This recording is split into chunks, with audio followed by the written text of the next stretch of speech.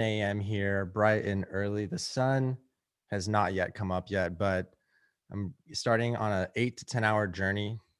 Could be less, give or take, to read this book in one sitting and try to do it without leaving this chair. So you guys stick around and thank you. Special shout out to Steph and Shay Shafidal. Thank you guys so much for writing this book and giving me the opportunity to read it to my audience live on LinkedIn, live on YouTube, as well as the others. So if you guys are joining in right now, let me know where you're joining from. I'm going to come back and engage with the chat afterwards. But the only thing to do right now is actually, I will say the cover has been updated since. It has a different cover with more of a brain. And so I actually got one of the very first copies. Uh, Shay Lee actually reached out to me. She said, "Hey, here's a PDF copy of the new updated book."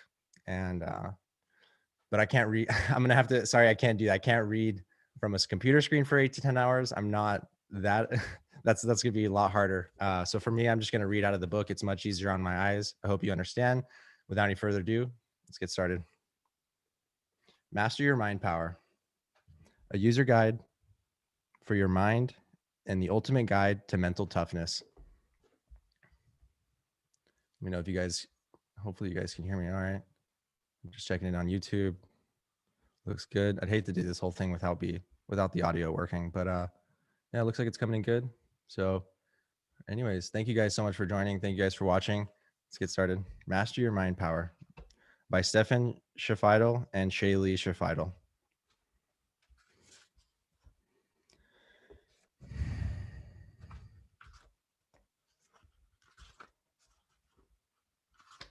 Dedication. Dedicated to our clients and students who have taught us so much, and to the success seeker who strives for more. Introduction. Stefan. On a beautiful spring day in South Carolina during my college years, I was hit square in my right eye by a line drive golf ball shot. Wow. I had been waiting for my friends to hit their chip or bunker shots onto the green, leisurely enjoying the sunshine and uncharacteristically perfect balance of humidity for a South Carolina spring day. We were on par three, and I enjoyed the playful yet competitive nature of golf outings with my college friends. Four, I heard shouted in the distance, believing that a ball was coming from the other side of the green off of one of my buddy's golf clubs where it typically would. I turned away instinctively. However, there was another golf player, not from our group, playing the hole parallel to ours. A thin layer of trees was all that separated our two holes. He was trying to hit out of the trees towards his green ball. Uh, He was trying to hit out of the trees toward his green and was clearly unsuccessful with his shot. I turned directly into the ball. Pow. It happened so quickly that my conscious mind didn't grasp it. I was immediately knocked out cold and fell onto my back several feet from where I had been standing due to the ball's velocity. My friend ran to my side just as I was coming to. I tried to stand from the adrenaline rush. I covered my right eye with both hands, but it did little to stop the severe bleeding. I walked around in circles, disoriented, as my friends tried to understand what was happening. Something just hit me in the eye. I don't know what it was, I stuttered, and removed my hand from my right eye to show them. Wow. The look on their faces said it all. I couldn't see much else.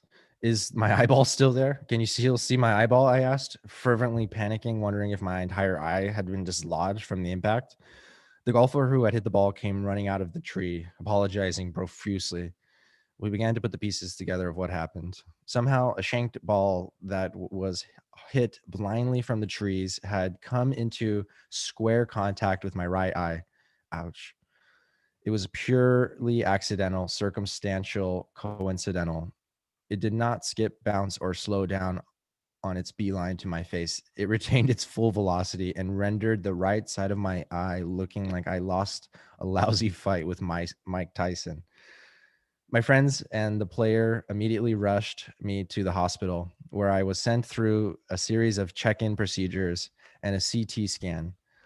I was seen by an ophthalmologist and a ophthalmologist and trauma physician. As I tried to steady my breathing and process what had happened, the trauma physician came to my ER bed to speak to me.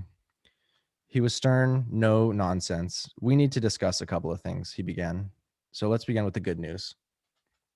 Good news, I felt a sense of warm relief melt through my body. He continued, the good news is, according to your CT scan, you have microfractures around your orbital bone. Based on the severity of the microfractures, we can determine if the golf ball had landed 1 inch to the right of your eye, of your temple, it would have been lethal. You would have not, you would not be here with us right now. The previous warmth of relief instantly turned ice cold as I took in the magnitude of the situation. That's the good news? I asked in disbelief. What's the bad news? I braced for impact. There's still more internal bleeding in your eye, and it's not letting up based on what we can tell. We may need to do an emergency operation to remove your eye, he said calmly. I immediately felt I was going to be sick. No, no, no. I kept saying, that can't happen. I need a second opinion. He left me with a warning. You can get a second opinion, but you need to act quickly. Further damage could happen if your eye continues to bleed, and whatever you do, it's highly unlikely you'll ever get your vision back. At the time, this was the first time I was told I wasn't going to see out of my right eye again. But the visceral response in my body was the same as it would be every time I was informed of that fate. A gut feeling he was wrong and I would see again. I saw two more physicians. They both agreed I wouldn't get my vision back. Thankfully, the third differed from the first two when he told me they would not need to remove my eyeball. But despite their insistence that my vision would not return, the gut feeling that they were wrong persisted. I understand some would call it denial, but the fact of the matter was I was hit and seriously injured by a golf ball and was facing the genuine threat of never seeing out of that eye again. But my belief was something more profound. The strength of my belief that my vision would one day return was equivalent to the strength of my knowledge that the sun would come up tomorrow. Bet your bottom dollar I knew, even if the doctors didn't see it as a possibility, I was going to see out of my right eye again. I'd do anything I could to bring that belief to reality. Listen, Doc, re-envisioning. Listen, Doc, I want to at least give this a shot. I told my new physician. He understood, but warned me the healing process was going to be considerable. For one, I wasn't going to be able to move my head at all. Any further movement could impact the already fragile state of my right eye. And I wasn't going to be able to use my left eye for sight. The eyes would move in tandem, so relying on my left eye would inadvertently cause my right eye to move as well. Wow.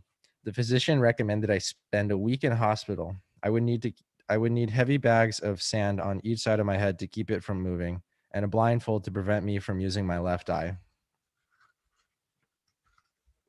Knowing I had to stay on top of my college classes, I decided to follow these procedures from the comfort of my bed at home. Propping my heavy textbooks and down pillows on each side of my head, I settled in for the long ride. I kept the blindfold on and I was fed smoothies through a long straw by my friend when I got hungry.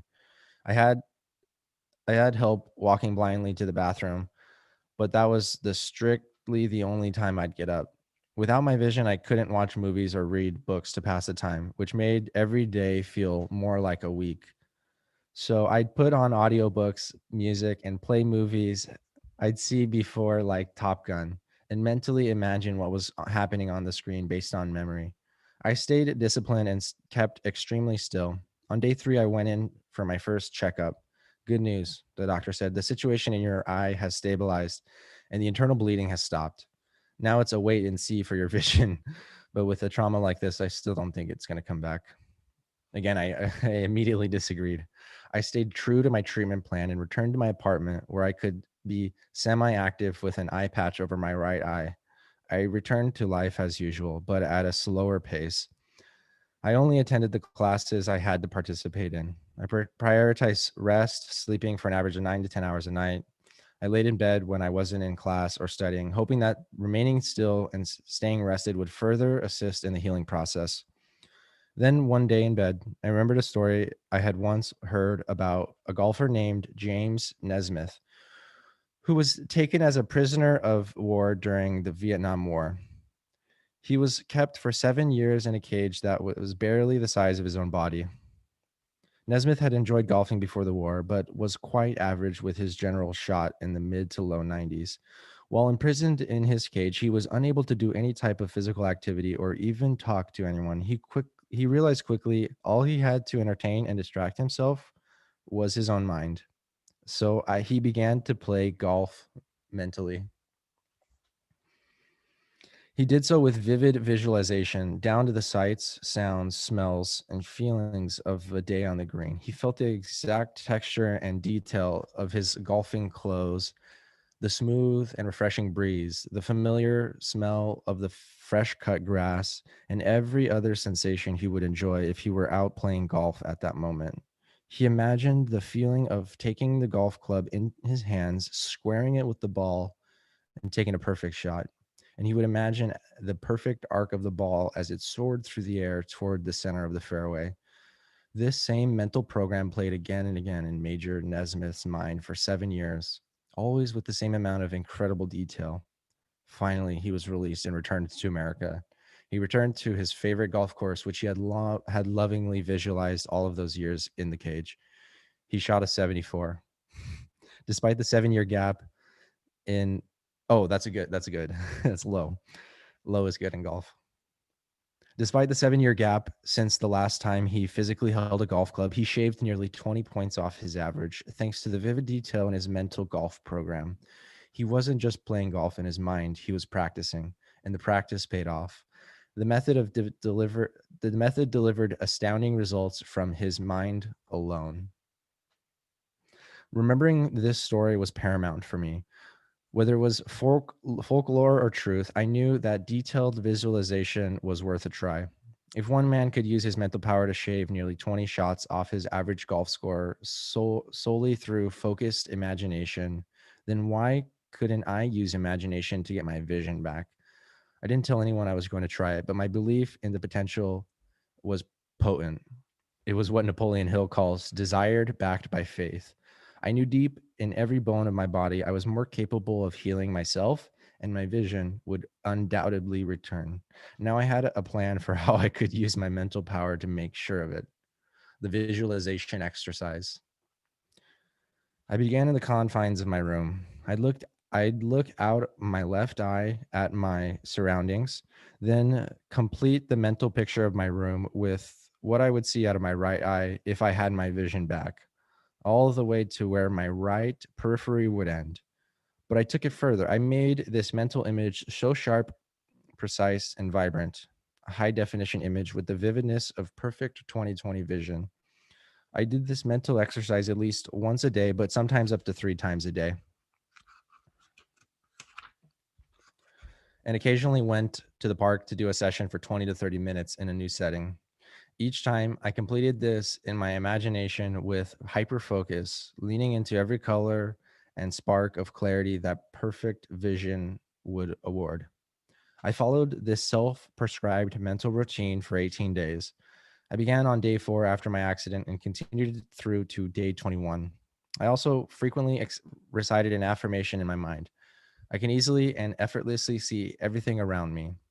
I have full vision to the periphery of my right side. It's okay to see. It's safe to see. I see everything as if my vision were perfect. On day 21 after the accident, I woke up and walked to the window where the sun was rising. I closed my left eye. Faintly but certainly where there, I saw a ball of light emerging from the darkness of my right eye where the sun would be. I immediately called my doctor, who urged me to come to the office immediately. Upon assessment, he confirmed what I knew would happen. My vision was coming back. He called it miraculous, which is a truth. And I knew my belief and actions played a big part in the healing. I have a physician friend of mine in the present day that, when I told him this story, explained it like this. I think there are multiple stages of healing, he confided. The first is physiological. It is how you take care of your body, your nutrition, supplementation, and activity level. The next is mental and emotional side. Your beliefs and emotions play a tremendous role in your capacity to heal and heal quickly. The third is a level most don't understand and few other physicians believe in. It's the spiritual aspect of healing when something bigger than you played a hand. I believe in all three, but most ardently, I think if I had not believed without a hint of doubt, I'd get my vision back from the day of the accident onward. I wouldn't have my vision today. On day 42 after the accident, 21 days after my vision started coming back, I went to the doctors once again. My vision had entirely returned, but with one distinction. My right eye was now 20/20, whereas before, previously, it had been 20/30. To this day, my left eye requires slight correctiveness. However, my right eye, the previously injured one, can now see the same vivid detail and color that I mentally imagined all of those days throughout my healing process. The power of the mind is genuinely awesome and so underutilized. It's a power we each have at our disposal if only we decide to step into it. That's why my wife, Shaylee, aka Shay, and I wanted to write this book on mind power to help you believe without a shadow of a doubt that you have the same mental power capabilities and to help you access it daily to perform miracles, small and large. It doesn't matter where you're from, what color your skin is, or what your gender is, what school you attended, or if you came from money or grew up poor. Anyone, and we mean anyone, can master their mind power. Yes, even you. How do we know this? Because research in the field of neuroscience tells us so, specifically in the groundbreaking concepts of neurogenesis and neuroplasticity. Neurogenesis and neuroplasticity. Ever had a scrape or a cut? What happened eventually? You healed it. Ever broken a bone? What happened? What eventually happened? You healed it. Ever pulled a muscle? What happened? Occurred after a short while? It recovered and the pain went away. That's right. Your body can regenerate itself. Isn't the body awesome? I experienced this amazing phenomenon with my eye. Your brain has the same regenerative capabilities. Just as there are skin, bone, and muscle stem cells throughout the body to help those organs heal, there are neural stem cells in certain regions of the brain to help your brain heal and also grow. As written by Levi Gade in the article Born Against Brains on Vice, your brain does continue to grow even into adulthood thanks to adult neurogenesis or the birth of new neurons from parental neural stem cells.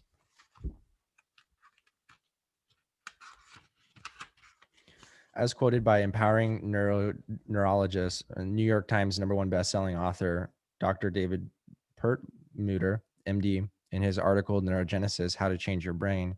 Within each of our brains, there exists a population of neural stem cells which are continually replenished and can differentiate into brain neurons. Simply stated, we are all experiencing brain stem cell therapy every moment of our lives. But wait, what about that old saying? You can't teach an old dog new tricks. Well, that archaic and outdated old thinking came from Santiago Ramon Cajal, who is often referred to as the father of modern day neuroscience. He actually won the Nobel Prize in 1906 for his studies on the nervous system. One of the Cajal's most famous quotes stated, "In adult centers, the nerve paths are something fixed, ended, and immutable. Everything may die, nothing may be regenerated. It is for the science of the future to change, if possible, this harsh decree." This dogmatic thinking is what spawned the old adage and emphasis on old that you can't teach an old dog new tricks. There is a lot of merit in his research and reasoning, and we all need to understand it was the best he could theorize with the tools he had at the time. This is mainly due to the fact that the technology didn't exist to track newborn cells in general, let alone identify them as neurons. Now, let's also quickly define neuroplasticity. According to Wikipedia, neuroplasticity is the ability of the brain to change continuously throughout an individual's life. Let's put it let's put it all together. According to Christopher Berglund in his article, how do neuroplasticity and neurogenesis rewire your brain in Psychology Today?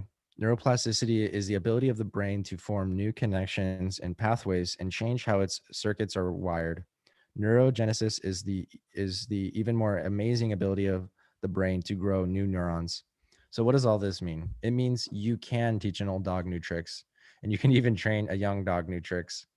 Dogs of any age can learn new skills. And what we're saying is your brain can grow, you can grow, and you are capable of mastering your mind power.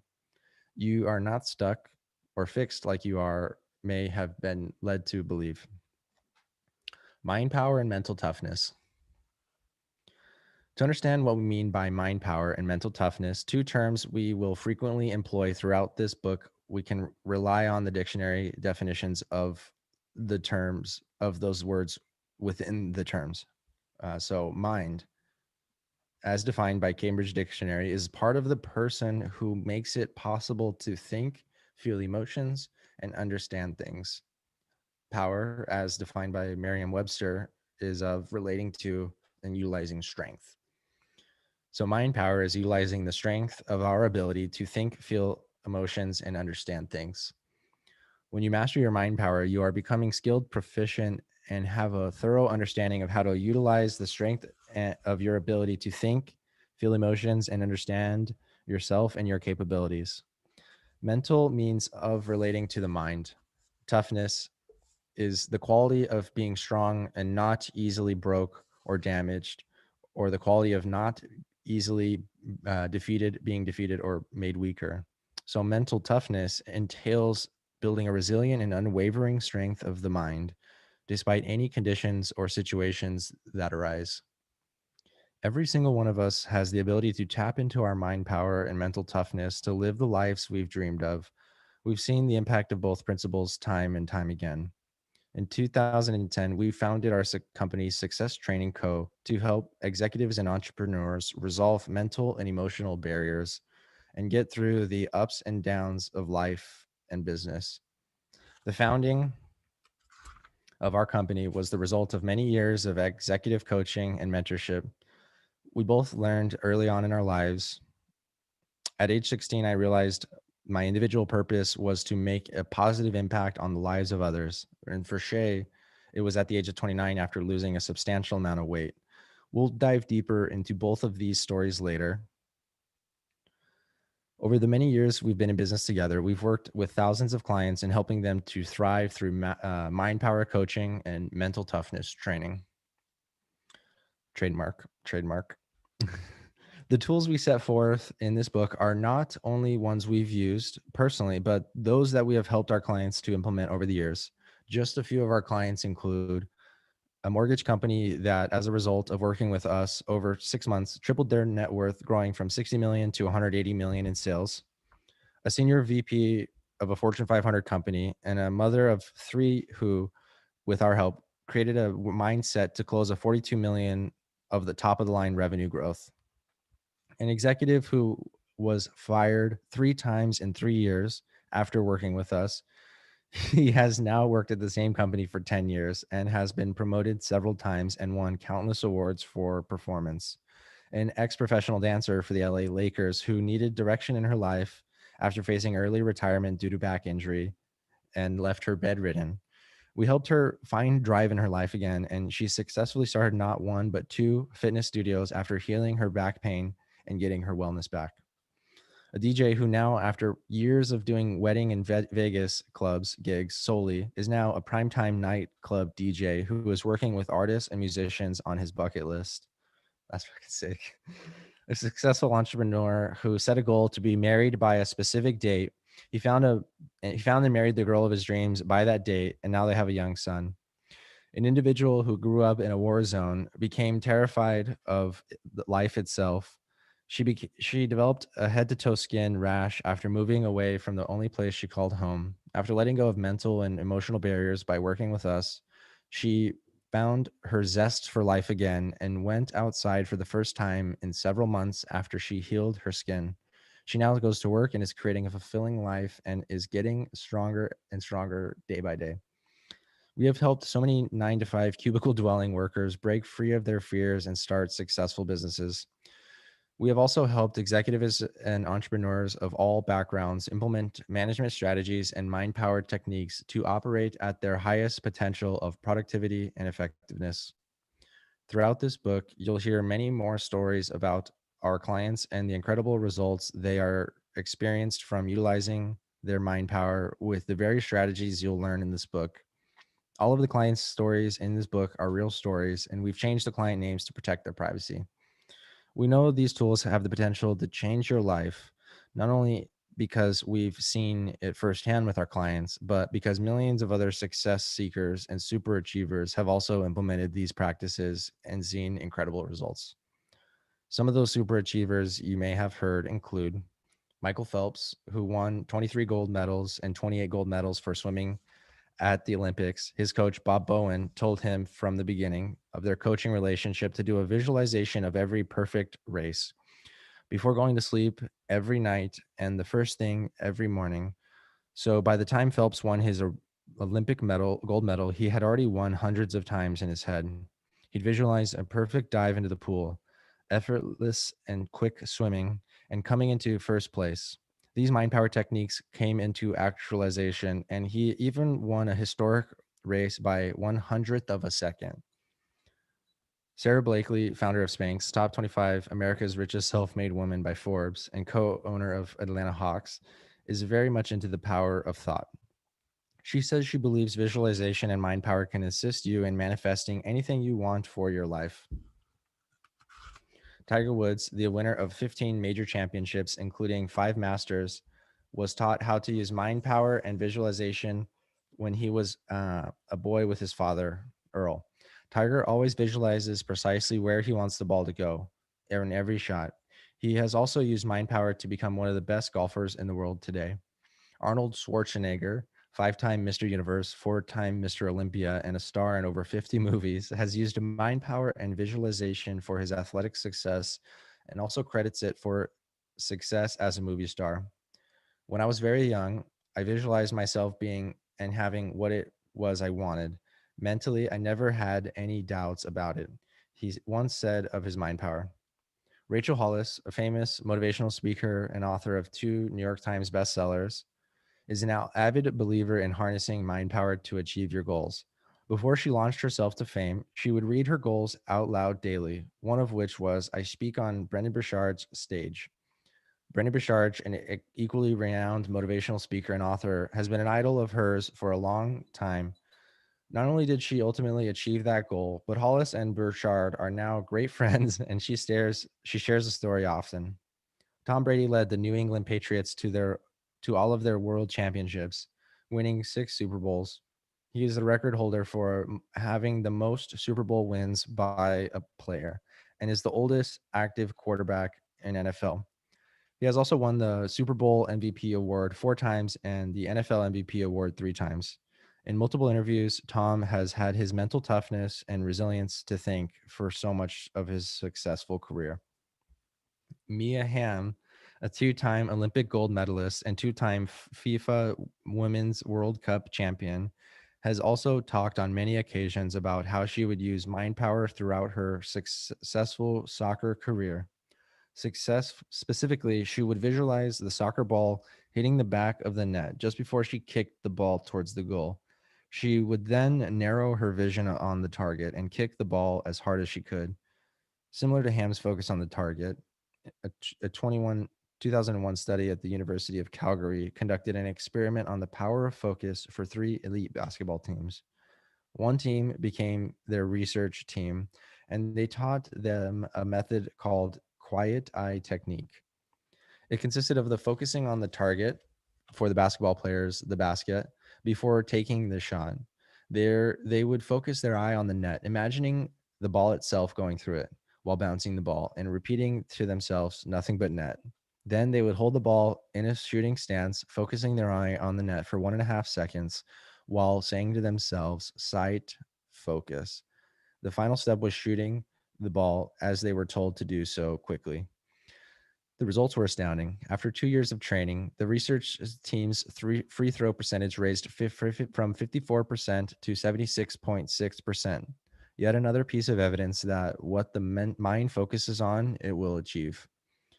The results were Lindsey Vonn, Kobe Bryant, Serena Williams, Michael Jordan, Napoleon Hill, Steve Jobs, Jim Rohn, Roger Federer, Andrew Carnegie, and the list goes on and on.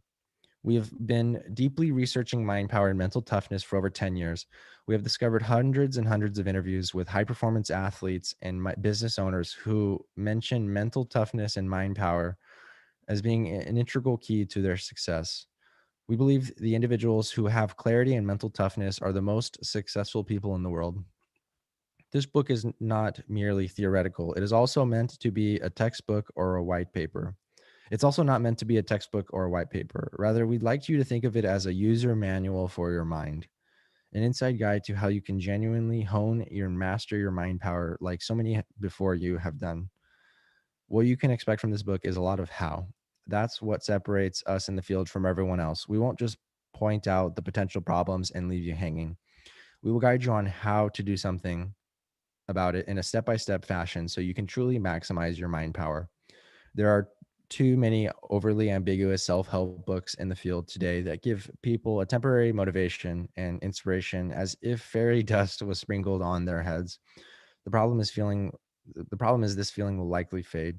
We aim to give you a real user manual for your mind that will guide you, challenge you, and if you do the work, assist you to grow to new levels you have never experienced. This is intended to be a book you can continue to return to, rely on, and refer to as you put forth the tools and practices that we offer throughout the following pages. These concepts are rooted in psychology, philosophy, neuroscience, hypnotherapy, biology, neurolinguistic programming, and a lot of experience. For the that can see and the ears that can hear, we know this user manual will make massive transformations in your life. They've been proven to work and will work for you if you enact them in your day to day life, not once or twice, but for 21 days, but as many repetitions as possible until you get the results that you want. An important note: when we share our personal stories throughout this book, they are not for you to say, wow, that's amazing. They are also not primarily shared to inspire or to motivate you. If that happens, great. However, this isn't our main intention. These stories are intended to get you to realize that we're just regular individuals like you with no special skills or genetics who have harnessed mind power and want to share this with you, the simple daily practices and strategies you can employ to massively change your life. We want you to understand that our stories reflect the very principles you'll learn in this book. We hope our stories help you realize you can be more, do more, and have more. The three pillars of mind power. Let's talk about the three pillars of mind power: foundation, mental toughness, and habits. We believe these are the three pillars necessary to master as you seek to master your mind power. We have also divided the book into three major parts with subchapters that coincide with the three pillars. Let's define each. The foundation, as defined by Merriam-Webster, is one, a basis such as a tenet or principle or axiom upon which something stands or is supported. Two, an underlying base or support. And three, a body of ground or upon which something is built or overlaid. These are fitting descriptions as to what this part of the book will entail as you build up the foundation necessary to have and develop true mind power. Mental toughness, as defined above, is the ability to build a resilient and unwavering strength of the mind despite any conditions or situations that arise. To us, this includes mental and emotional resilience and is paramount to great mind power. Habit, as defined by Merriam-Webster, is a settled tendency or usual manner of behavior. Two, is an acquired mode of behavior that has become nearly or completely involuntary. And three, a behavior pattern acquired by frequent repetition or physiological exposure that shows itself in regularity or increased facility of performance. According to Wikipedia, a habit is a routine or of behavior that is repeated regularly and tends to occur subconsciously. So we'll explore the habits you can instate to make mind power a daily automatic tool that works for you constantly. These definitions very well describe our intentions as we created each of these three pillars. It all starts with building a rock solid foundation within. Once this is accomplished, it's time to hone in on mental toughness by mastering specific mindsets to become mentally and emotionally resilient. Finally, it's important to create habits that will support your growth and your results. So let's get started, shall we? All right, let me make sure everything looks good on the stream. How you guys doing? Thanks for hanging in there. Wow, that was a really good story to kick it off. I'm actually glad I'm doing this today and not getting hit an eyeball with a golf ball. That was a great story, Stefan. All right. So here is your foundation, part one, the three pillars of mind power: mental toughness, your foundation, and your habits. So part one, your foundation.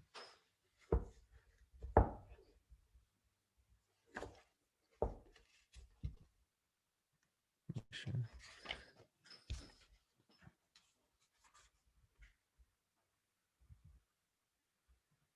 Let me look at the stream monitor. Say what's up if you guys are still in the chat. And don't forget to like and subscribe if you're on the YouTube channel. I do appreciate that. And yeah, let's get into it. Chapter one, values and principles. Laying the foundation for a mind-powered life. Stefan. Create life goals that are bigger than you, and it will keep you on the planet for a long time.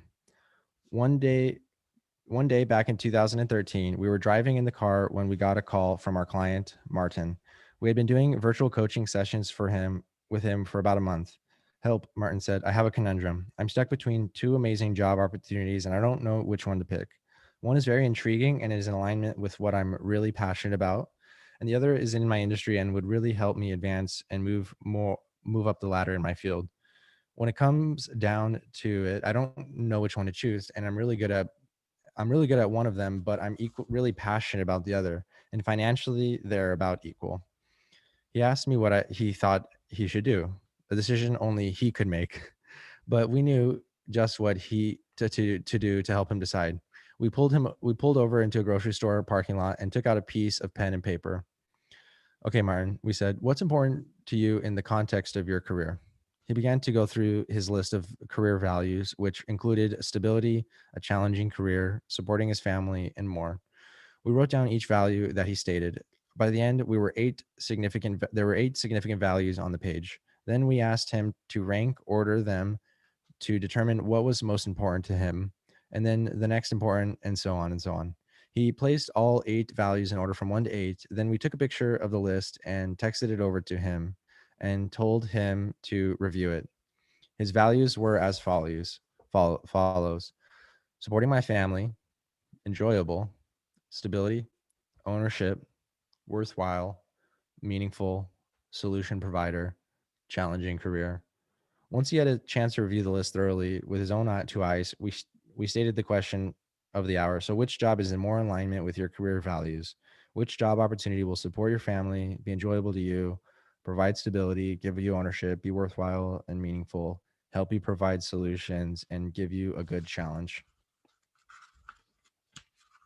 Martin had the light bulb moment. Duh, he said, as he mentally compared both job opportunities to his list. He realized the job opportunity that intrigued him from a passion perspective only matched about 20% of his values.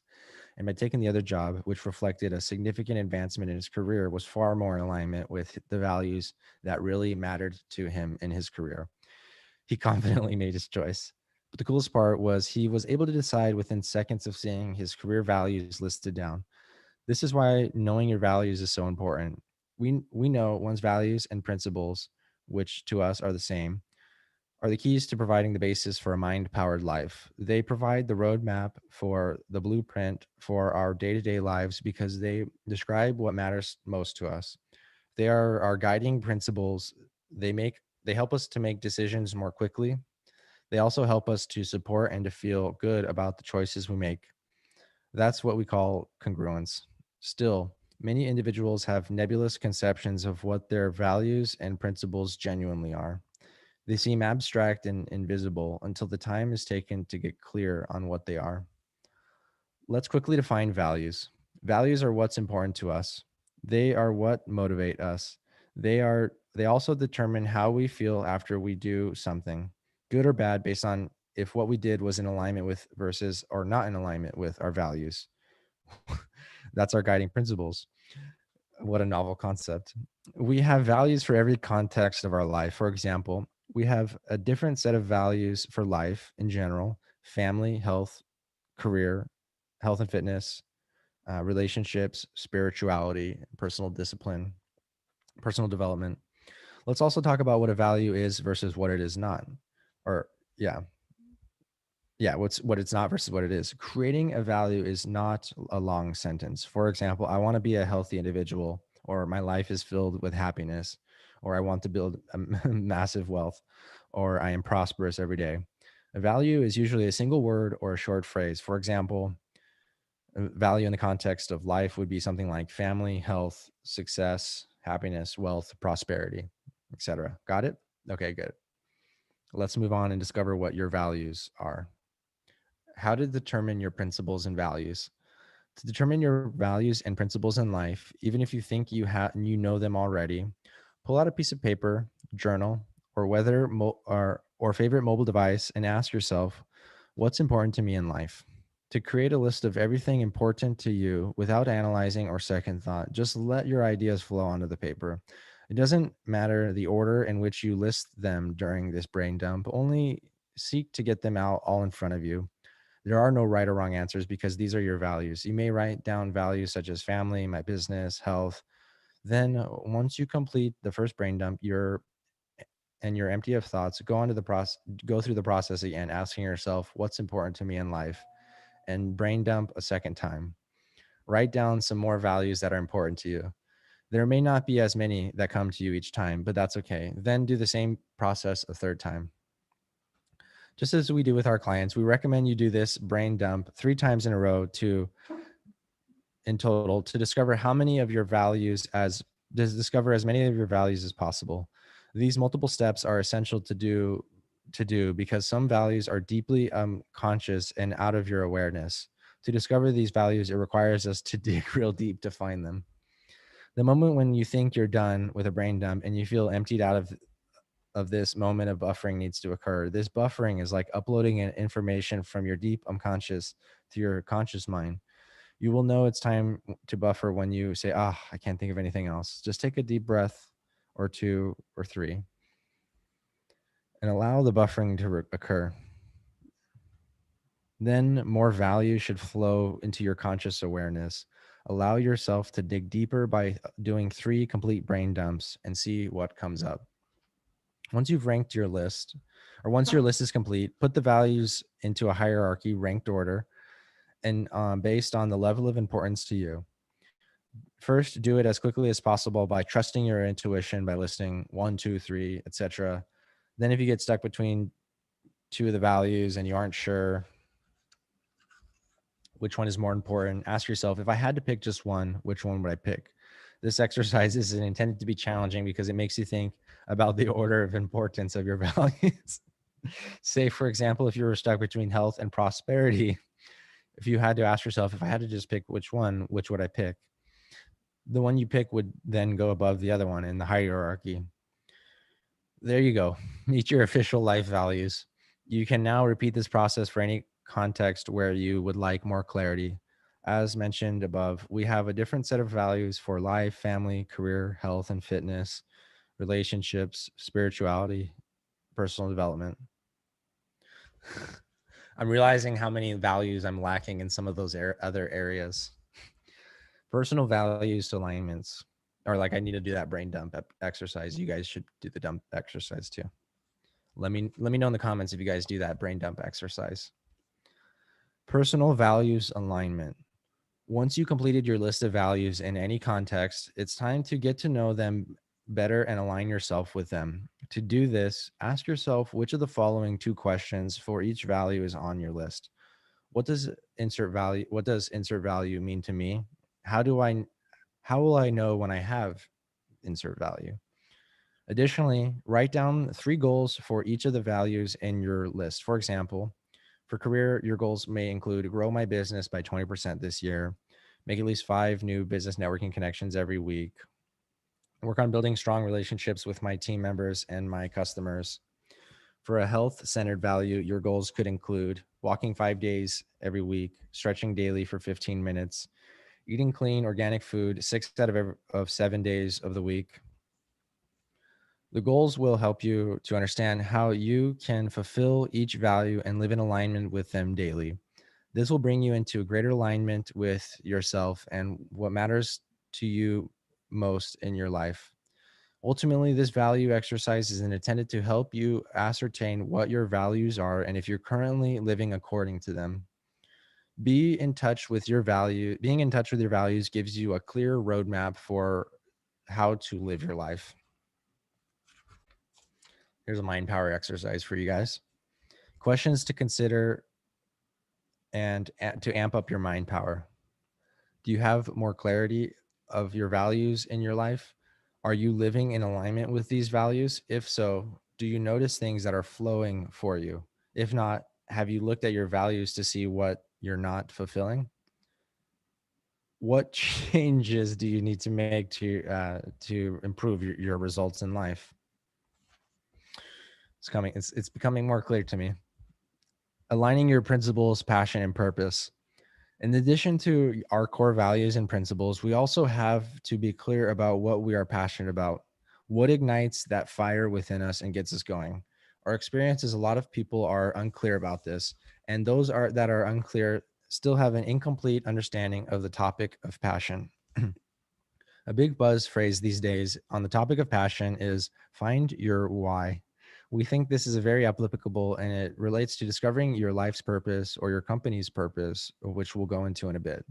However, it has also misled a lot of people on the topic of passion.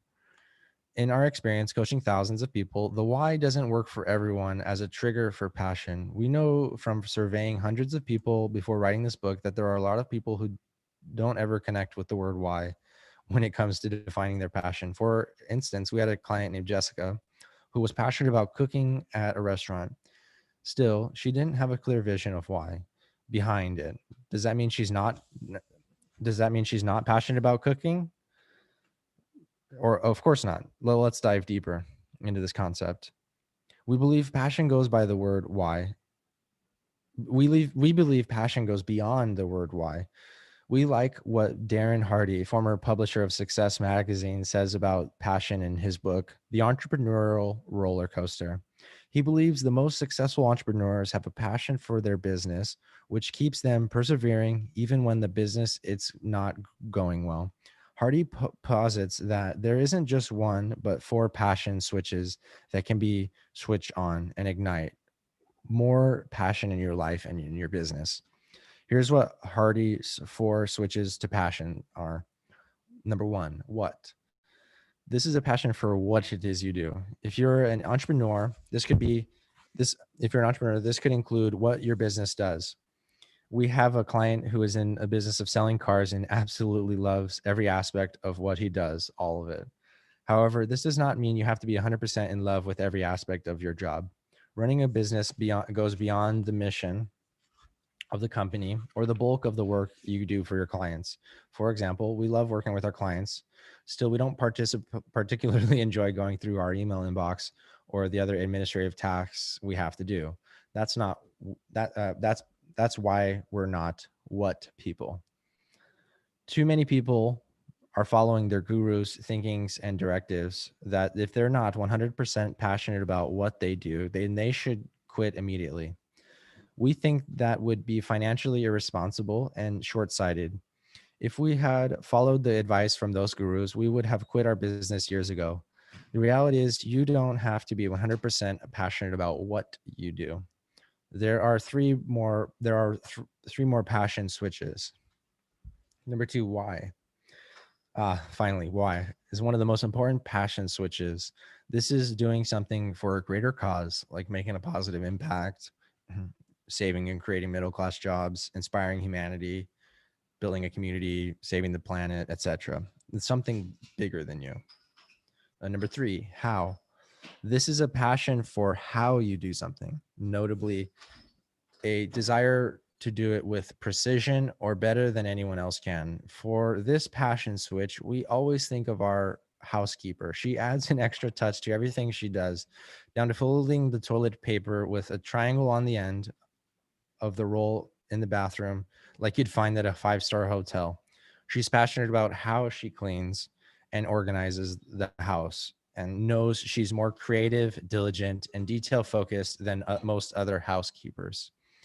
This is how she finds passion in her profession. It's not a why nor a what for her, it's more of a how switch. This is also the type of passion switch our client, Chef Jessica, had. She was passionate about how she cooked and about being the best cook at the restaurant. The word why linguistically just didn't trigger her to feel passion for her profession. And the fourth and final passion switch is who. Who do you work for? Do you do it for someone else? Is it for your clients? Or maybe it's for your spouse or for your kids. We often hear stories about people who started a business to solve a problem a family member had, or they lost or they love their job because it gives them the flexibility to spend more time at home with their kids. This too sparks passion. You're passionate about doing the work you do for someone else. In our companies, we are who driven. Personally, we are motivated to do the work we do for our clients and their families and also for our team members. The good news is you don't need all four passion switches on in order to ignite the passion inside. You just need one. If you're unclear which passion switch lights you up the most, we recommend you reflect and journal on it. You could also ask yourself, what really gets me out of bed in the morning? Is it what I do? Is it how I do it? Is it for someone else? Or is it for a greater cause? We have had some clients where they had two switches that were really important for them, and that is okay, though it is not required. Only one switch is needed. Here's a mind power exercise for you. Questions to consider and come up and to amp up your mind power. What is my main passion switch that ignites the fire within me? What motivates me to get out of bed in the morning? What causes me to feel passion? Your passion mantra. Now that you know your top passion switch or switches, it's time to develop a passion mantra. This is the statement you can repeat to yourself every day, and it's rooted in your own switches to passion. We repeat our passion mantra to ourselves right when we wake up in the morning, and also right before beginning any mundane or unenjoyable tasks we have to do in our life or business. We also recommend to our clients to write it on a post-it note and post it on their bathroom mirror, on their desk or on their desk somewhere, like a computer screen border and their car dashboard. Here's an example of one of our clients' passion mantras, who is a CEO of an 8-figure company and is a how and who passion switch person. I'm working to become the best at what I do for the good of my 100 plus team and their loved ones. Here is an example of another one of our clients' passion mantras, who is an executive at a Fortune 100 company and is a who and how passion switch person. I'm doing this for my partner. I'm doing this for my business partners. I'm doing this for my employees. I'm doing this for the company. I'm doing this for myself. And I'm doing this to be the best version of me possible. Now sit down and write down your passion mantra. Write it down in your journal on at least 3 post-it notes and then stick it to post-it notes in areas where you will see it daily. Once you are clear on your passion switches and have developed a passion mantra, revisit your list of values and principles. Ask yourself, what are my values in alignment with my passion switches and passion mantra? Does my passion mantra support me to live in alignment with my values? In Martin's case, the one job opportunity that did align with his passions didn't align with his career values. And we believe some passions should remain to be hobbies. Got it? Okay, good. We're already making significant progress. One more thing to cover as it relates to making sure your 3 Ps, principles, passions, and purpose are aligned. Your purpose, your purpose statement, and your life goals. Now it's time to talk about your purpose. We promised earlier we would dive deeper into the topic of purpose, and this is where we feel the buzz phrase "find your why" is most applicable. So why are you here? Like, why are you really here? Why are you on this planet? Seriously, why are you watching this video? If you're waiting for a lightning to strike or for someone else to tell you why, you're missing the point. It's up to you to discover why you are here. And if you haven't figured that out yet, it's time. Most people have heard Simon Sinek's TED Talk, in which he talks about the famous why you're living for building your business or doing it for whatever it is you do. We also appreciate his book titled Start with Why, in which he talks about leaders and businesses needing to discover their purpose. Simon Sinek demonstrates why organizations and leaders guided by this concept will succeed more often than those who don't. Shay discovered her purpose in life when she was about 29. She had gone through massive health and transformation and lost about 30 pounds by utilizing the mind power techniques that will be taught in this book. There were women all around her wondering how she lost the weight, who asked if she could help them do the same. It was the first time in her life anyone had really asked her for help. This was intriguing to her. She then immediately came to me and exclaimed, Steph, what should I do? These women are asking me for help, and I don't know how to help them. I replied, well, what do you want to do? Shay replied, I want to make a positive difference in their lives. She was she wasn't expecting what came out of my mouth next. She said, yeah, I said, you're ready. That statement was a powerful one, as it would change the course of her career and her overall life. You see, as she was no longer in love with her business of marketing, branding, and graphic design, she was at a crossroads in her life. She could have kept doing what she went to school for, received degrees in, and where she historically excelled, or she could explore the opportunity of helping people become the best versions of themselves. Ultimately, she chose the path less traveled, and is so glad she did. Now she's living in alignment with her life's purpose to help people be the best version of themselves. I discovered my purpose when I was 16 years old. I was selected. I was selected by my peers in my high school to become a natural helper, which meant I was a mentor and coach to follow to my fellow classmates. My classmates were struggling with depression, suicidal thoughts, drug abuse, and alcohol abuse, parental abuse, and bullying, to name a few. I was called to the principal's office one day with a dozen other classmates when the opportunity arose. It was going through that program I realized that I was actualizing my life's purpose. That summer, I was highly trained in the most advanced tools used for coaching, mentoring, and crisis management. By next fall, I truly began living in alignment with my life's purpose to make a positive impact on the lives of others. And that still is my life's purpose, my purpose statement today. Here are some questions to help you define your purpose. What do you want your legacy to be? If you could impact only one person in a big way, how would you want to influence them?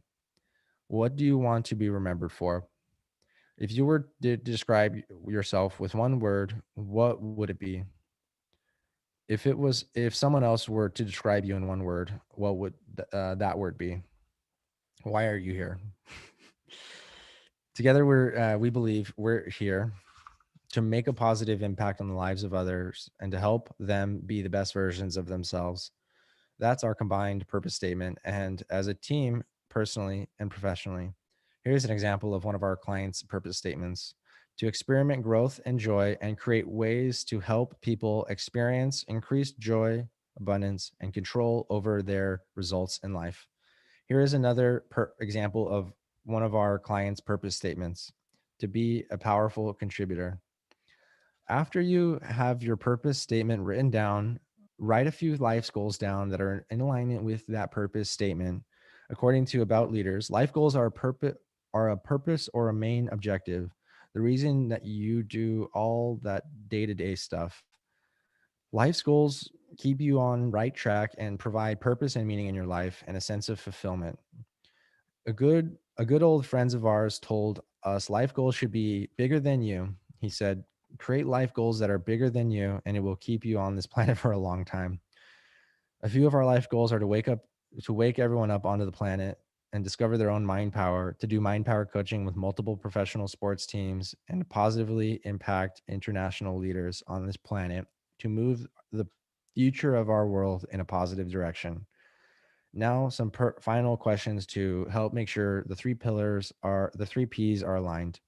Do your principles, passion support, do your principles and passions support your purpose and life goals? Do your principles and passions support why you are here? Are your purpose statement and life goals in alignment with your passion and purpose and your principles? If not, what change do you need to make right now to get aligned and level up your results? If you do have your three P's aligned, you can expect to experience a flow state in daily life daily. A flow state is as defined by Wikipedia known as a co-equally as being in the zone. It is the mental state in which a person performing an activity is fully immersed in the feeling of energized, focused, full involvement and enjoyment in the process of an activity. When your three P's are aligned, you'll have a crystal clear blueprint for your life, career, relationships, and everywhere really, which will assist you to make decisions swiftly, quickly, and congruently. Wouldn't that be great if it is possible? We see amazing results on our clients get, and we look forward to hearing how it is benefiting you. As for our client Martin, 7 years later, at the point when this book was written, he's still working in the same company, has had multiple promotions, has been wildly successful, and is genuinely living a professional life in alignment with his three P's. Defining success on your own. Finally, once you have a vivid picture of what your three P's are, it's important to define success for you. Success is an example of a value guiding a principle. It happens to be one that many people can relate to as it relates to achievement. We can't put mind power strategies to work unless we know what our end goal is, especially if we begin to get in a strategy of like visualization. Defining success on your terms is another way of cultivating a relationship with yourself and your goals. Not everyone subscribes to the same concept of success. In fact, few people have the same definition. So, using others' definition of success won't necessarily motivate you unless you have the same meaning of success. For some, it's financial success. For others, it's watching their children succeed and live fulfilling lives, or spending time in their community and feeling needed amongst their peers. Setting a higher standard in a craft they love. It could be achieving fame or a level of recognition. No two definitions of success are quite the same, but they're all valid and essential. True mind power entails success isn't an end game, a finish line, or a destination at the end of a long road. Instead, it's a journey with small and daily mini wins that each lead to a greater vision of success. We have we have to find success in smaller amounts, or else it feels like a rat race towards a benchmark we may or may not achieve. Here's a mind power exercise for you. Questions to consider and amp up your mind power. What does the word success mean to you? How will you know when you have achieved success? And how can you show up every day committed to experiencing that success through mini wins?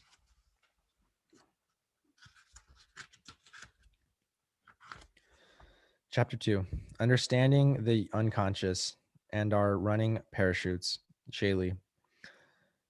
Until you make unconscious conscious, it will direct your life and you will call it fate.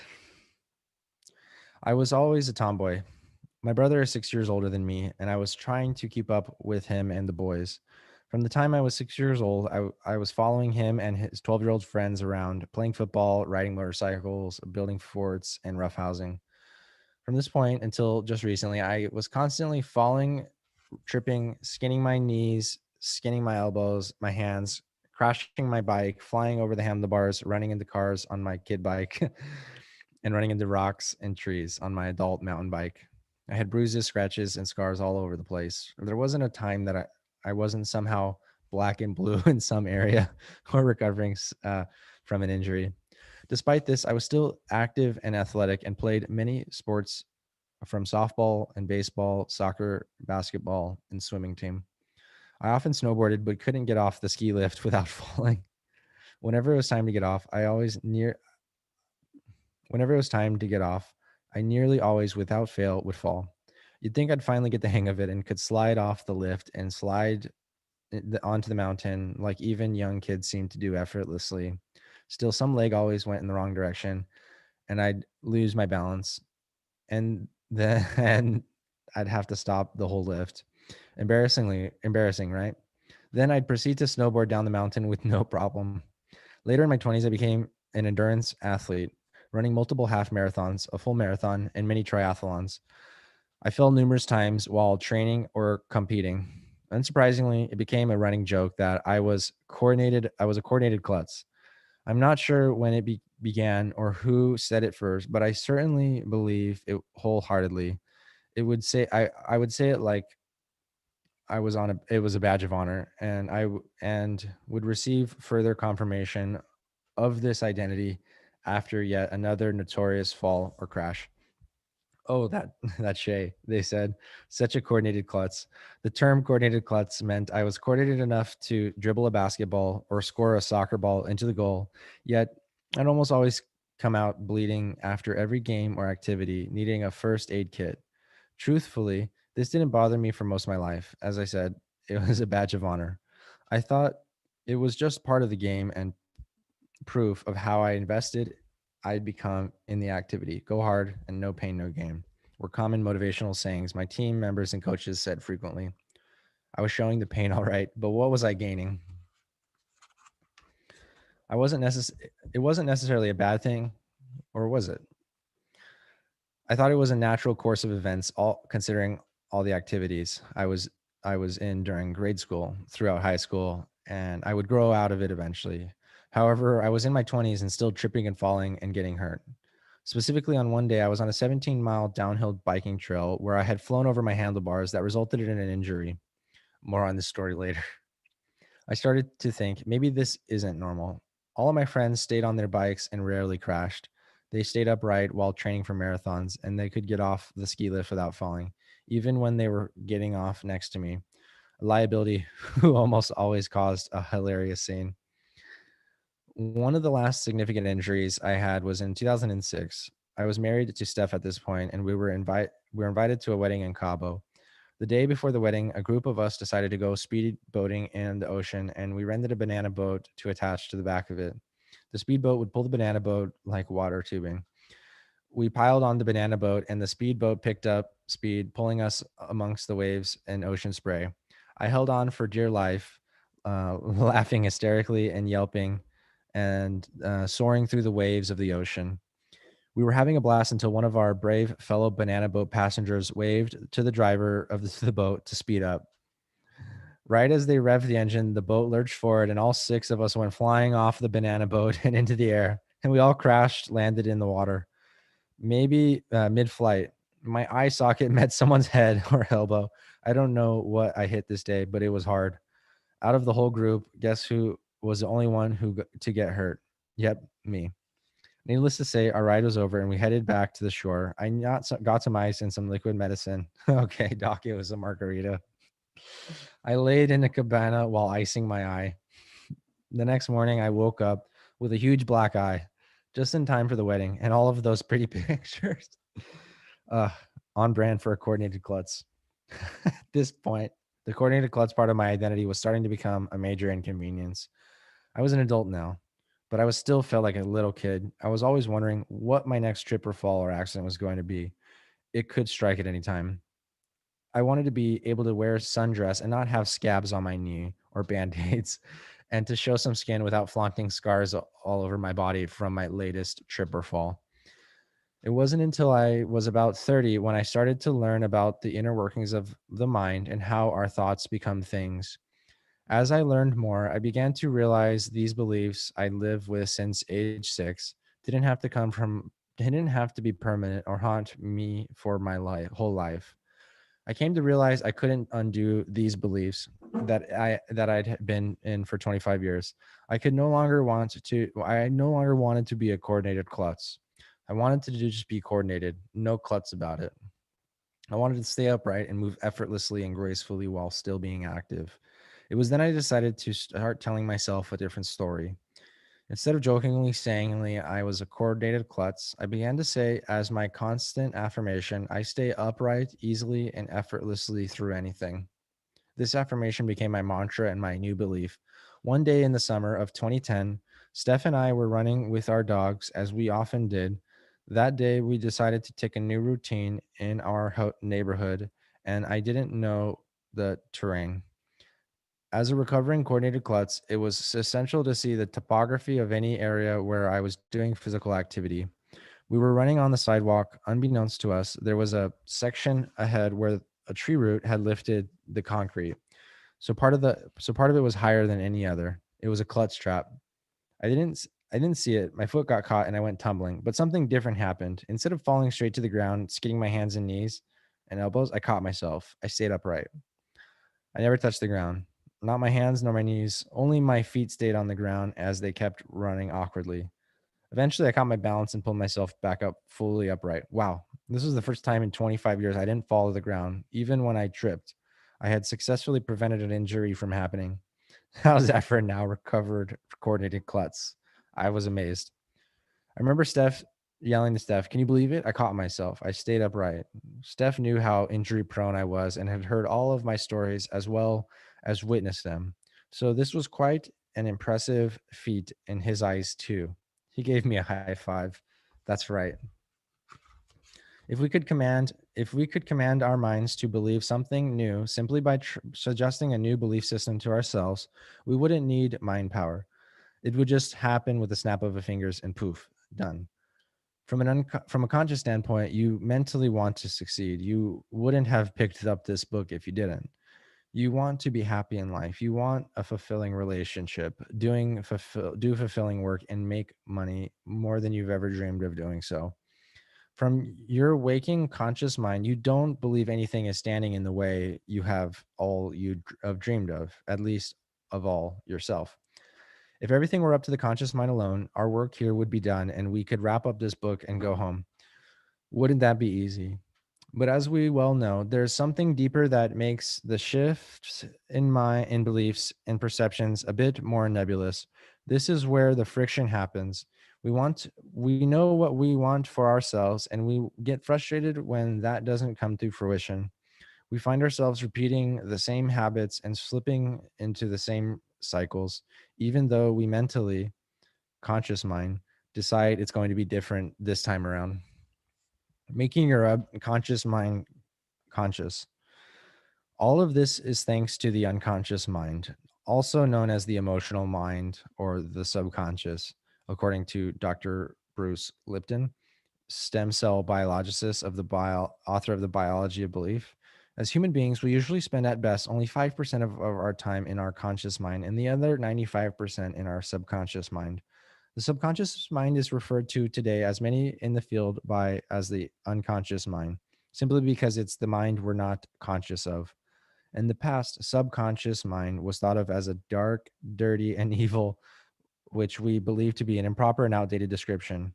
Sub refers to below or less than, which is which the unconscious is definitely not less than. It's just another mind. Swiss psychiatrist and analytical psychologist Dr. Carl Jung vehemently disagreed with this explanation and described the unconscious mind as a positive, life giving part of our psyche. Today is believed that the unconscious mind should be something we work with rather than blaming all of our faults on. You're likely familiar with your unconscious more than you think you are. Your unconscious mind is charged of running all of your body and preserving your body. It is also the domain of your intuitions. Have you ever had a gut feeling or an intuition about something? You may have thought you received a you might have thought you received premonition, but that feeling is rooted in senses coming from your unconscious mind. Professor Garl Hodgkins of the Center of Organizational Strategy Learning and Change at Leeds University Business School believes all intuition experiences are based on the instantaneous evaluation of such internal and external cues. Let me read that again. He believes all intuitive experiences are based on the instantaneous evaluation of such internal and external cues.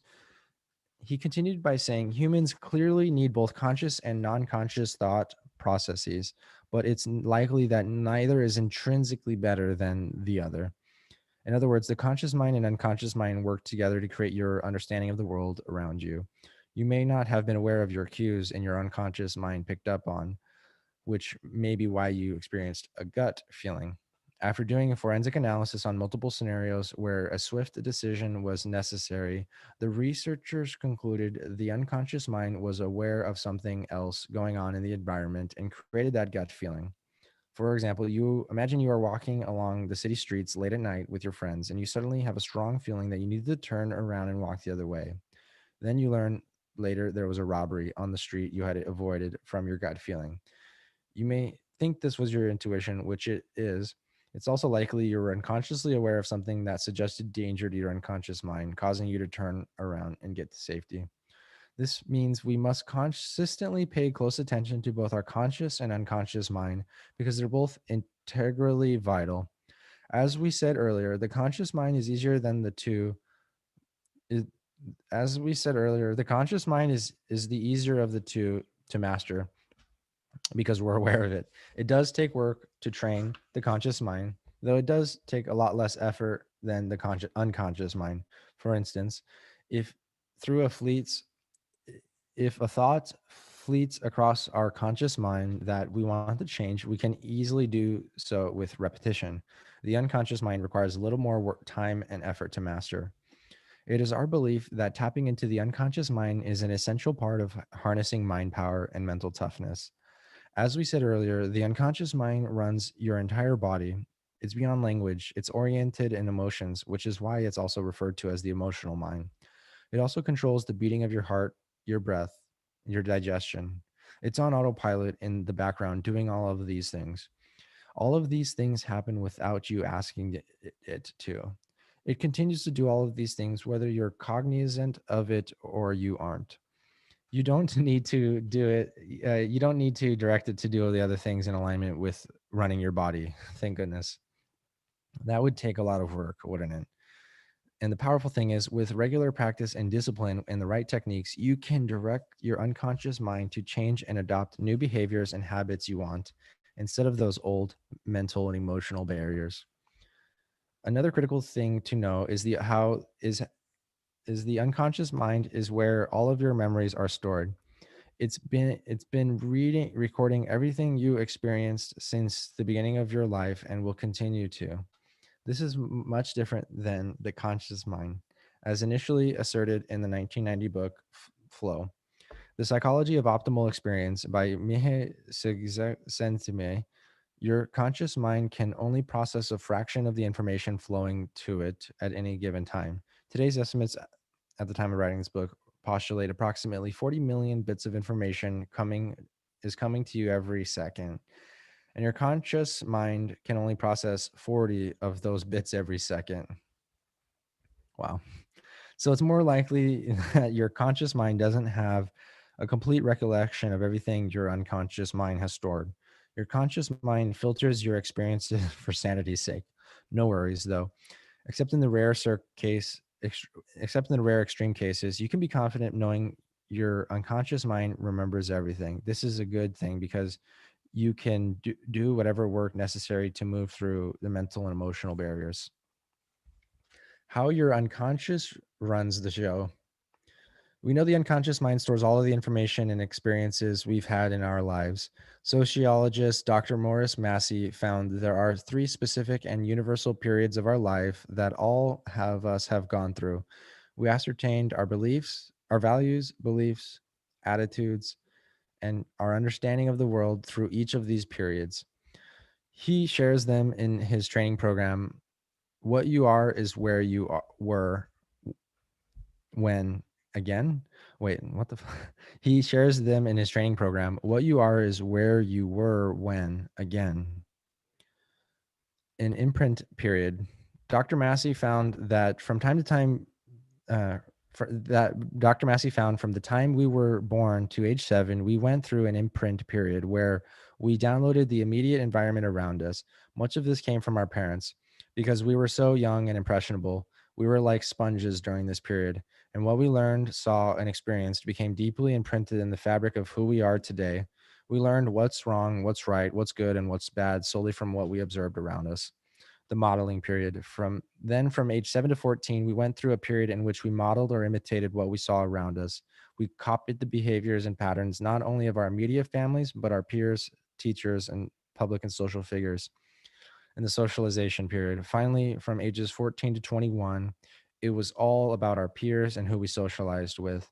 We looked for people who shared our values and seemed like us and continued to develop as mere images of these peers.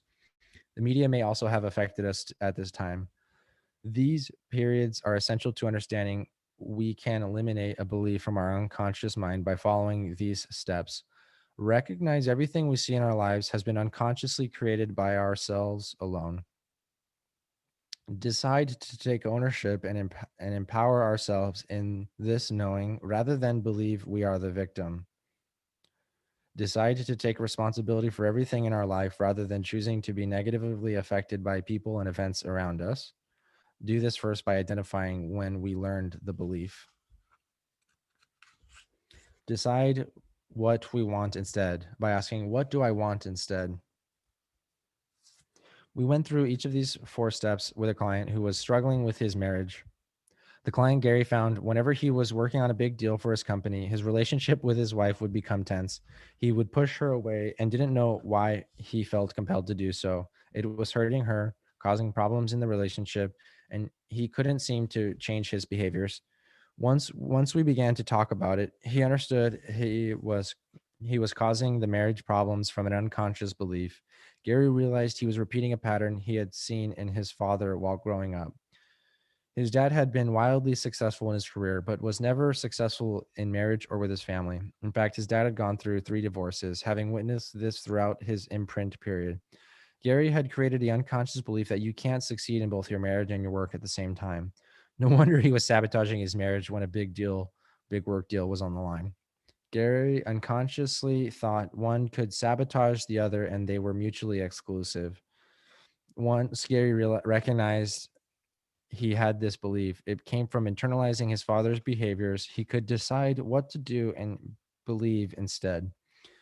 By identifying where this belief came from, we can separate it from the truth and forge new beliefs. When you blame your life circumstances outside yourself, you put yourself at the effect of the people and events around you, victimizing yourself. Instead of being the victim, take ownership by recognizing that you are at cause for everything in your life. Once you decide to do this and watch how the circumstance in your life consequently change, you are at cause. You are taking responsibility for everything in your life. Here's something interesting. No matter how old you are, your unconscious mind acts like approximately a 6-year-old child, and it needs clear direction from the unconscious mind or from the conscious mind. You wouldn't tell a 6-year-old, "Do you think you could maybe go pick up your toys?" No, you would say it clearly and directly, yet in a nice tonality. Pick up your toys. This is how you speak to your unconscious mind, clear and direct.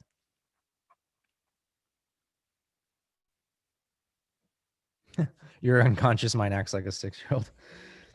It also stores many of the beliefs and perceptions you learned as a child, even if you're not consciously aware of what exactly those are now.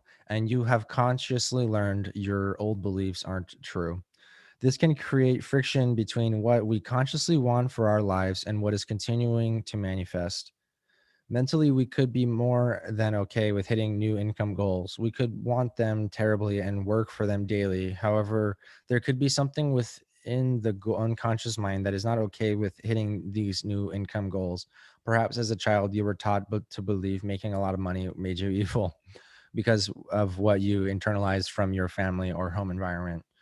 Since the unconscious, since the conscious mind is the goal setter and the unconscious mind is the goal getter, in this example, an internal incongruence occurs.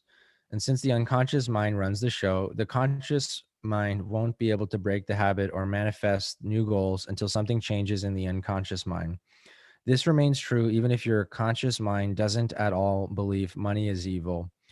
If your unconscious mind does, it will repel money every chance it gets, and you won't be aware of this happening at all.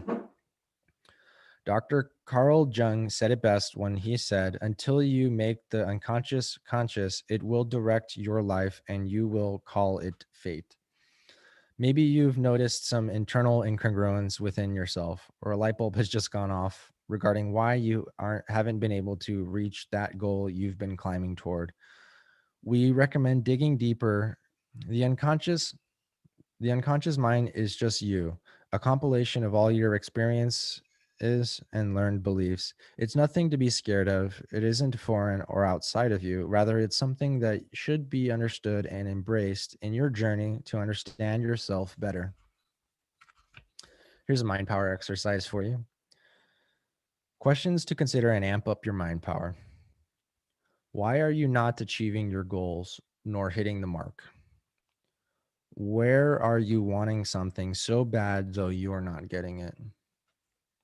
Where might you have adopted a belief or behavior that is unconsciously keeping you from achieving your goal?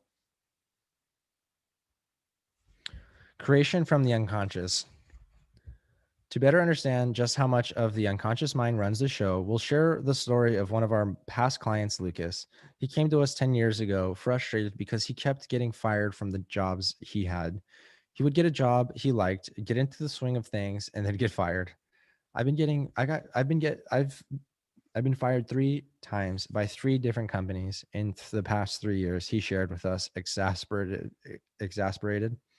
Why are all these things, these companies doing this to me? Of course, we knew it wasn't what the companies were doing to him, since it had happened 3 times. We noticed a pattern instantly, a pattern he actually didn't see. It was that all 3 companies had gotten together and decided that they would all fire Lucas after just a few months of employment. Yeah. It wasn't a ruse or a big joke that the companies in his industry had against him, because it was an ever present pattern in his life. We knew it was something he was unconsciously creating in his conscious experience. Lucas, can you think through how you may have created this in your life? We asked him. Definitely not, he replied defensively. Why would I do that? He said with a beet red face and huge vein bulging out of his forehead. Why would he? No one deliberately and consciously creates life circumstances they wouldn't like. We don't think he woke up one morning and thought, I want to get fired today. How did you create it on an unconscious level? We asked. After a bit more consideration, Lucas had a light bulb moment. He remembered when he was only 6 years old, his dad could never keep a job. Unconsciously has stored the memories of his dad coming home from work and angrily throwing a briefcase against the wall, saying, I lost my job again today again. Bingo. He was simply creating based on what he had seen and internalized when he was young and impressionable. And even though it doesn't make logical sense, the unconscious memory created a parallel conscious experience. The unconscious doesn't operate from logic, it operates from emotion. Running parachutes. The unconscious mind comprises the core The unconscious mind comprises the core of mind power, because we can't fully empower our mind until we understand, embrace, and reprogram the unconscious. The first step is to discover these mental and emotional barriers or limitations, which we like to metaphorically call running parachutes. We go through the life our best. We go through life doing our best, but as the years go on, we start to carry more and more limiting beliefs, unresolved negative emotions from our past, and internal conflict. These create drag and resistance, inhibiting our performance and our ability to move forward in our lives and towards our goals. Another thing that can create a drag and limit our performance is when our 3 Ps aren't aligned. See chapter 1. This drag is just like the running parachutes athletes use intentionally. Professional athletes train with running parachutes strapped to their back to create resistance and condition them to become stronger runners. Then, when they remove the running parachute for the races, they experience faster top speeds and more explosiveness off the starting line. We are all running through life with running parachutes on. We've been accumulating throughout our entire lifetime. From every time we've experienced a negative emotion or took on a limiting belief, they're invisible.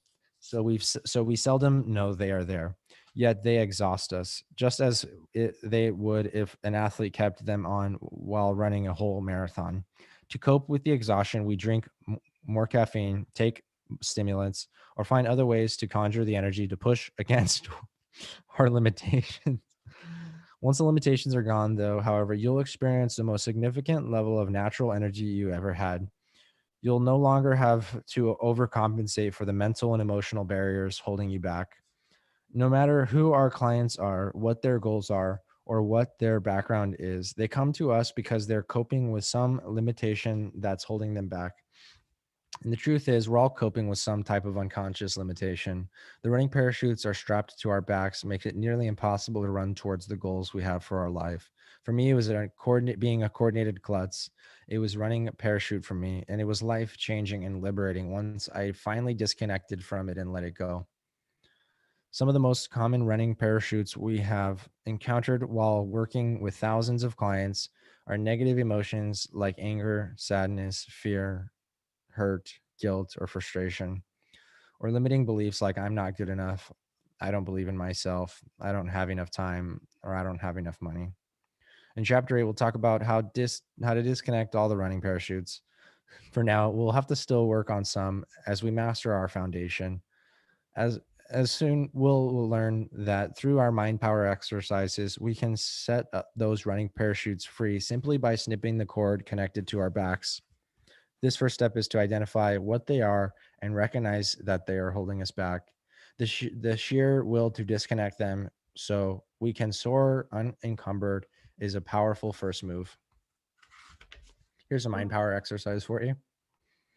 Questions to consider and amp up your mind power.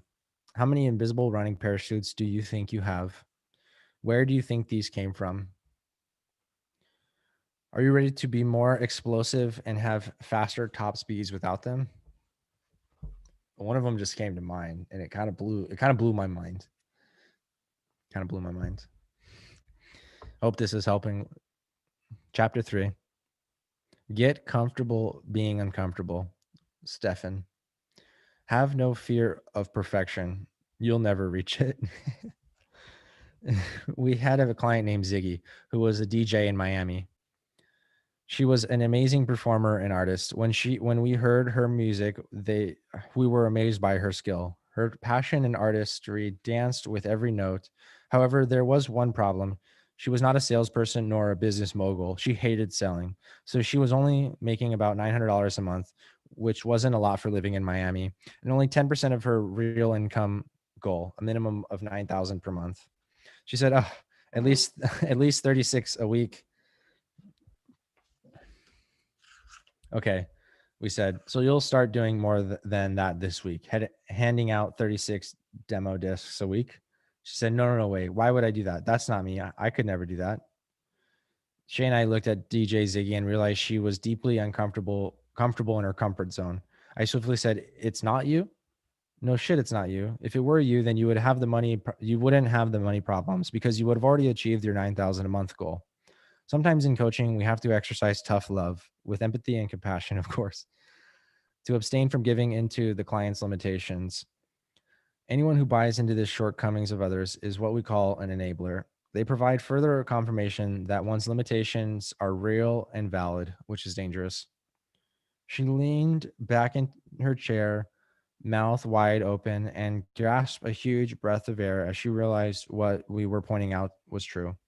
DJ Ziggy clearly experienced some real cognitive dissonance. In the field of psychology, cognitive dissonance occurs when a person holds two or more contradictory beliefs or values or participates in an action that goes against one of these three and experiences psychological stress because of that. In DJ Ziggy's case, she was experiencing a massive internal struggle and stress, stuck in no man's land between what she thought she believed to be right about her capabilities of who she knew she needed to become to realize them fully.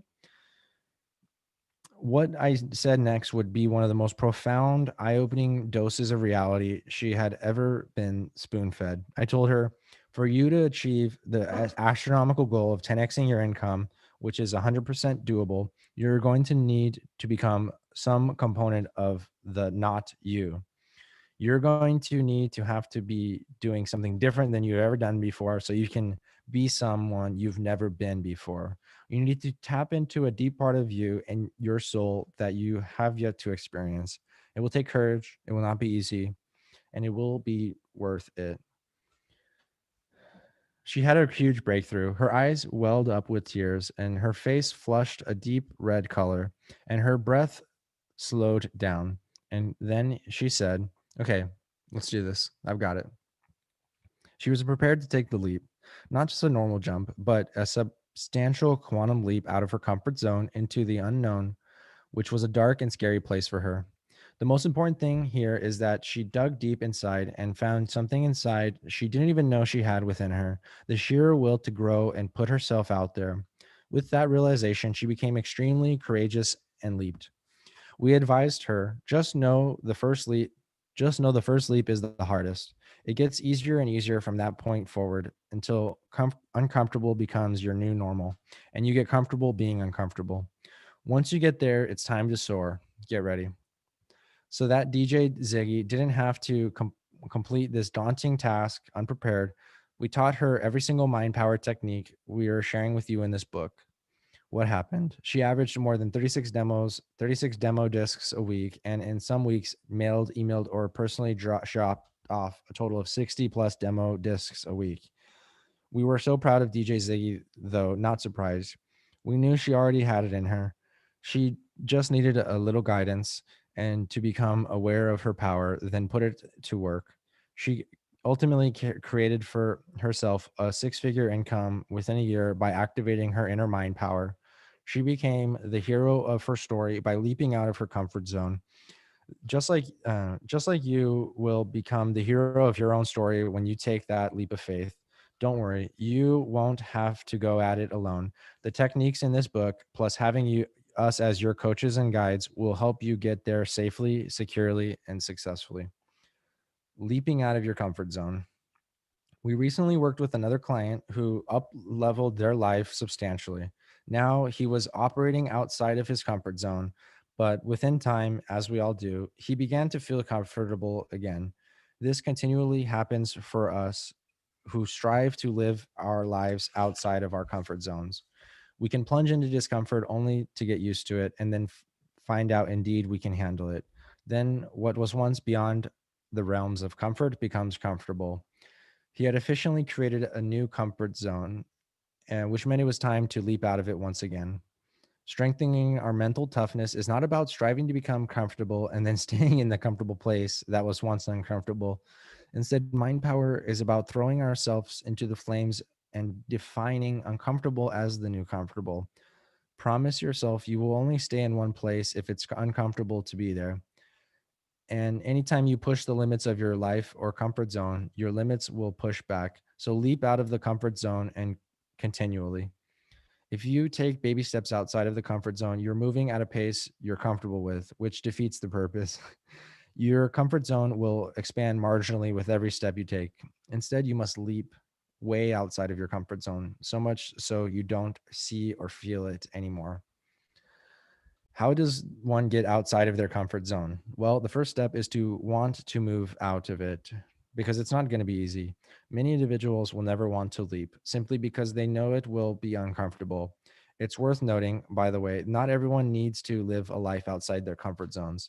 Sometimes being comfortable is ideal for someone, and that's okay. It's not for us to say what others should do. For those we want to have no desire to live life outside their comfort zones, support them in that. We're all doing the best we can with the resources that we have. That said, we also believe everyone has the resources at their disposal to create even more success. There's not a single individual who doesn't have the abilities from within them to reach their goals and dreams. If you think about it to yourself, maybe there's more. Maybe I can do better. This isn't my dream job, life, or relationship. I want it to be better. Chances are that dissatisfaction is the biggest clue that it's time to leap outside of your comfort zone and to do something different. Hence, where the wanting to comes in. Hence, where wanting to comes in as the first step. Sometimes we think we're com- Sometimes we think we're confined to where we are. One example we want to see in our clients is the hesitation to leave their job even though they hate it. I get all these degrees and I work so hard for it, and they all led to this job. They said I should just stay in it. yet a deeper voice nags. Or we've had clients who know they are in a relationship that isn't working, isn't meant to be. We've worked so hard to make things good. They say, we've been together for so long and seen couples counselors. And besides, how could I just start over again with someone new? Yet a deeper voice nags. There is a difference between something that is that is getting you results and something that isn't. Just because you've always done something one way doesn't mean you should always keep doing it. If you're not thrilled with someone, listen to that deeper urging that it's not okay to stay in it. If you're not thrilled with something, listen to the deeper urging that it's not okay to stay in it. It can be scary to face the unknown of a new adventure, but welcome to life. We start from scratch every single morning. Many people forget this when they want to make a big move in some area of their life. Every single day you start new with the memories and experiences you have compounded in tow. Those same memories and experiences will be with you as you take the leap. The leap may not be perfect, and you may make mistakes on your way out of your comfort zone, but spoiler alert, it's going to be okay. Later on in this chapter, we will share with you a process we have created that will help you move through mistakes smoothly and gracefully with a new level of confidence. Fear is not real. Fear is a choice. One of the main reasons, if not the main reason, that people are struggling with leaving their comfort zones is because they are scared. We like to call it fear by its mnemonic device, false evidence appearing real. Fear is nothing more than our imagination working in a negative way about the future. Our brain is doing what it's instinctually supposed to do, look for threats. So if it will take false evidence that this is new, scarier frontier is going to make something bad happen and intensify the fear about something bad until you succumb to it. As far as how to get out of the fear, the only answer is straight through. Ask yourself point blank, what are you most fearful of? What's the worst thing that can happen? Then lean into that fear and just do it. Do that thing that you're scared of. Pull off the band-aid and pull off the disguise of on fear. It's false evidence. It can turn out to be better than you ever dreamed possible. As actor Will Smith said in one of his movies, after Earth, fear is not real. The only place that fear can exist is in our thoughts of the future. It is the product of our imagination, causing us to fear things that do not present themselves and may not ever exist. That is a near insanity. Do not misunderstand me. The danger is very real, but fear is a choice. Lean into the fear by taking action on that of which you are fearful of. Someone who has never failed, never really and truly created the highest level of success that they could. The heart of your fear is most likely the fear of failure. But once you fail, you can then reach the highest level of success. We remember vividly at a time in our life marked by fear and life outside of our comfort zone. It was 2010, and we had just started our business. It was the first time without guaranteed income since we had both stable jobs with steady paychecks since we had graduated college, and we were exploring uncharted waters. But as Napoleon Hill says in Think and Grow Rich, you have to desire to be backed by faith, which we had such an ardent desire to start a business that could and would do something great for people and companies. We believed in it, and it was backed by faith and knowing an internal belief that would let go wonderfully. Something else that something else that helped us was the saying that all you need is 20 seconds of courage, 20 seconds of insane bravery. That's it. You don't need 24 hours or even 2. You'll know when you've successfully catapulted out of the comfort zone because it will suddenly and certainly feel uncomfortable. And when you're in discomfort, you don't have to figure all things out immediately either. As James Clear says in Atomic Habits, you just need to get 1% better every day. That compounds over time and you will get to where you want to go. And finally, one day, and likely one day soon, you'll get to the point where you say to yourself, I think I can go more. It's time to leap once again. Eleanor Roosevelt said it best when she said, you gain strength, courage, and confidence by every experience in which you really stop to look fear in the face. You are able to say it yourself. I have lived through this horror. I can take the next thing that comes along. You must do the things that you think you cannot do. Here's a mind power exercise for you guys. Questions to consider and amp up your mind power. What are you scared of most? What fears are keeping you from leveling up? And what is the thing you are scared of most that you must lean into and do? Embrace the suck.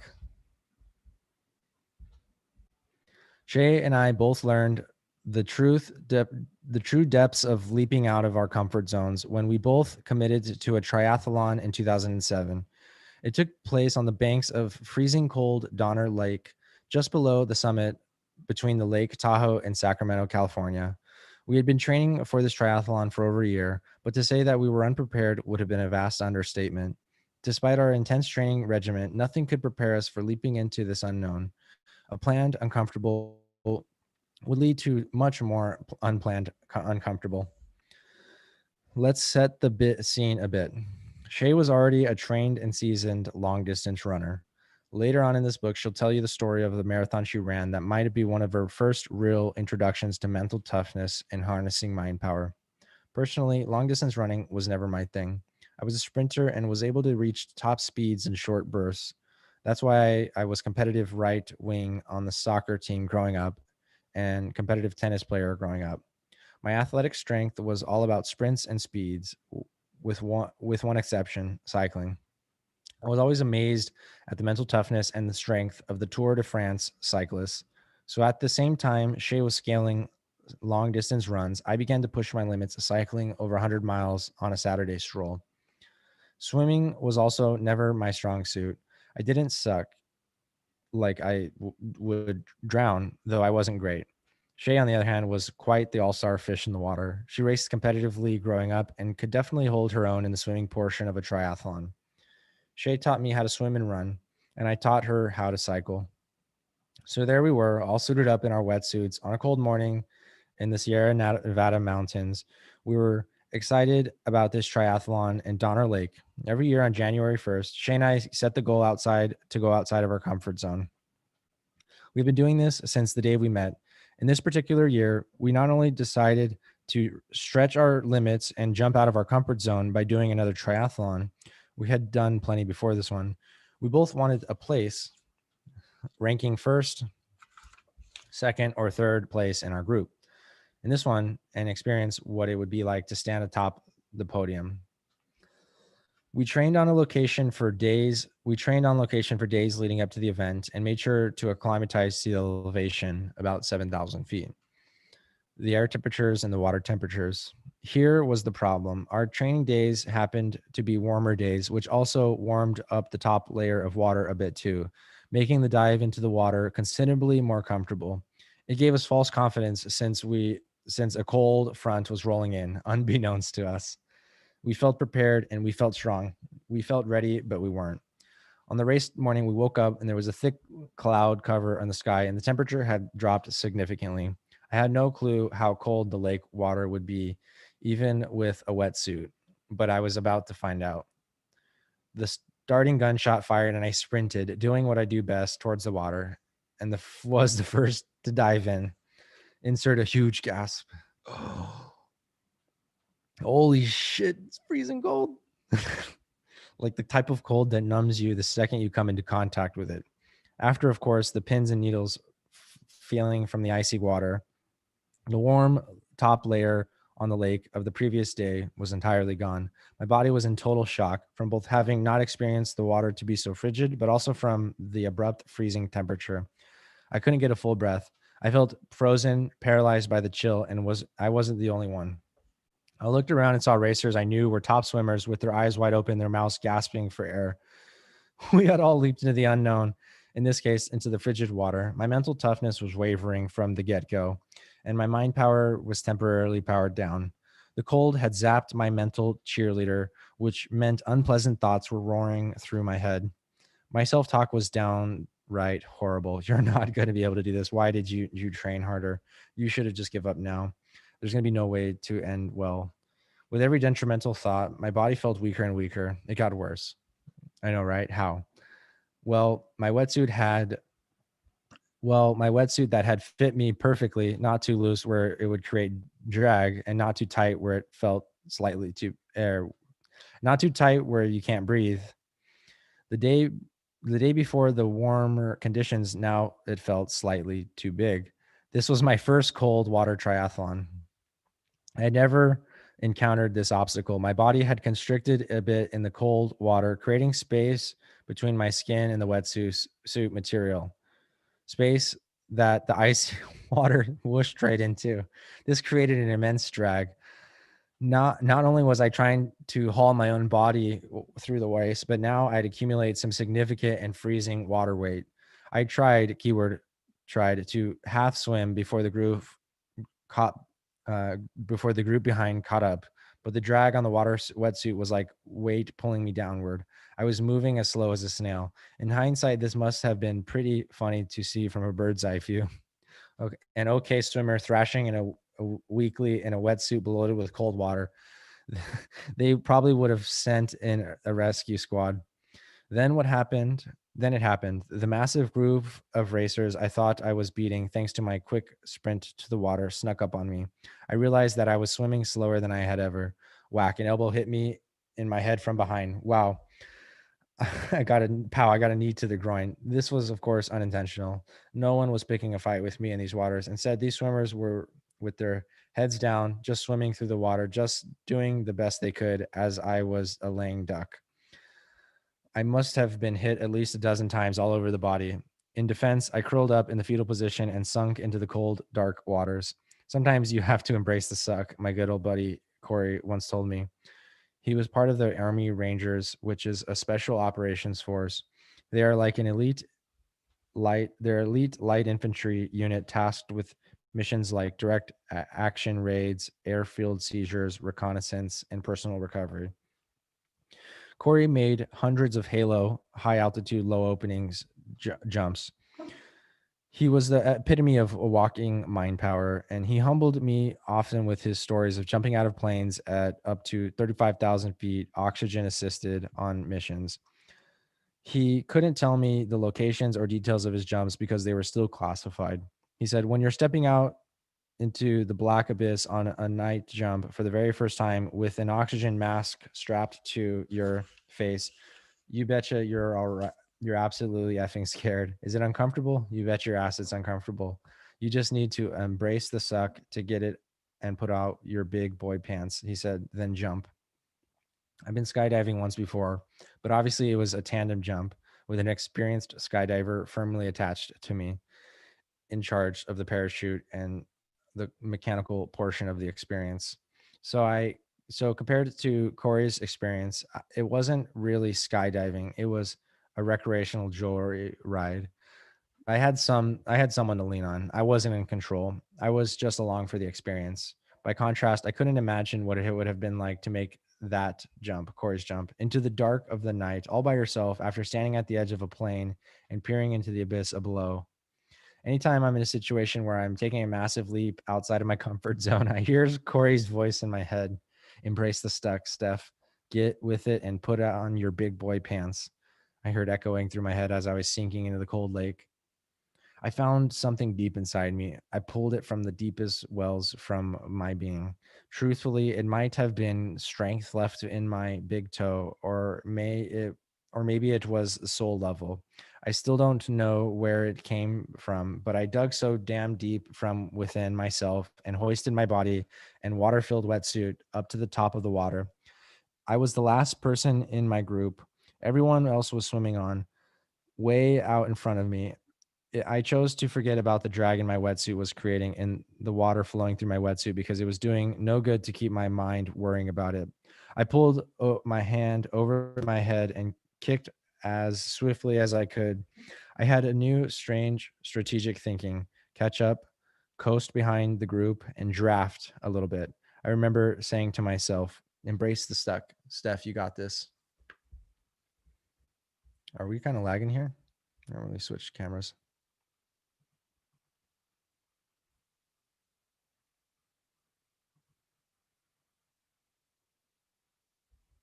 All right. This is good. Make sure my camera is good.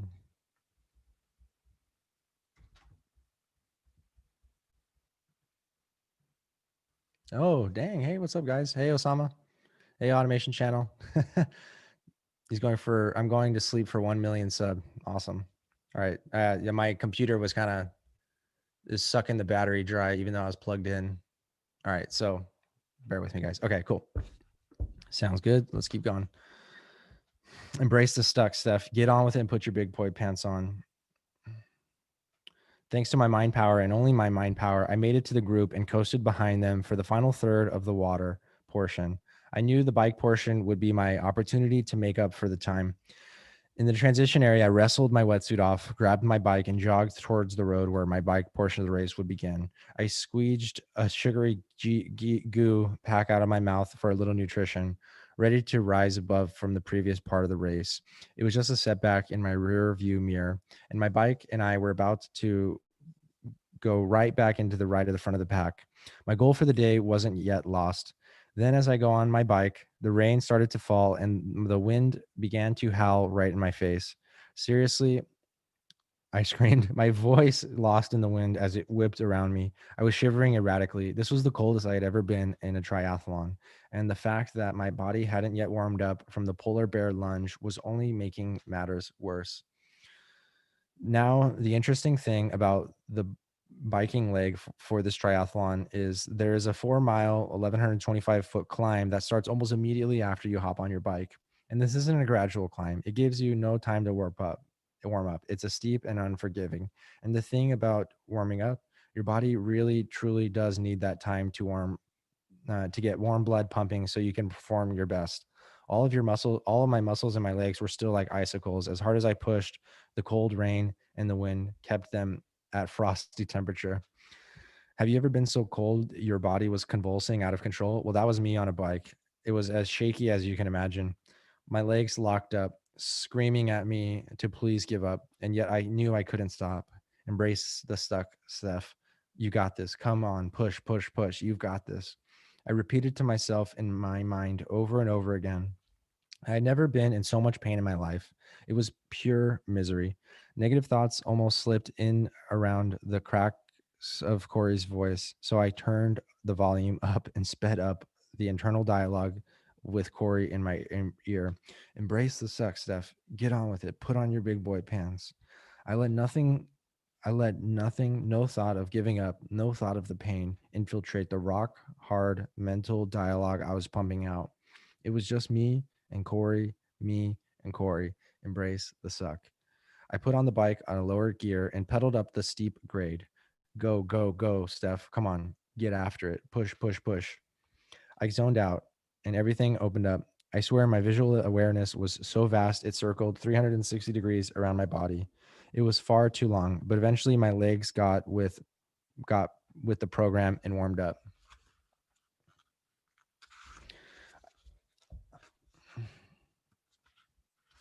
So I increased it to a bigger gear and pulled and pushed and pulled and pushed the pedals. I found my cadence on the climb. Remember, cycling was my strength. It was my game on. My father was from Switzerland, so I did everything I could to channel my alpine blood within. I pushed harder and settled into the discomfort, creating a new comfort zone within it. Eventually, it was time for the loop back, and I pushed and pushed. The final bike portion was down the same road. I came up it, and now it's time to ride back down the same steep grade. Easy, right? In the clear? The winds of momentum would carry me. This triathlon didn't let me off that easy. No way. Have you ever been on a bike going downhill for 4 miles straight zipping around a 45-degree angle, sweeping around at a 45-degree angle off the pavement and hitting top speeds like 45 miles per hour? Well, I hope not, because it was dangerous. And add in the slick roads, and you have a recipe for a potential disaster. The water on the pavement made my bike tires squirrely a few times. Was there the comfort zone now? It was so far behind me on my timeline during this event that I couldn't fathom what the heck it even was. After almost falling off the bike several times, I finally, emphasis on the finally, made it back to the transition area. Now it was time to run. I squeezed another sugary goo pack into my mouth and for some energy and nutrition. I've been crazy enough to endure this pain so many times in so many different triathlons, though kept going back for it again and again. I knew what it was waiting on the other side. The fact that I had done so many, gave me an inner confidence.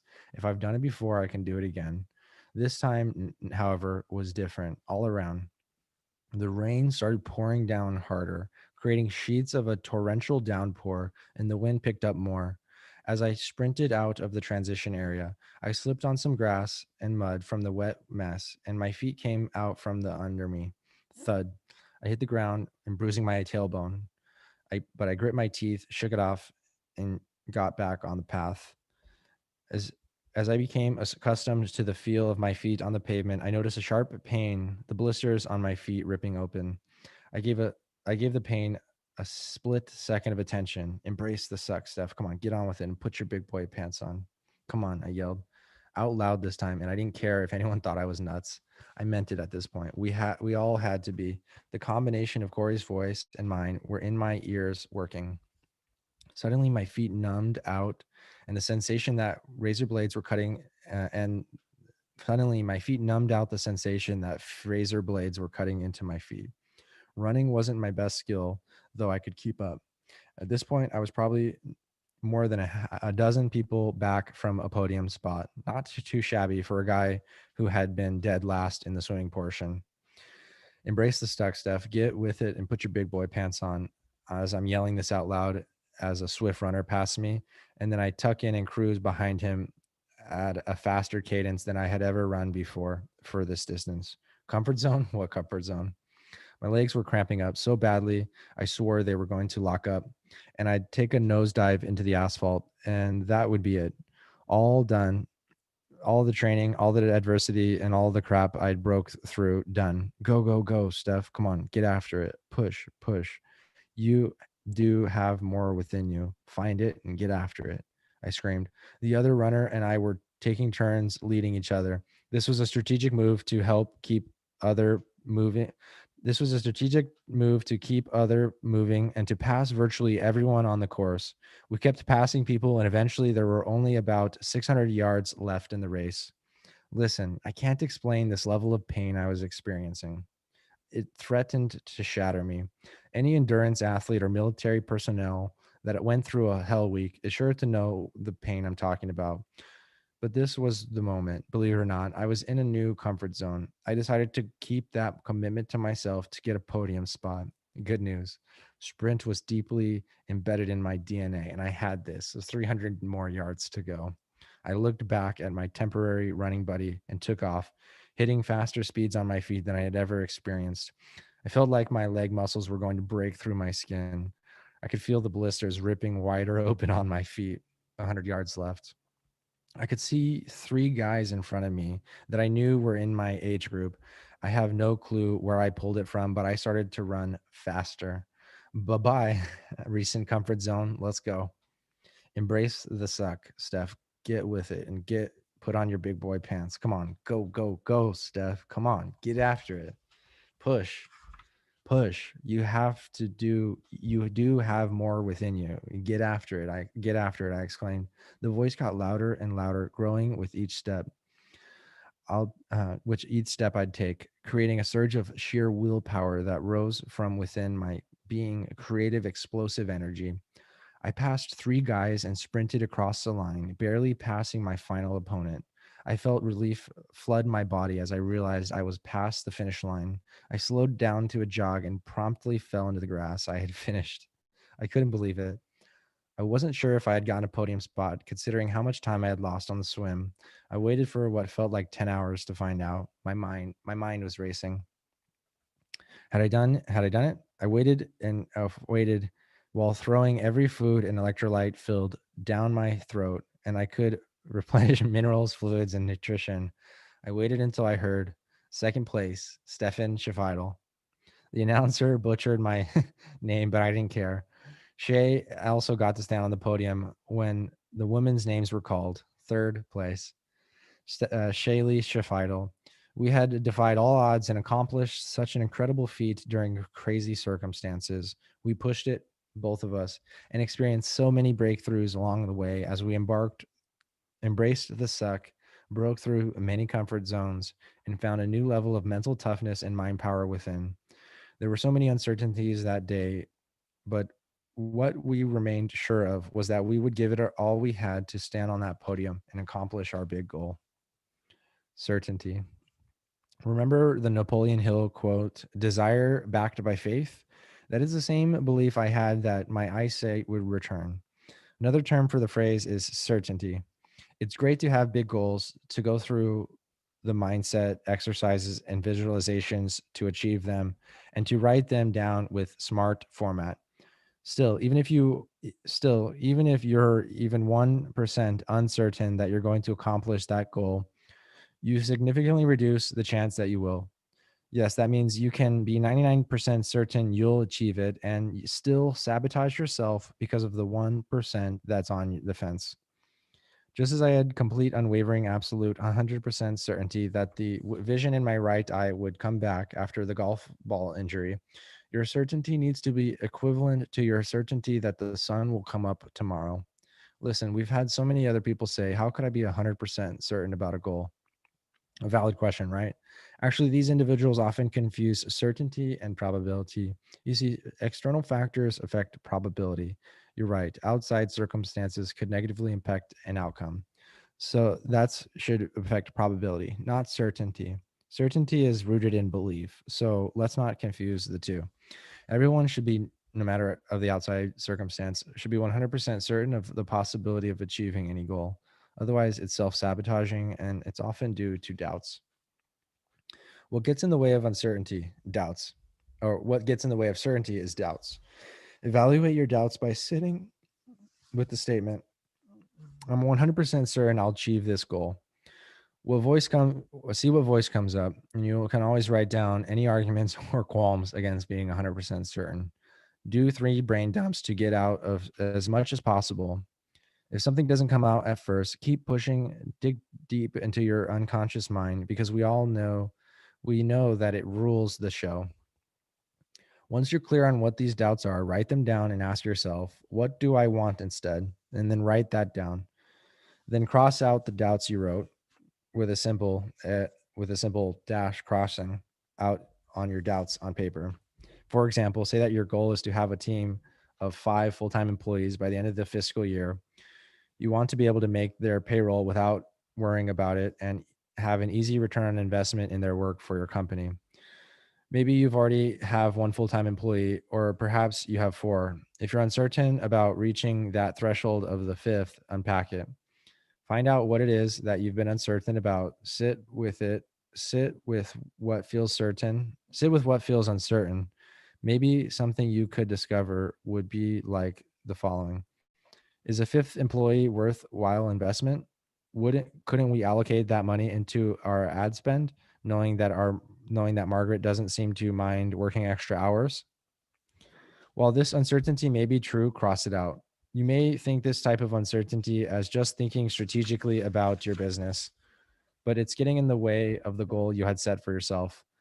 This thinking is often rooted in a fear and scarcity rather than a real strategy. Instead, write down what you want. I easily and effortlessly manage a team of 5, make their payroll on time every single month, and they each contribute to moving the needle in the business forward in a major way. How does that feel? Much better, right? So let's talk about the fact that when you are a super achiever and you push the limits will push back. That means it's not a matter of if, but when you will make mistakes. Bouncing back after mistakes. Mistakes happen. There's not a single human being that doesn't make a mistake at one time or another.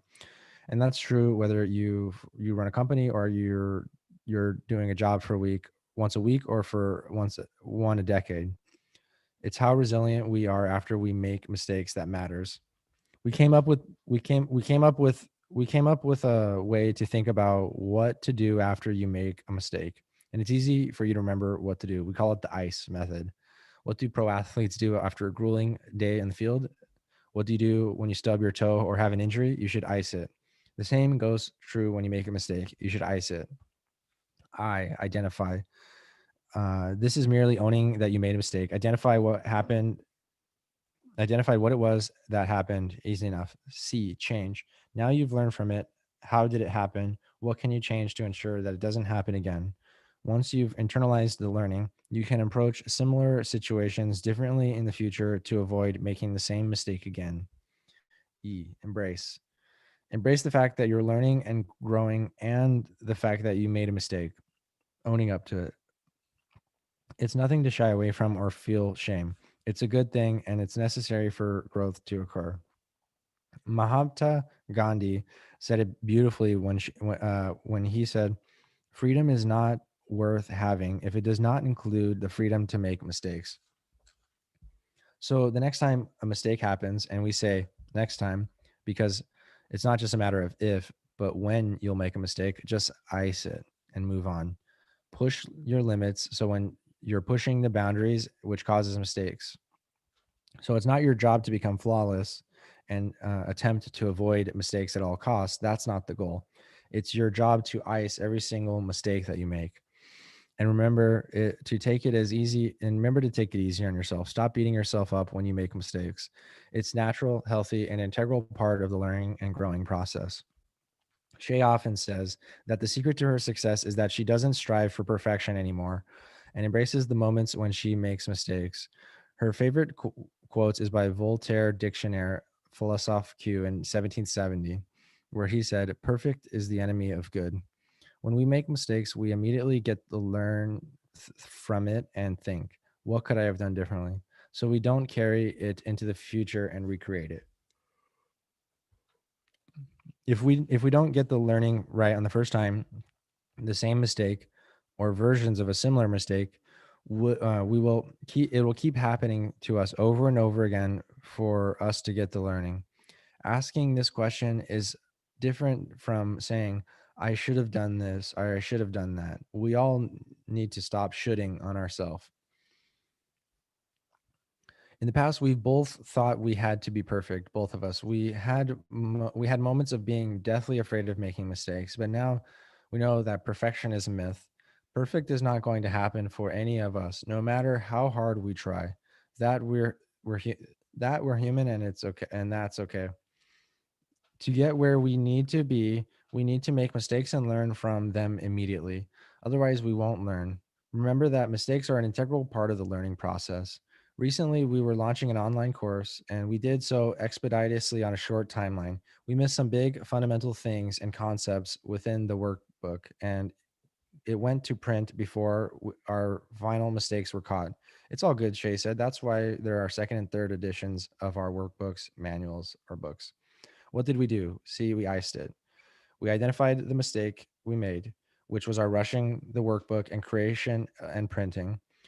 Well, what did we learn from the mistake and decided what we want to change? We immediately learned to slow down the process of important projects in the future. We realized we needed to stop rushing and being frenetic and getting more intentional. Even when things are moving on a swift timeline, we can now carefully and diligent with our work we can be careful and diligent with our work and can ask for help now that there is anything in now when there's anything that involves print work, we double and triple check the copy and design and even have someone else look over it. Finally, we embraced the mistake and the growth moment. We didn't freak out and beat ourselves up for having a mistake. We celebrated the learning and celebrated the freedom of not having to create perfection. This is not an easy thing to grasp. You must realize you are seldom going to be 100% perfect. To be honest, it's so rare that it may never happen. We personally shoot for about 90% perfection. It's above good enough. It's exceptional, and it's an excellent standard to hold ourselves to because humans can't always be 100% perfect. Actually, maybe they never can be. A famous artist, Salvador Dali, quotes, "Have no fear of perfection. You'll never reach it." Aiming for 90% has helped our productivity more than anything else and has saved us a lot of time. It also allows us to focus more on what counts. In our experience, it takes just as much time to take something from 90% to perfect. Right, it takes just as much effort to go from 90% perfect to a 100% perfect as it does to get from 0 to 90%. Imagine what you could do with all that extra time. We love Stephen Hawking's quote.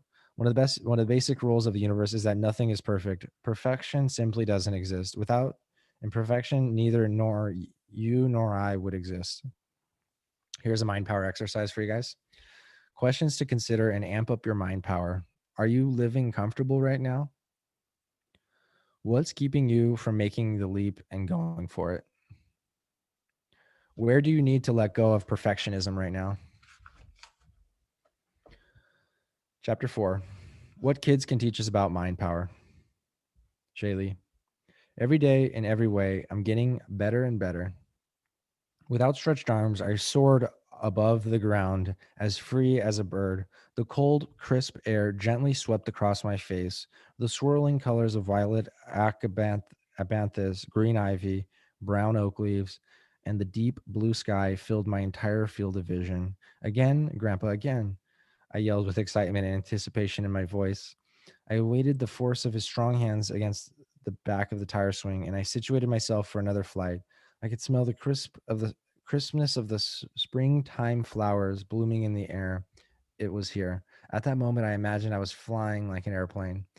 At the turn of the 20th century, imagination inspired two brothers known as Orville and Wilbur Wright to fly not only in their mind's eye, but also a successful fly for real.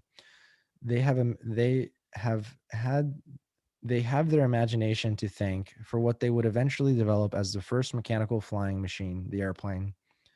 Imagination isn't just for kids. Imagination is not limited for only seeing pictures in the mind. It includes all five senses.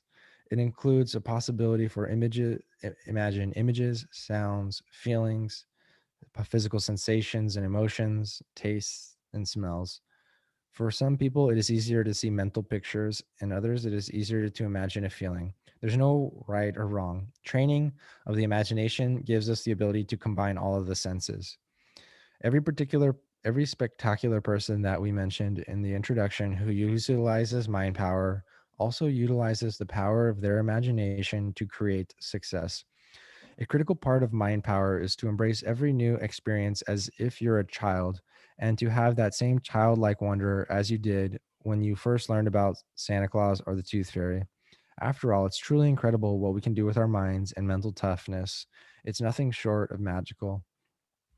We can learn a lot from kids simply because kids have the most beautiful imaginations. They run around believing they're a superhero and can change the world, and they're a prince or a princess.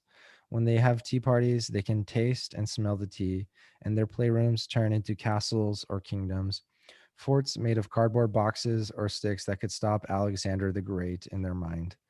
Anything is possible within the mind of a child, and we can learn so much from our kids.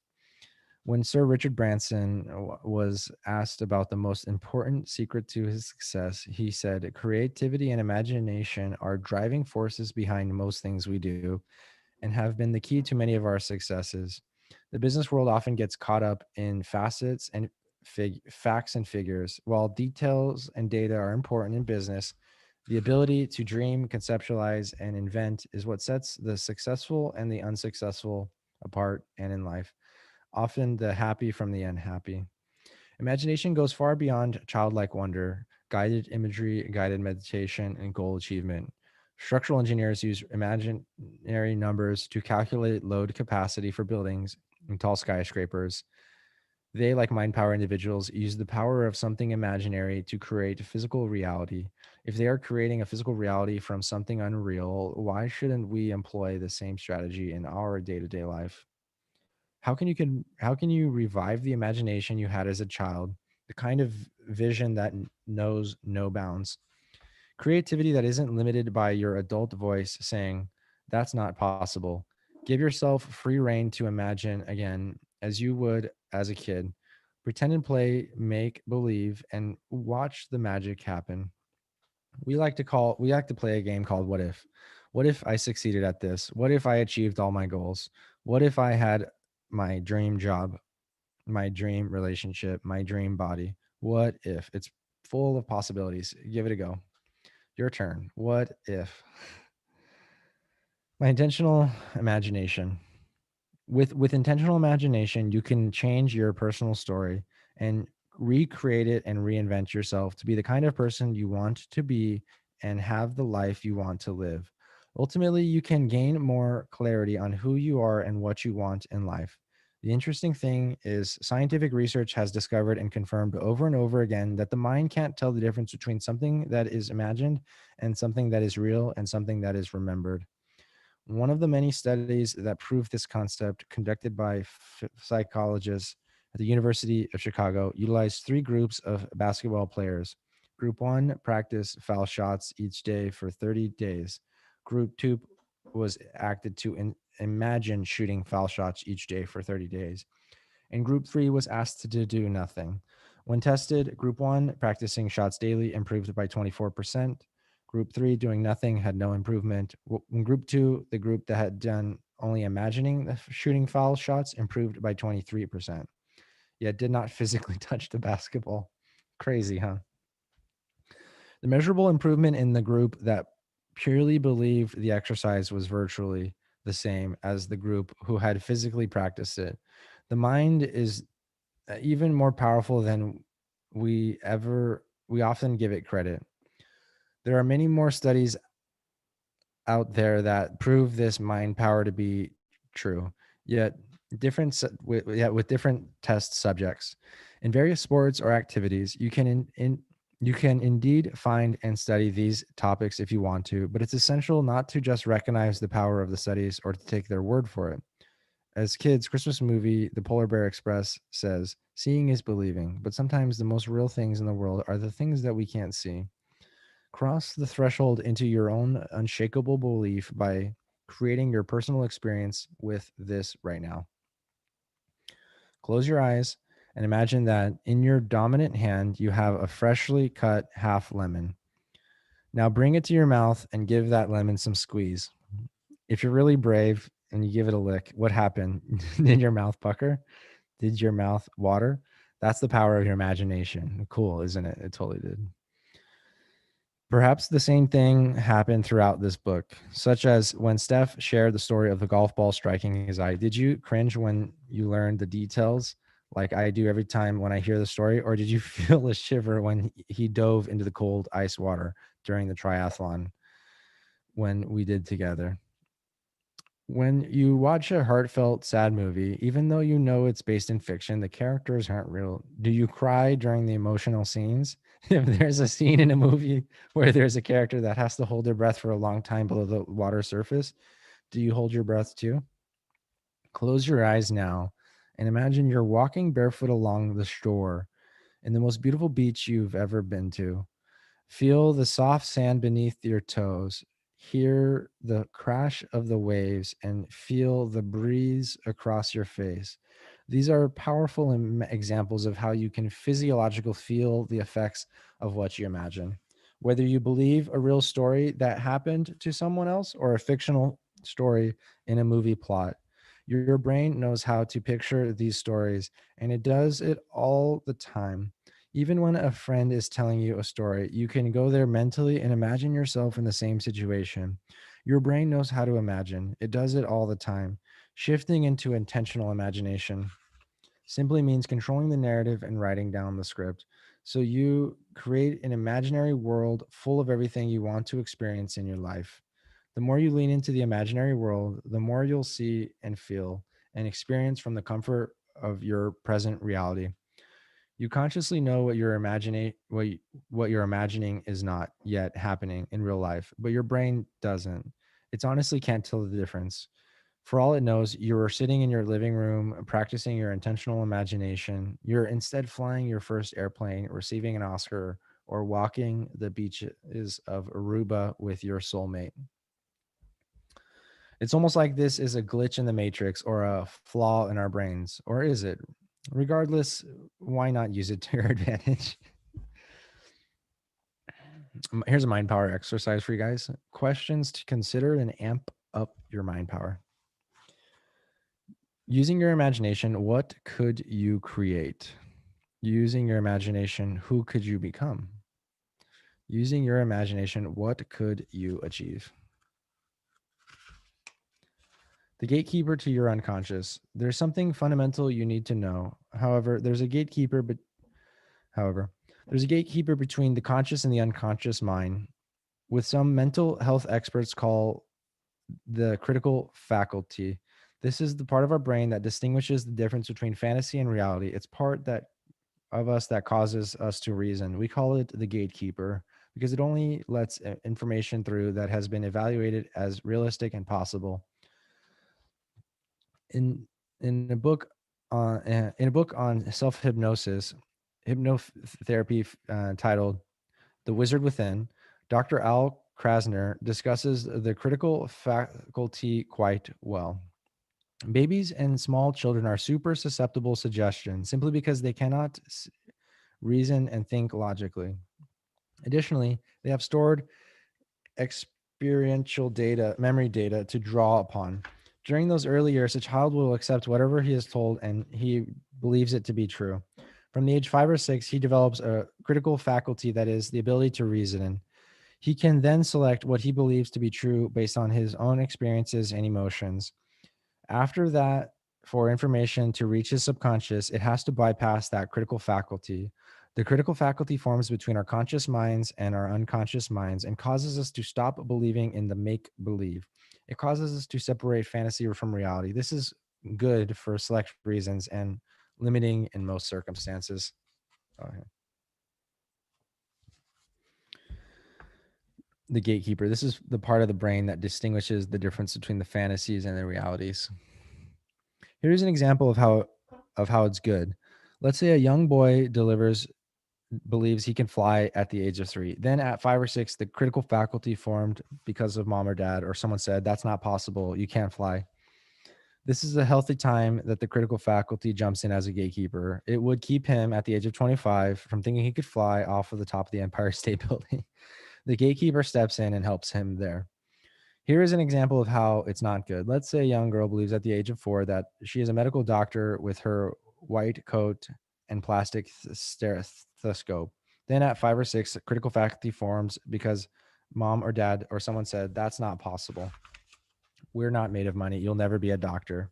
It could keep her from applying for admittance into a pre med program at a college. To harness mind power, one needs to understand the importance of bypassing this gatekeeper when we want and on our terms. During visualization, guided meditations, or while watching movies or shows, your gatekeeper automatically gets bypassed because we're in a trance. As defined by the Oxford definition, a trance is a half conscious state characterized by an absence of response to external stimuli.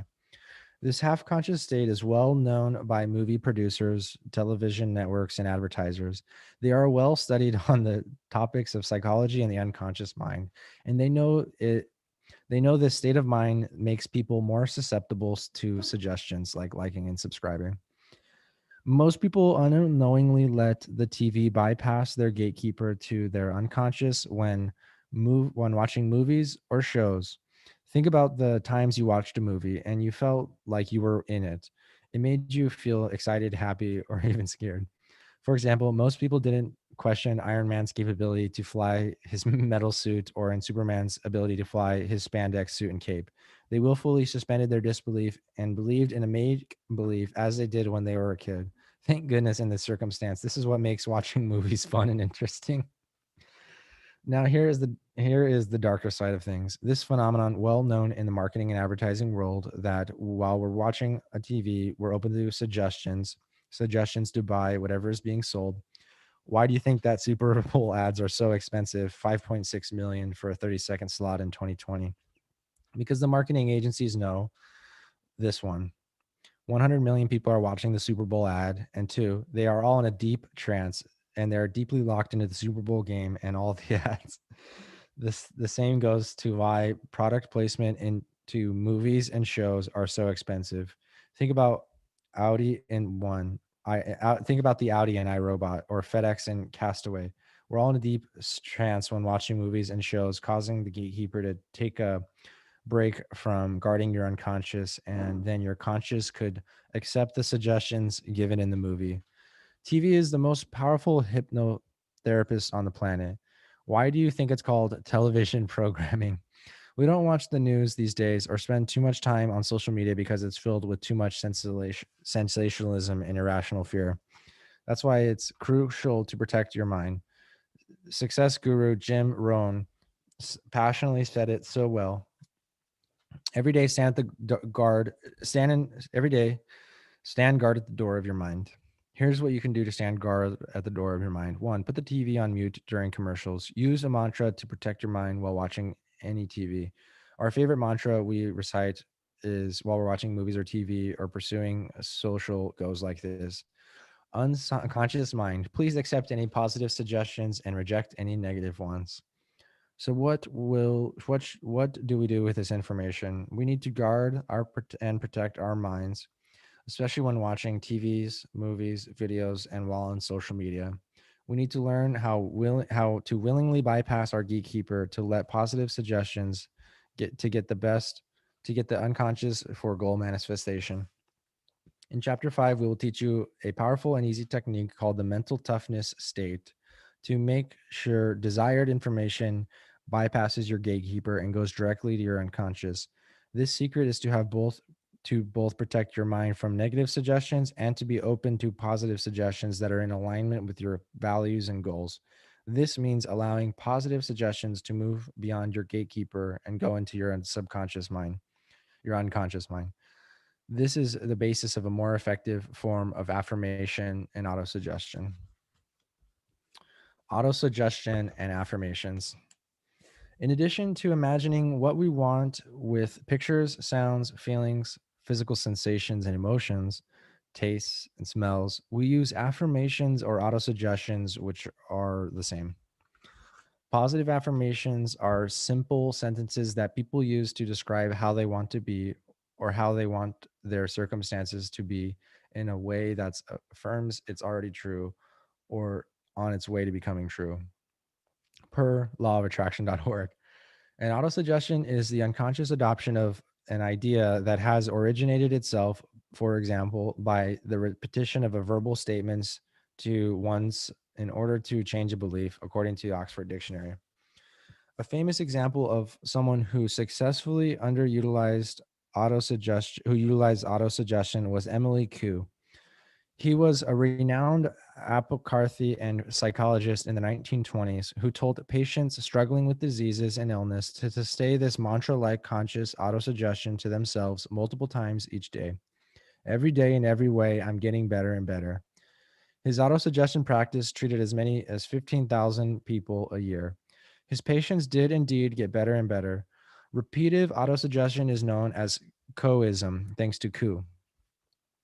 It is important to understand they didn't get better after repeating the mantra just a few times. It took more than that. It was a highly specified ritual performed, preferably as many as 20 times a day, and especially at the beginning and the end of each day. Even Navy SEALs have been known to use this mantra. Now that we're adults and we do have limiting beliefs and a thick critical faculty, we're unconsciously skeptical of autosuggestion. We may recite affirmations frequently to ourselves, but they'll bounce off the critical faculty before they integrate into our unconscious mind. The good news is there is a way to bypass this gatekeeper when you need to. And more on this in chapter 5. Harnessing the reticular activating system, the RAS. Some people believe when they decide what they want instead, or they can create a goal that they hope to manifest, that it will happen like magic, as quickly and as effortlessly as the wave of magical wand in Cinderella. Thank you, fairy godmother. While manifestation is always a magical experience, magic wand or not, there is a science to it. In psychology, we learn that the brain does a process called pattern recognition. This is the cognitive process that matches information from the outer stimulus with information retrieved from memory. We see patterns in the world that we've seen and memorized beforehand. And it's similar to how we can read sentences in many fonts, even crazy ones. We recognize the patterns of letters we know in new fonts. Pattern recognition explains how we can find shapes or animals in the clouds or see a man in the moon. This also explains the phenomenon that happens when you think you meet for the first time someone that looks like a friend, family, coworker, or celebrity. Essentially, the brain is looking for a match of something we've already lived, seen, or experienced before. If you've ever been on a road trip in a different state, a license plate with your home state likely jumps out at you at your periphery. This part of the brain's that's responsible for looking for The match between lived experiences and external stimuli is called the reticular activating system, or the RAS. The RAS is a network of neurons in our brain system. It sits just above the spinal. It sits just above where the spinal cord connects to our brain and acts as the gatekeeper of information between our memory, held by the unconscious mind, and the conscious mind. This is why it's essential to set goals. More on the topic of goals in part 3. Daily to begin to program your unconscious. The more you can imagine a future in which you do have what you want, the more your RAS will believe it's part of your lived experience and to look for matches. This expedites the manifestation process. Pattern recognition excludes not only your actual lived experiences, but what you've programmed into the unconscious mind as well. Possibility mindset. We know we now know that our minds can't tell the difference between what's happening right now, what's imagined, and what's remembered, unless we continuously set new goals. And hone our visualizations of what we want, our minds will operate from the past. It will rely on old movies of your life. Your RAS will look for the same patterns you've always seen and find matches in your environment that supports themes from your past. We had a client who wanted a loving husband, and she said she was sick and tired of dating jerks. She didn't want to date jerks anymore. We don't blame her for that. I asked her how many jerks she had dated, and her reply was over a dozen. Clearly, she was pulling old movies from her past each time she was dating and had no new movies of what she wanted instead. So the Raz just kept playing the old film on repeat. A note here. She wasn't consciously choosing jerks. She didn't wake up one day and think, yes, let's score a date with this good old jerk. I'm in the mood to get my feelings hurt. Instead, she had created a pattern with her dating life that attracted her to men who deep down were jerks, even if they appeared to be kind, handsome, and charismatic. They still had jerk like tendencies at the beginning, but as you may know, many of us have blinders on in the honeymoon phase of a relationship. She was consciously attracted to the arrogant or rude part of them, while consciously she was attracted to the part of them that appeared to be friendly and attractive. So we asked her, "What do you want?" and said, and her face lit up. And she started unloading all of these positive characteristics verbally. We told her to write all these down and start focusing on that rather than focusing on not wanting to date more jerks. More about focus on chapter 5. It was a massive breakthrough for her. This is why we want to have careful. This is why we want to be careful when we take action based on our current circumstances, unless you are projecting only positive possibilities about your future. When you make a decision based on your present moment, you're making a decision based on your past. If you have a lot of running parachutes, this could be a significant problem because you are making a decision based on a limited history. We were once speaking with a potential client and we quoted a rate for our services. That's crazy, he said to us. That's more than I make in a single month. We responded, here's the deal. You present mom we responded, here's the deal. Your present moment is the sum total of your conscious and unconscious choices and decisions that have brought you to right now. Be careful because right now you're making a decision about your future based on your limited past and not what's possible in your future. And that stuck with him.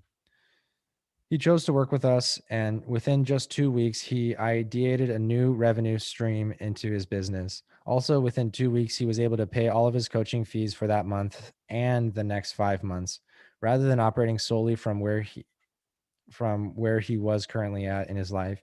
He was willing to think outside the box and think about what he could possibly become. This thinking is what we like to call possibility mindset. Visiting your future self. What we like to do with our clients is to have them take a time machine out of what we like to do is have them to take a time machine out of the future and imagine like they are talking to a future version of themselves 25 years from the present moment. having a challenging Having a challenge getting your time machine to work, then jump on a FaceTime or any video conferencing tool and connect with them right away. Go for it. Imagine like you are speaking to your future self 25 years from now. Talk with him or her and see how you're doing out there. If you don't like what you're seeing or hearing from your future self, discover what changes you need to make today to fix things. If you want if you want what you are seeing or hearing from your future self, ask if you're living ideally right now to actualize that future. Ask yourself for any advice. This process is simple and yet so impactful. What if some of the best advice we could ever get is from our future self? We recently guided a client to visit his future self 25 years from now. And when he asked for some advice, he said that his future self said, "Break free from those running parachutes, buddy, and just go for it. If you don't, you will definitely regret it." After this process, he went pedal to the metal on his dreams and launched a new tech company with some business partners, which got on track to launch within 3 months, all from a visit from his future self. As you develop a deeper understanding of your mind, recognize that you've created in your life thus far has consciously and unconsciously. Yes, everything in your life as it stands right now has been created by the tag team of your conscious and unconscious mind. Remember to continually ask yourself, what do I want instead? When you don't like what you see in your present or in your future, then use your possibility mindset to keep focusing on what's possible. Here's a mindset power for you guys. Hey, Osama, thanks for hanging in there. Questions to consider and amp up your mind power. Who are you? Who do you want to become? And does this support why you are here? Remember your purpose statement in chapter 1. The 100 wants challenge. What do you want? Seriously, what do you want in your life? When was the last time you asked yourself this question?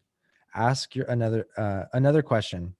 When was the last time you made a list of your wants? I'm talking about a long list, not just a list of what you want from the grocery store.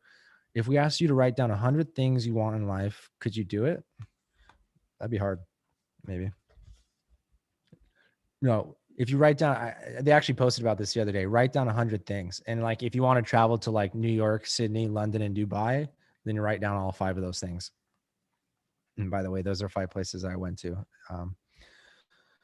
Well, is this really what I want? Is this really practical? Is this reasonable? Does this contradict the other things I want? Is this possible? We assign the 100 wants challenge to every single one of our coaching clients. If any client doesn't do this assignment and make it to the 100 wants, then we don't coach them until they complete this full list. Believe it or not, some people can't do it or won't. Simply put, we believe if someone can do this challenge at 100%, then they will do whatever it takes to make the changes necessary throughout the coaching process and in life in general. It's an excellent indicator of commitment. Now, not only is it a commitment to yourself, but it's also a commitment to growth. We don't work with clients who are half in. We only work with clients that are willing to give it everything they've got. Are you in? Are you ready to give it everything you've got? Wants can be physical, emotional, mental, or spiritual. It can be a blend of all or weighted. It can be a blend of our all of our it can be blend of all or weighted in one category more than another.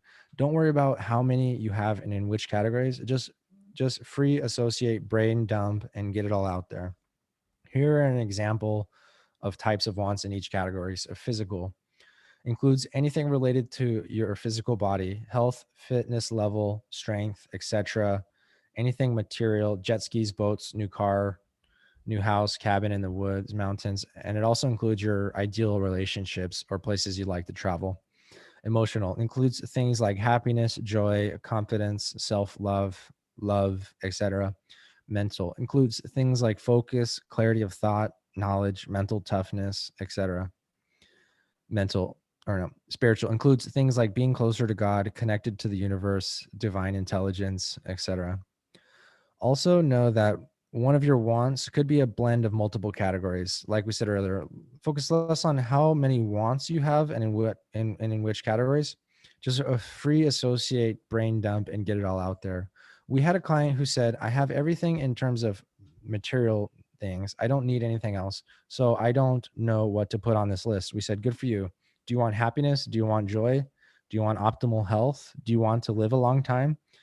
She said, "Duh. Yes, I want all the things." So we said, "Good. We thought so."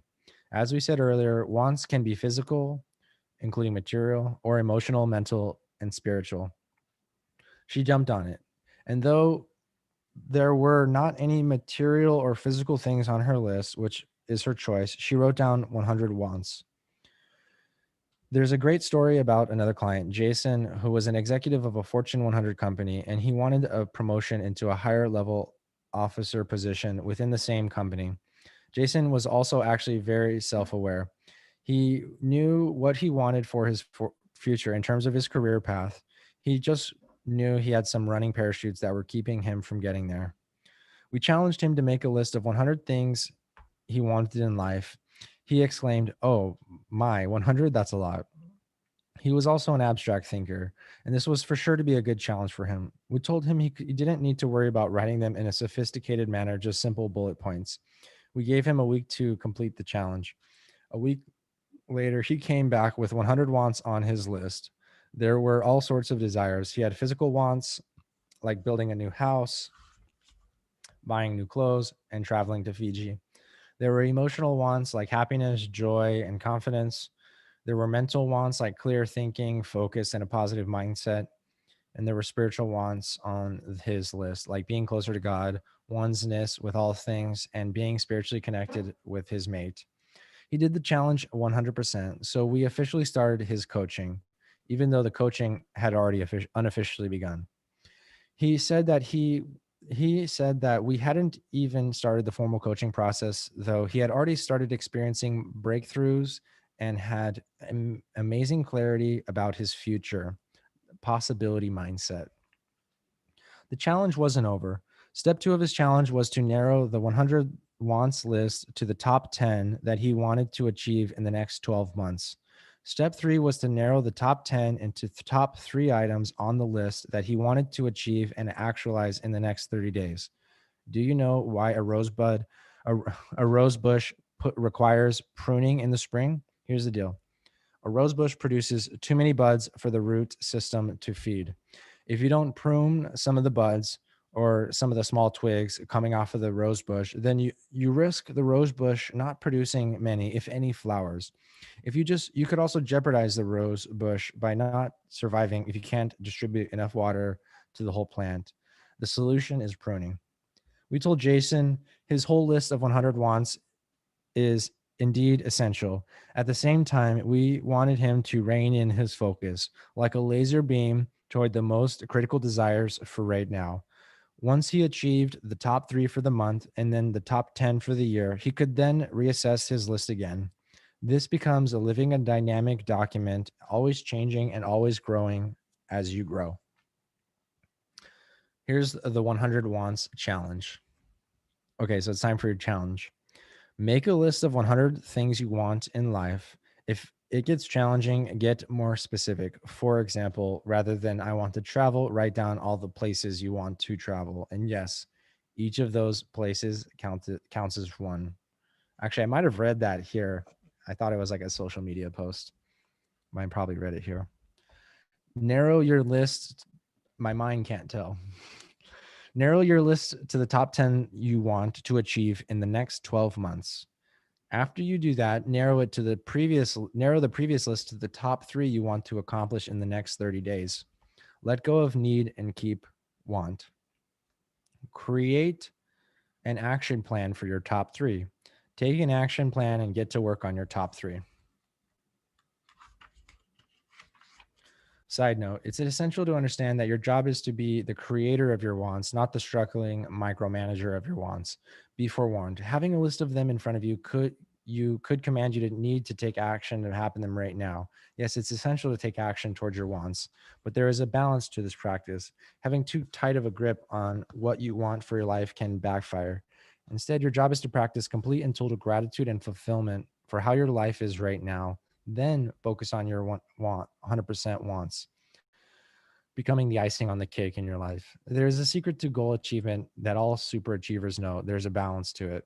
Here's a personal example. When I lived in San Diego, I felt like I needed a boyfriend. On the day I decided to give up the need for wanting a boyfriend, the very next day I met Stefan. Coincidence? I think not. When I let go of need and kept want, it allowed me to achieve what I wanted. Once you have achieved your top 3, pick 3 more and go achieve them. It's an ongoing process to keep working on. You got it? Now, be forewarned that some things could keep you from attaining these wants, like running parachutes, which we'll talk about how to disconnect later on in chapter 8. It could be also mental toughness and emotional resilience challenges or obstacles, which we'll talk about in part 2, or overall lack of routine, habits, and proper goal achievement practices, which we'll talk about in part 3. The good thing is, now that you have this book and these mind power tactics, the limitations that may have historically kept you from achieving your wants can be eliminated. Now that we have developed a strong foundation necessary to master your mind power, it is time to master your mental toughness. Are you ready?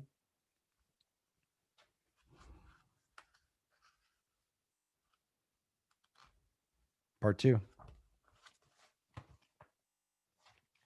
mental toughness. How long have we been gone? What time is it? 9:50. 3 hours. Part 2, your mental toughness. Chapter 5, creating mental toughness. Shaylee. In with the good thoughts and out with the bad thoughts. One of the biggest years of change in my life was between 2000 and 2001. On Thanksgiving weekend, at the end of 2000, I broke up with my high school sweetheart of 5 years. I did it because I was scared of settling. I had a fear of succumbing to the way that others thought my life should go and what they thought I should be. I had a fear. I had heard through the grapevine the week before that my boyfriend was going to propose, and I broke up with him the next weekend. I know that sounds horrible, and maybe it was. He was a smart, nice, and good guy. Nothing was wrong with him. I would have been a good life, of course, but I knew there was more out there for me. A more appropriate life that was in alignment with my values was and my purpose was waiting somewhere out there in the unknown. I knew I was more destined for more than marrying my high school sweetheart would entail. That decision led to a domino effect of life events and choices that made me who I am today and landed me where I am right now. Looking back, this was when I made the leap from one timeline to another. This was the pivotal moment that I switched life tracks. I was a fish swimming upstream, going against the grain, the black sheep of my friends and family. I didn't really think about what I was doing fully at that time, but all I knew is that it felt right. The next month, I did something crazy. I suddenly had an unexplainable urge to do something different and challenge myself to take a huge leap outside of my comfort zone. It spawned it was spawned by a group of my coworkers who shared with me that they were going to run a marathon and suggested I do it with them. I went home that night and told my best friend we should do it together. Boy, I must have had a screw loose. I signed up for my with my best friend to join the team in training, TNT, to train for a marathon that would raise money for the Leukemia and Lymphoma Society. I was athletic for my whole life, but I wouldn't say I was a runner per se. Running was a part of my sports like soccer and basketball, but we're talking shorter distance, like not 26.2 miles. I remember walking into the room for an informal meeting. My hands were clammy, my heart was racing, and I started to sweat. Great, I thought. A sweaty first impression. I could feel the redness of my face and the sweat saturating my armpits. It was December and quite cold outside in northern Nevada, and I was a walking heat lamp from my nerves.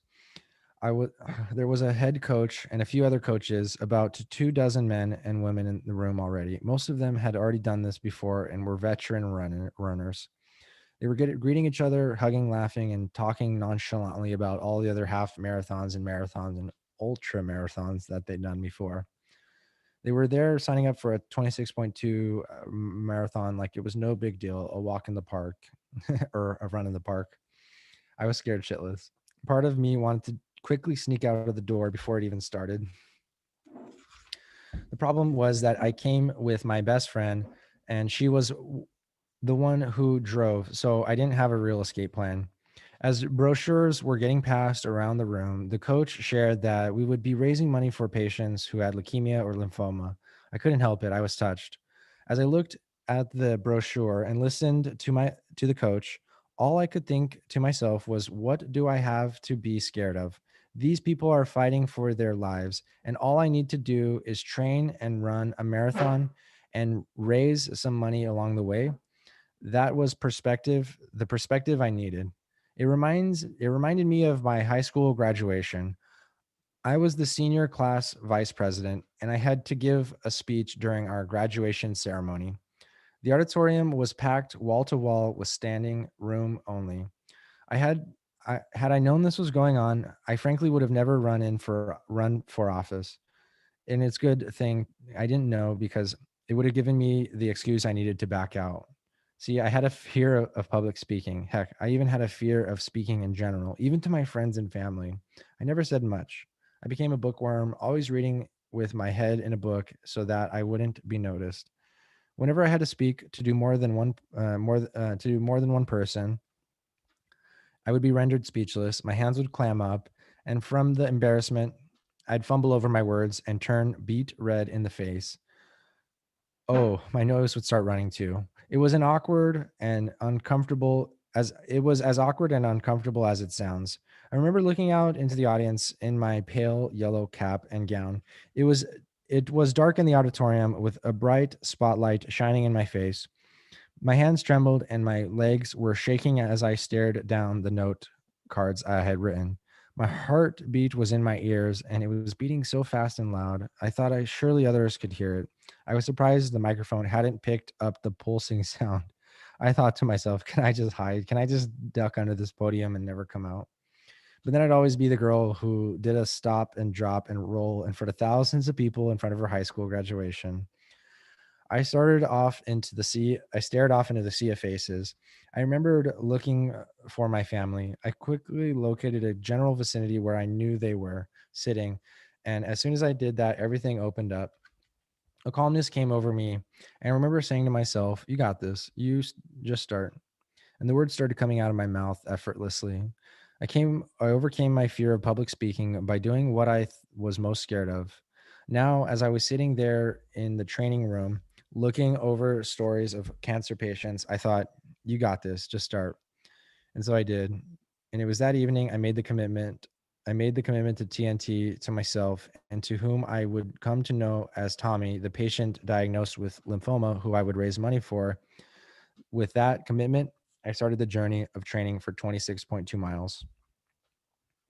We started training on a Saturday morning, and they said it was going to be a 1 mile run. When I heard that, I thought, I got this. I've done that before, no problem. I had regularly run a mile in PE class and soccer practice before.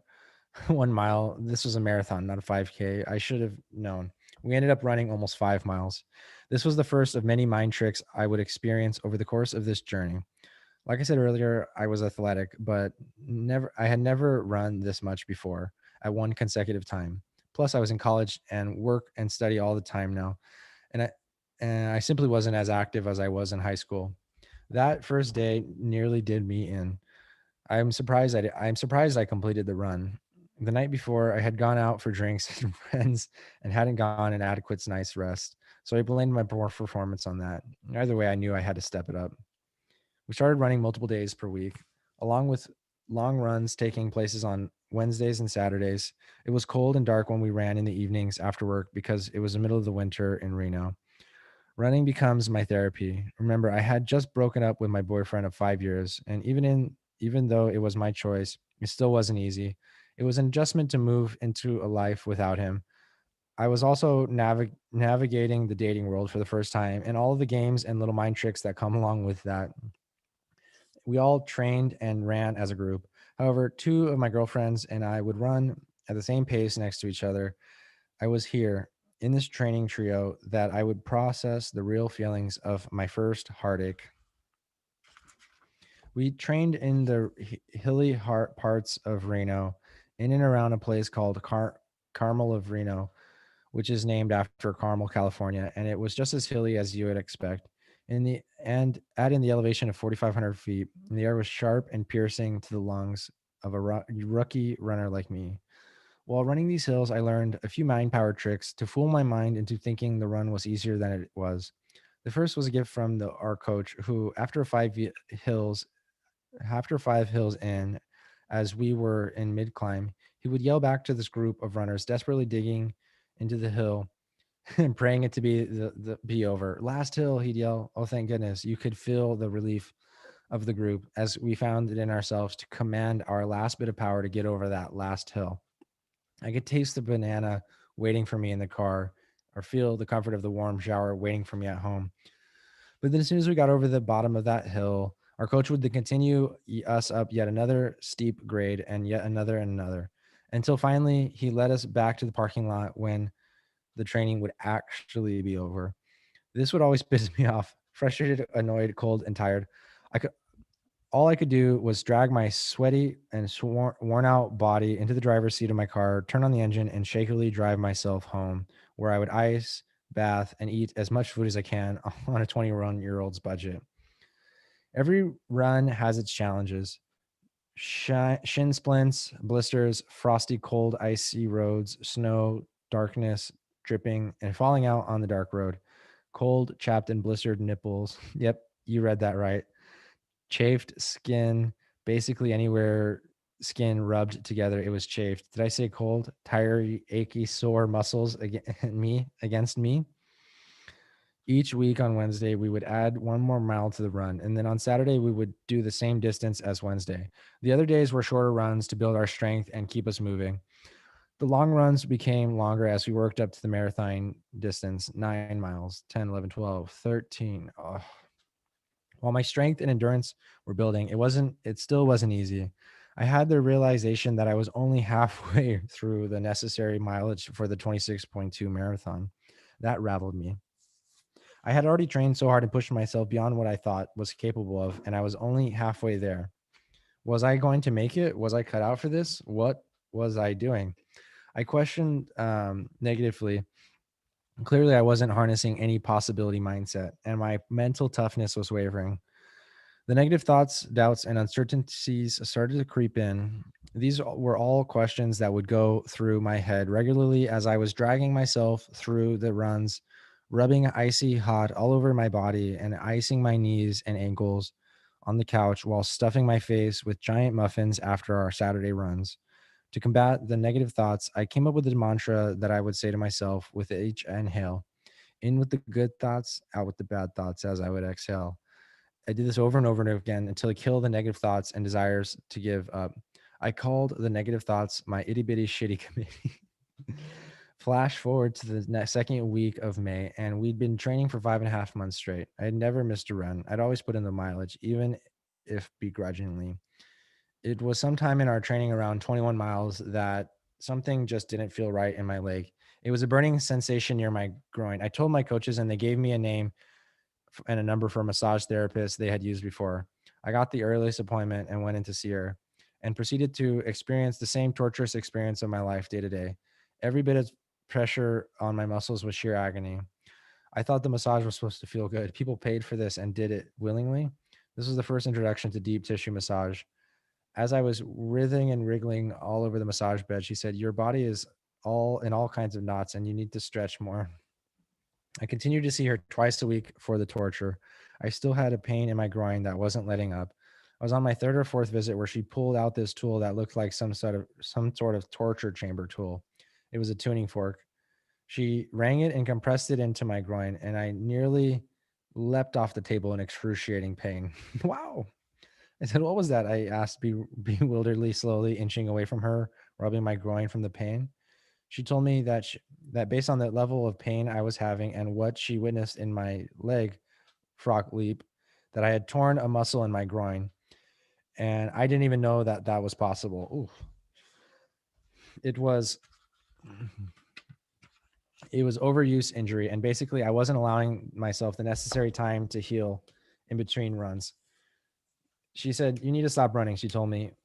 What? I exclaimed, "But I've been training for almost 6 months and I've raised all of this money. I can't stop now." She told me there would be other runs I could go on, but I can't. That there's other runs that I can go on, and that it really wasn't worth risking further damage to my body.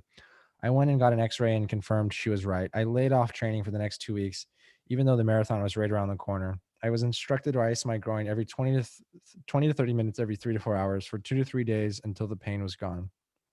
I was told by multiple people now that I shouldn't run the marathon. I disagreed. For 2 weeks while I was rehabbing my groin, I had stopped running. I went back and forth in my head about doing what I was told I should do versus doing what I felt like I had to do. I couldn't let it go. It was on June 3rd in 2001. The air was cool and humid, and there was a strong scent of BO in the air mixed with nervous adrenaline smell. It was 6 a.m., and thousands of men and women of all ages, shapes, and sizes were coiling up to the starting line of the streets in downtown San Diego. Everyone was bundled up due to the chill in the air, and they were constantly moving around to keep their body warm and calm their nerves. There's something about the start of a race, the anticipation, the nerves, and the excitement mixed with the fears and the pure insanity. I was there. I had decided to go through with it. Call it stubborn or stupid or both. I didn't care. All I cared about was finishing this run. I had come too far, invested too much time, blood, sweat, and tears through this training to not finish it. My best friend was next to me, and we looked at each other and said, "Let's do this." Our wave was up. Three, two, one, go. We jolted forward and careful not to run into any person in front of us. We started out, we started our pace and got our we started our pace and got our groove after the first 100 yards, and we settled in at a 12-minute mile pace. We weren't the slowest, but we weren't definitely the fastest. The only goal was to finish the marathon. After about 3 miles in, it happened. So much burning and unbearable pain in my left groin area, my torn muscle. Shit. I explained to my friend, "You go ahead. I need to stop for a minute. I got to get off the side of this race, damn it." I was so upset and distraught and downright pissed off. I'd come all this way, and now my body just wasn't having it. I sat there for 33 minutes, but it felt like an hour. I went through all the scenarios in my mind, going home or keep going. What would happen if I went home? And what would happen if I kept powered through and kept going? I didn't like the answer to the first question, so I knew what I had to do. I pulled some ibuprofen out of my running pack because, like it or not, it was going to be my best friend that day. I hopped back in the race and put on my game face. I started my mantra much earlier than I would. I had to do whatever it took. In with the good, out with the in with the good thoughts, out with the bad thoughts. I repeated this over and over to drown out the little voices in my head, and it reminded me of the pain I was in and the itty bitty shitty committee that was telling me I couldn't do it. Another mind power strategy I learned was to pick someone in the group ahead of me and focus on catching up with them. Now, remember, this is a marathon, not a sprint. So it takes a bit to get up to someone who's at a faster cadence than you. Then, once you catch them, though, the goal is to stay with them, then eventually pass them. I did this for a while, focusing on a girl in a fluorescent pink tank top. Before I knew it, I was at 10 miles. Whew, I'm doing it. It wasn't sexy. Heck, it wasn't even pretty, but I didn't care. I was making it through the race one way or another. I got it about 4.5 hours into the race, and somewhere around mile 18, I just couldn't run anymore. Did I hit the infamous wall that every long distance runner talks about? It wasn't from exhaustion or lack of mind power. I wasn't giving up, but my body was telling me to take it easy. I had pushed it now, and it was now pushing back. I had halted my jogging pace, and I started walking. This is one of the biggest defeats in a running race. You're supposed to run and not walk. So when runners are constantly passing you, it's a major hit to your ego. I started my mantra again: in with the good thoughts, out with the bad thoughts. Just keep focusing on the good thoughts. I walked for a long time. I picked up the pace and started jogging from time to time, but I couldn't do it for long. The amount of people was beginning to lessen around me. They were finishing the race, and I felt like I was failing. I wasn't going to finish. At one point in time, I just thought to I just thought to myself that I didn't want to I thought to myself that I didn't want to be swept, which is what happens after they give you 7 hours to finish the race. If you're not past a certain point at a certain time, they will sweep the race and you won't be able to finish. I picked up the pace and started to think of Tommy and all the things he had been through. And I began to think that I'm sure he would rather be in this agonizing pain if it only meant he could run one more time. I started to think of all the life he had missed out on and how he was so young, only a few years younger than me. Before I knew it, I was running at my usual pace. The pain was still there, but somehow I didn't care. I just kept running and running. I crossed the finish line at 6 hours and 7 minutes. I was over an hour off my time. I placed 12,589 out of 14,932. I didn't care. I finished. I started crying uncontrollably. That was the hardest thing I had ever done, and I did it. I hugged my friends and their family who had come to support us.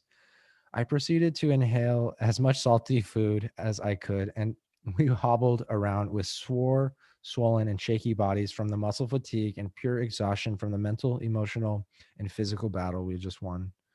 It took me a few weeks to recover. It didn't run. I didn't run for quite a while after the marathon. I wanted to let the muscle in my groin heal, though I didn't achieve the win I wanted, which was to run the marathon in under 5 hours. I experienced a bigger win than my stopwatch could register, which was moving my mindset from mentally soft to mentally tough. In with the good thoughts and out with the bad thoughts. Moving from a mentally soft to mentally tough mindset. In 2005, the National Science Foundation published an article showing the average person has 12,000 to 60,000 thoughts per day. Of those, 80% are negative and 95 are exactly the same repetitive thoughts as the day before. A whopping 80% of those were negative and 95% are the same repetitive thoughts as the day before. Wow. This should make you feel better to know that you're not alone. Also, remember that what we're actually predisposed that we're actually predisposed to think negatively. As we have mentioned before, this isn't rooted in our instinctual behaviors to survey our environments searching for threats. The problem is since thoughts become things and carry emotionally charged neurotransmitters and peptides to the rest of our body, of course, we don't want to think these negative thoughts. We just want to adjust our mindset to think more positively. In Dr. Joe Dispenza's book, Breaking the Habit of Being Yourself, he offers a great de-jargonized overview of the difference between the neurotransmitters and neuropeptides and how they affect your body. He also does a great job at explaining the power of thoughts we have on the body. Those are known as the cause and effect chemicals for the brain activity. The bodily function and these things can connect to, interact with, and influence the cell in a matter of milliseconds, he writes. Think of neurotransmitters as chemical messengers, primarily from the brain, and neuropeptides as chemical signalers that serve as a bridge between the body, brain, to make us feel the way we think. Dr. Joe Dispenza says we need to pay extra special attention to think greater than how we feel. Clearly, this this well explains how it's possible for thoughts to become things and our actions to have an impact on our bodies. So we should be able to adjust all the negative thoughts. So should we be able to just turn all the negative thoughts off with a switch? Right? Wrong. It's not that easy. It's possible through daily. It takes work, and you have to do it thought by thought. We know many positive thinkers who say things like don't give up or don't stop. The issue with this mind can't process negative thoughts. The issue is with this mind can't process negatives. The mind hears don't give up. The mind hears don't give up and the mind processes don't. So it really just hears give up. It doesn't process don't. So really just hears give up. Right. It's not work. No wonder it's not working. The mind doesn't process negatives. If we said to you, don't think of a blue cow, what do you immediately think about? A blue cow. You cannot not think about something without first thinking about it. Think about it. You likely thought about a blue cow first before you then even had the thought to not think about it. One. Oh yeah. And I bet you were definitely not thinking of a blue cow before we told you not to. You see how that works? Just as we advise our clients to ask, what do I want instead? They become aware of the unconscious creations of what they don't want. We have to pull out the weeds of what we don't want and plant the seeds for what we do want. We move from watering weeds to watering flowers when we continuously switch the channel to what we want instead. So don't give up can switch to stay persistence or keep going. In with the good thoughts, out with the bad thoughts, as I said to myself during the marathon. The mental toughness challenge. To toughen up your mental toughness and start mastering your mind power, refrain from using the affirmation, I'm not going to think about negative thoughts. your mind will hear, I'm going to think negative thoughts. And you'll continue to think as negative thoughts as you always do. Instead, get a small journal with you to keep with you and use a notes app on your phone. Whenever you notice a negative thought has arisen, write it down, then ask yourself, what do I want instead? Then cross out the negative thought and finally shift your focus to the positive one. This exercise will help you become hyper aware of the little negative nagging thoughts that are getting in the way of your greatness. We will give this challenge to all of our clients. A few examples include a negative thought, I don't want to fail. And question is, what do I want instead? I want to succeed. I want to win. Cross out the negative thought so you're left with the positive thought. A negative thought is, I'm scared. I don't know what to do next. The question is, what do I want instead? Switch to, I want to step out of my comfort zone and stretch myself. I may make mistakes, though, and that means I'm learning and growing. Cross out the negative thought so you're left with the positive thought. After doing this challenge for many weeks, one of our clients had many breakthroughs and experienced this after the battle we are all fighting is in the mind. Such a simple challenge, yet so impactful. Here's a mental toughness challenge for you guys. Okay, it's time for your challenge. Get a small journal to keep with you or use the notes app on your phone. Whenever you notice a negative thought has arisen, write it down. Then ask yourself, what do you want instead? Cross out the negative thought, focus on the new positive thought. What you focus on expands. Shifting from a negative thought to what you want instead is arguably the most critical mindset practice you can do to maximize your mental toughness simply because what you're focused on expands. Do this. Look around the space you're in now and look for something red. Find something red and focus on that one item. Now close your eyes and think about that something in your immediate space. I can't read while I'm closing my eyes, but now close your eyes and think about that something in your immediate space as blue with your eyes closed.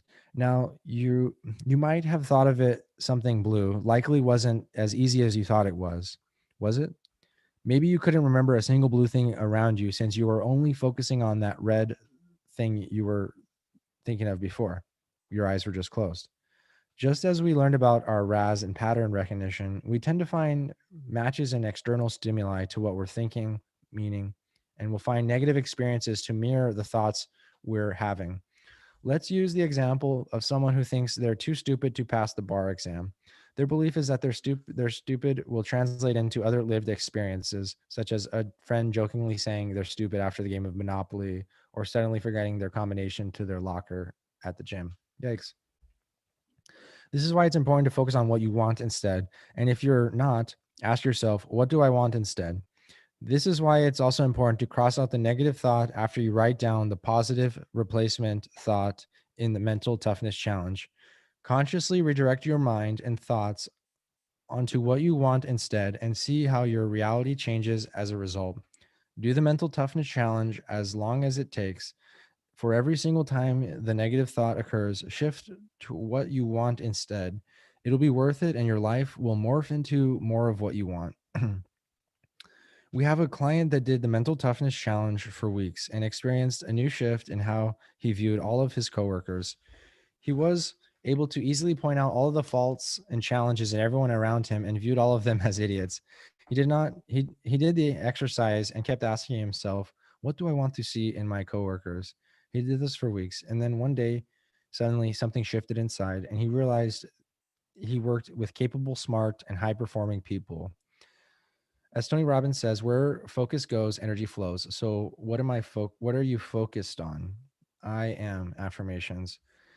In The Wizard Within, Dr. Al Krasner discusses all of the various things, positive versus negative, that we are suggesting to our unconscious mind and what exactly that is doing to Dr. Krasner was a famous therapist and hypnotherapist who taught people how to hypnotize themselves. Primarily, he helped people understand the roots of their negative self-talk. Since the body is like a robot designed to do what the mind tells it to do, this self-talk is what needs to be changed. There's a linguistic difference between the words I can and I am. That that help the efficacy of our autosuggestions go the extra mile. Efficacy of our, yeah. How do you say that word right there? Efficacy? Efficacy. Efficacy of our autosuggestions. Sorry.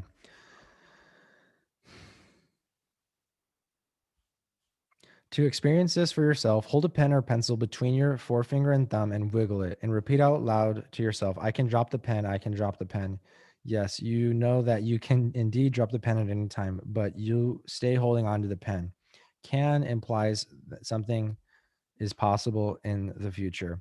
Now repeat the same action, wiggling the pen in the same figures, but this time recite out loud, I am dropping the pen, I am dropping the pen. You'll likely drop it is just as you said it, or feel the momentary, or feel it slip momentarily between your fingers. I am is more powerful than I can. Am implies action in the present moment. So we must slow down the process of what's going on in our thinking so we can see where we can switch can into am. One of our clients wanted to lose weight. She was telling herself she is an affirmation every day. I can be at my ideal weight. Yes, this is true. She can do this at some point. When we suggested switch it to I am at my optimal weight right now, it became a strong affirmation and autosuggestion to the unconscious mind. It also states that it states it as if it's already happened, which is something that we'll talk about more when it comes to setting goals. If you've been if you've been thinking to yourself, I am stupid, I am lazy, these are lethally powerful negative affirmations. Once you can catch yourself and ask yourself, what do I want instead? Then you can make the necessary changes. I am bright. I am motivated. They must be switched to something positive. I can pass the bar exam is a great affirmation, but it won't stand against an affirmed statement like I am reading this book. I am passing the bar exam. See, I can't even. I've been thinking it like I've been having to psych myself up for this. I am going to read this book from cover to cover. In with the good thoughts and out with the bad thoughts. What can you think this was as I was being tested more than I ever was before? Running a marathon with a torn muscle in my groin is an example of an affirmation. Here are some of my favorite affirmations we use every single day. Every day in every way, I'm getting better and better. I am totally healthy. I am totally strong. You can feel free to borrow these exact affirmations. They absolutely work. Mental toughness state, peripheral vision. We love to teach mental toughness state, i.e., peripheral vision, to our clients because it helps them zone in on what they're working on while also being in a calm and focused state. It also helps them to be relaxed. They find they have more energy throughout the day while also staying calm and cool headed. A good friend of ours who is a neuroscientist calls this special flow state peaceful aliveness. Peripheral vision is the expanded outer part of your vision. This is wider than the foreveal vision, which is the center of the field of our vision, where we have the highest visual acuity. Foreveal vision, foveal vision is what we use when we're looking at our phone, computer, or reading a book. It is the more narrow, focused part of our vision. Peripheral vision is expanded part of our vision. It's also focused. It's also a focused zone utilized for creative problem solving, and it opens up our thinking to other options. Ever wondered why the creative types and also executives are always looking up something while they're looking up while they're thinking? They're in peripheral vision. Hmm. It widens beyond the center of the field of vision to our periphery, like its name suggests. Briefly look up from this page and put your focus on what's either on the side of your head or right to the side or the left without actually turning your head. This is the peripheral part of your vision. We like to call this the peripheral vision, the mental toughness state or the mind power state or the high performance state because of its benefits. To begin, pick a spot on the wall at eye level in front of you while keeping your head straight ahead. For instance, where the wall meets the ceiling, if you're far enough away, you can look up comfortably at without lifting your chin. Look at the spot for a few moments and allow your vision to open up, your awareness to expand. Let your eyes relax while focusing on the chosen spot. Keep your eyes looking at that spot while you notice the peripheral part of your vision open up. You can test to make sure you're in the peripheral vision by putting both your arms up like a football goalpost next to your head, lateral to your ears. Turn your palms inward so that they're facing your head and wiggling and gently wiggling your fingers. Can you see them while you're looking at that spot? If so, you are in peripheral vision. If not, adjust accordingly so that you can see your fingers wiggling in your periphery. The eye is a muscle, so you may need to practice every day until your peripheral vision opens up.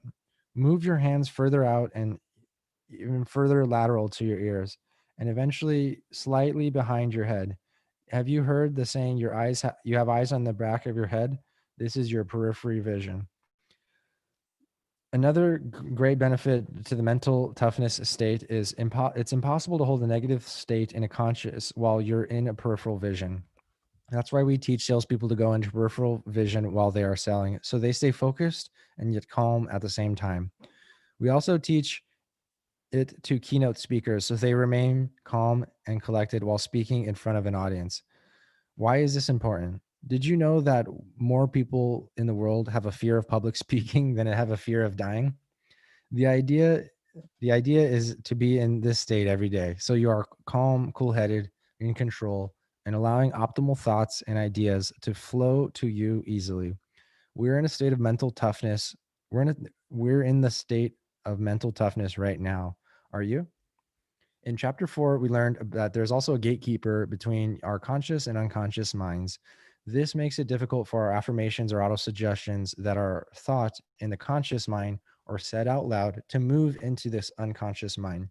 To bypass this gatekeeper, you can go into the mental toughness state and then listen to or recite your affirmations or autosuggestions or read a book from start to finish. Now they will be moved beyond your gatekeeper and go directly into your unconscious mind.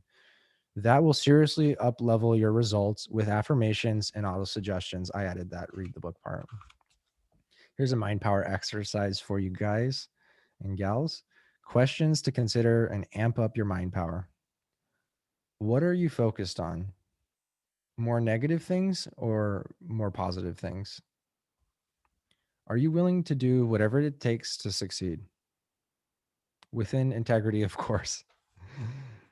What are your limits that you need to push through in order to level up? Thanks for hanging in there, guys. Chapter 6, creating emotional resilience. Stefan, you need to turn around and hug your demons. When I was 16, I started living by myself. Promptly, my whole world took a serious turn into the unknown. My mom had moved back to France many years before when I was about 4 years old. My brother was long gone and off to college. My dad, well, he was on the back end of another failed marriage. He said one night, Steph, I need to go away for a while. I raised you tough, though, so you'll be fine. He was gone the next morning. What the fuck? WTF. I was still in high school still, though I was preparing within a couple years to fly to leave the coop and fly off to college. This seemed a bit premature and early. Fear rolled over my body. I've never been so effing scared in my life. Where the heck was he going? Why is he leaving me all alone as a 16-year-old? In my mind, it was all about me. The reality was, it wasn't all about me. It's just what he needed to do.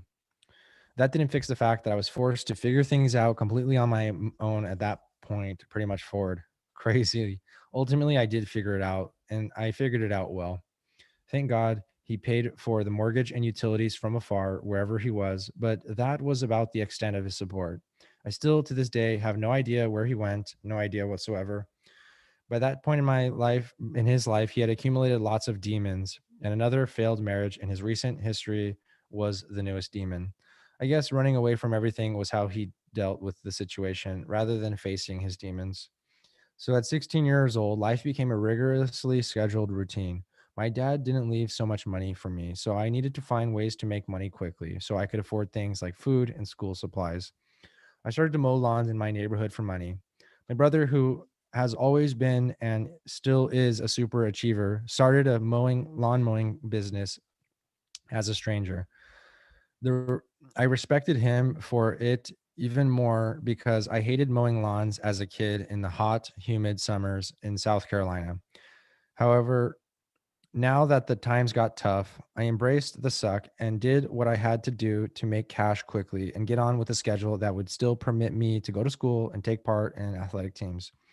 I was no stranger to hard work, so in a way, I was more prepared for this challenge at 16 than most would be. My dad was extremely hard worker from the old country. As a European transplant aiming to make his own life in the new world in America, this is where my brother and I would learn relentless hard work ethic and stick to itness. My dad ran a textile machinery spare parts business out of our home when I was growing up. Our living room was filled with office desks and phone lines, and our two-car garage was converted to a warehouse packed with shelves of textile parts.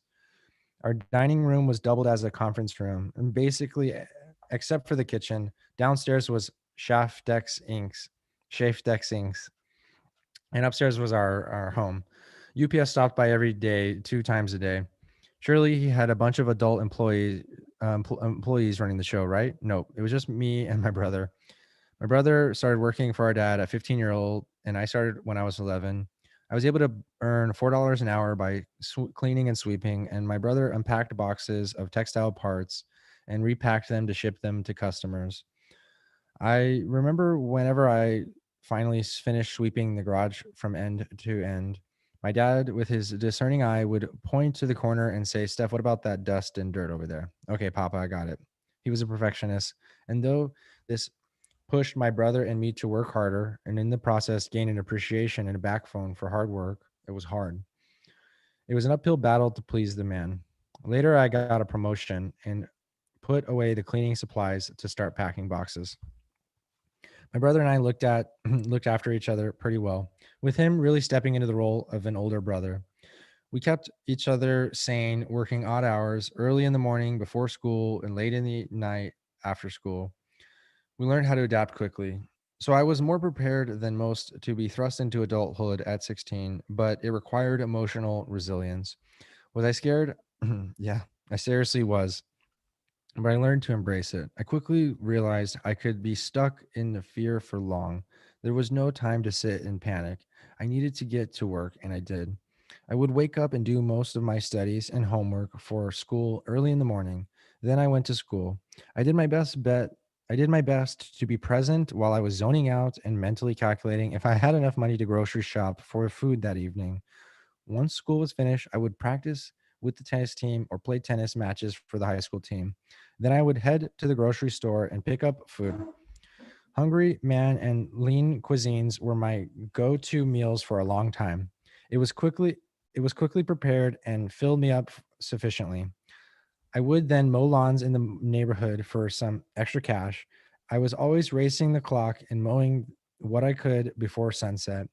After that, I would cram some food down my throat before studying until I fell asleep with my face literally in the books. By the way, learning through osmosis with your head on a textbook doesn't work. I tried it. Too many nights to remember. Then on weekends, I would start work at the Marriott kitchen in the morning, 4 a.m. wake up, and a 5 a.m. start on site in the hotel room kitchen, washing dishes and ultimately cooking breakfast buffet food while the head chef went out for smoke breaks, which got longer and longer, from 15 minutes sometimes up to an hour or two. Then I'd be back home by noon to mow some grass. What did all of this take? Massive emotional resilience.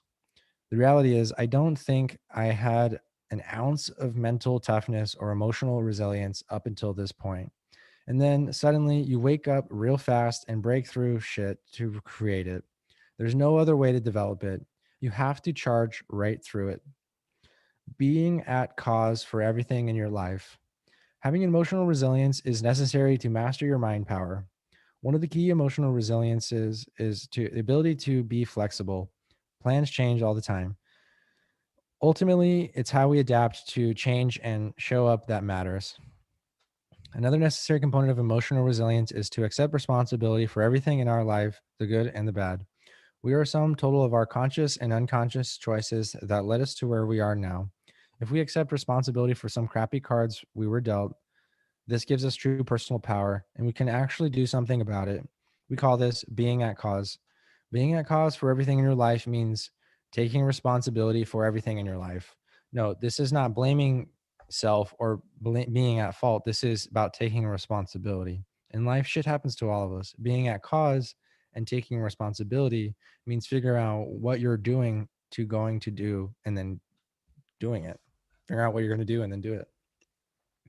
If we chose to be at the effect of someone or something in our life and we blame all of our problems on other people, we won't be able to do anything about it. We're actually giving our power away, leaving us helpless, playing the victim. We need to stop griping and whining and blaming the world for all of our problems. This was tough to learn at 16, but once I learned it, it stuck with me for the rest of my life, and it will continue to. I couldn't choose the cards I was dealt when my dad left me all alone, but I could choose how I continued from down there. My dream was to go to Dartmouth College, and I made the grades to secure acceptance. I ultimately decided to go on University of South Carolina after applying for every scholarship I could find. I took out a financial loan and got scholarship for the other half of my tuition. Then I was working at least 2 jobs just to cover my school life. In an off-campus nutrition store and in a recreation smoothie shack, various restaurants, an internship at Merrill Lynch, you name it. It's not about what happens, it's about what you do next. It's not all, yeah. So I stepped up, as many people would do. It's the only way to go. And we believe taking responsibility for our life means being at cause for everything in our life. Speaking of being at cause for everything in our life, another way you can do this is by taking responsibility for your unconscious patterns in your life. This also creates emotional resilience. Like with our client Lucas and his pattern of getting fired again and again, being emotionally resilient bring means we bring all limiting unconscious elements into conscious awareness and change our behaviors and our life experiences for the better. Once Lucas recognized how his unconscious memories and his father always getting fired were creating his conscious reality, he decided to change his experience by shifting those unconscious beliefs. We worked with him 10 years ago, but recently spoke to him to see how he's doing. And he's been at the same company for the last 10 years. And he has even been promoted several times. He was never fired again after we discovered his running parachute and snipped it. Just as we asked Lucas how he created his life circumstances, we'll ask you the same. Think of everything that is bothering you right now, where you feel stuck, and where you aren't performing your best, your relationship, financial problems, or whatever it is you want to be. How did you consciously or unconsciously create this experience in your life? This question is not meant to point fingers or place blame for the creation, quite the opposite actually. Instead, getting to know your unconscious, identifying how you learned what you've been suppressing and how you've been consequently been creating similar circumstances are all part of the important task of empowering yourself. Rather than taking blame, it's about taking responsibility for everything, which is one of the most important steps we can ever take. I've had mental health professionals whom they've told me home alone at 16 years old. Story says that most people in my shoes would end up on Skid Row. No way. I chose to take responsibility, and rather than gripe and moan about my circumstances, I decided to find the silver lining in the dark cloud and look at the whole experience as an early rite of passage that would make me stronger. And then I got to work. It's about grit. It's about mental toughness. It's about emotional resilience. We could all use a little more grit, toughness, and a resilience these days, don't you think? Are you with us? Here's a mind power exercise for you guys. Questions to consider and amp up your mind power. Are you at cause for everything in your life? Are you taking responsibility for everything in your life? And do you have emotional resilience to embrace the suck? Find the silver lining. How did I get through the darkest hours while living on my own at age 16? Aside from being at cause and taking responsibility for myself and my life, I also leaned heavily on a powerful mindset known as finding the silver lining. Finding the silver lining means you are looking for the hopeful side of a situation that might seem dark and gloomy on the surface. It comes from the common expression, every cloud has a silver lining. This is the ability to find positive aspects within even the worst events or situations in our lives. It's an important exercise to create emotional resilience. Technically, I reframed my experience and chose to see it as a positive one rather than dwelling on the negative aspects of the whole situation. Per Wikipedia, cognitive reframing is a psychological technique that consists of identifying and then changing the way situations, experiences, events, ideas, and or emotions are viewed. Reframing the situation, I said, what if this unfortunate turn of events is what's necessary for me to create the success I want to achieve? This event is making me stronger mentally and emotionally. The whole situation is an opportunity for me to have the resilience to outperform everyone around me. I changed the plot in my whole life story by positively reframing it. I decided not to focus on how horrible it was. Instead, I decided to find the silver lining and how this situation was toughening me up and making me better. We can always find the silver lining. You just have to redirect your focus to do so. Remember, in chapter 2, we said approximately 40 million bits of information is coming at you every second, and your conscious mind can only process 40 of those bits every second. At first glance, that might seem overwhelming, but it actually means something exciting, sheer opportunity. In any given second, you can choose a different 40 bits per second above the circumstances or events around you rather than the ones you've been seeing. That's at least a that's at least a million other possibilities of how you can view any situation other than how you're viewing it now. My dad helped me to find the silver lining to a dark cloud one day when I was about 10 years old. I was upset because it was raining that day, and the weather forecast said it was going to be rain for the next 7 days. I loved playing outside sports, building forts, and exploring on my bike. This weather system was putting a damper on the situation, literally and figuratively. One thing to know is that at the same time, I was struggling with allergies from all the greenery in Greenville, South Carolina. My dad saw me down and out and then delivered a masterful statement that helped me find the silver lining instantly. He said in his thick Swiss accent, Steph, the good news is that all of this rain will wash away all the pollen from the air and help you to breathe easier.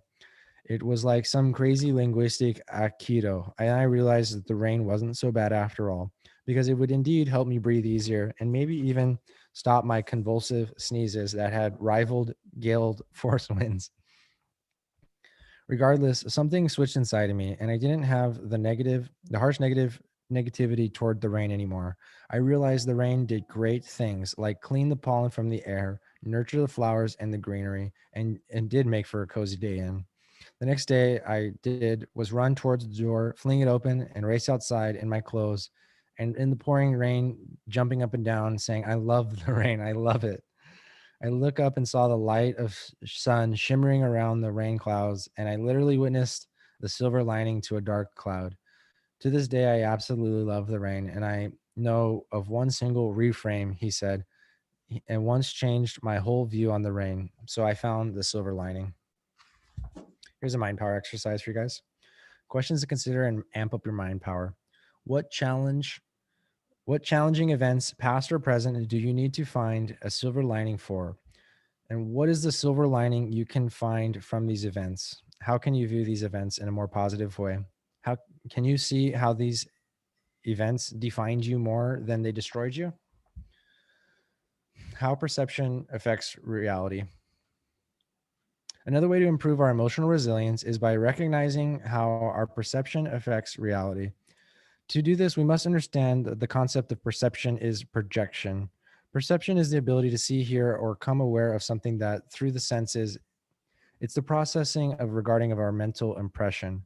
A projection is a presentation or promotion of something and a mental image that extends outwards. When we say perception is projection, we mean that our perception affects our reality because what we see in the world around us is actually what we're projecting from our unconscious mind.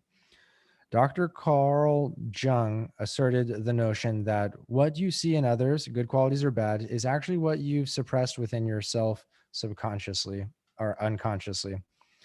On one hand, this means that when you admire something in someone else, it's because you have it within you, such as when Shay admired the coaching capability I had before we began Success Training Co.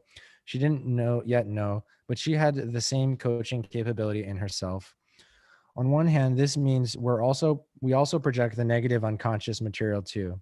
When we're annoyed with our partner, a friend, a family member, or coworker, it's worthwhile to take a step back and aim to learn from the situation rather than to keep pointing fingers. Speaking of, have you ever heard the saying, when you're pointing the finger at someone else, three fingers are pointed right back at you? Or how about the saying, the pot is calling the kettle black?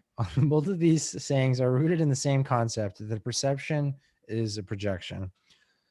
And as said by Jennifer Kunst, PhD, in her article Psychology Today, titled Three Fingers Pointing Back to You, the fancy psychoanalytic term for this unconscious process is projective identification.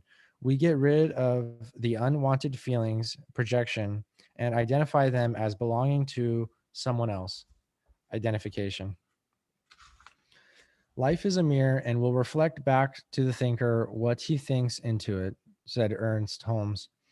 If we don't like someone or don't care for someone's characteristics, we may get negatively charged about it.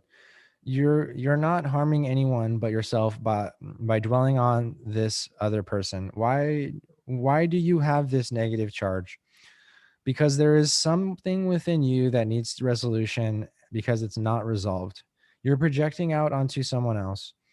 According to Dr. Jung, we project what we've suppressed onto other people we love the most. How do we know when there is a projection to work on? Well, a telltale sign is when you obsess over something with immense negative emotion and likely even lose sleep over it because you're tossing and turning and stewing about it every night. You have a charge about the situation. Want to know how to resolve that charge? We ask ourselves, where else in my life am I doing the same behavior or something similar to someone else or possibly even myself? An example in my own life was at a time when I was up for a promotion in the corporate world. My manager at the time didn't approve of the promotion. I was so pissed off, I lost sleep over it, and I obsessed over how much of a jerk, not the word I used back then, he was for not letting me level up. Finally asked myself, where else in my life am I doing this same behavior to someone else or possibly even to myself? And the light bulb went off immediately.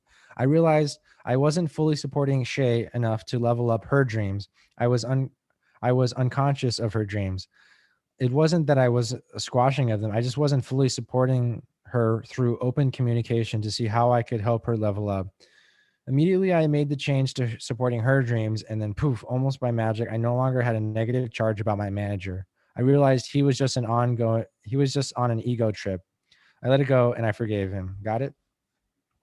Another example, one of our clients thought of herself as a particularly motivated, ambitious, and focused individual. Her partner was not all at like this. Rather, he was more of a homemaker, which is what made them a great team. Sometimes his lack of motivation or ambition began to bother her. She seriously started losing sleep over it, which is once again a classic sign it's a projection to work on. After learning perception is projection, she realized her annoyance with his lack of motivation was actually her annoyance with her lack of motivation. She would go through periods where she wouldn't be as focused or as hardworking as she was usually. And rather than noticing this within herself and fixing it, she would project it onto her partner. Once she learned this dynamic, she stopped herself in her tracks. When the same annoyance would come up again, she would recognize how she was at cause for her annoyance, and she would choose what she wanted instead to get back her motivation and focus and love her partner for who he is. Get it? Most people brew and stew over this stuff for days, weeks, or months. That is the opposite of emotional resilience. Once you start to realize how your perception is affecting your reality, you can pay close attention to the projection and then discover it within yourself what you need to resolve that will then cause you to no longer project onto the other person. That is emotional resilience. Here's another thing that about interacting with people. We believe we can learn something about from everyone. Whether we like them or not. The late Jim Rohn talked about the importance of learning by example and learning by warning. He often expressed that every individual you meet is a gift because you can learn from them no matter what. If you don't like someone's behavior, you could decide to do the opposite, learning by warning. If you did like someone's behavior, you could learn to model it and do as they do, learning by example. Now that's emotional resilience to the max. One final thing on the topic of other people. We believe the best way to change others is to change ourselves. Technically, we're not changing the other person, by the way. We're just changing the way we view them. Remember, we find the silver lining. Yes, we can do this with the same process with people as well. At any given second, you can choose different 40 bits per second of people around you. So choose your 40 bits wisely. And remember, what you focus on expands. So if you keep looking at the negative qualities of someone,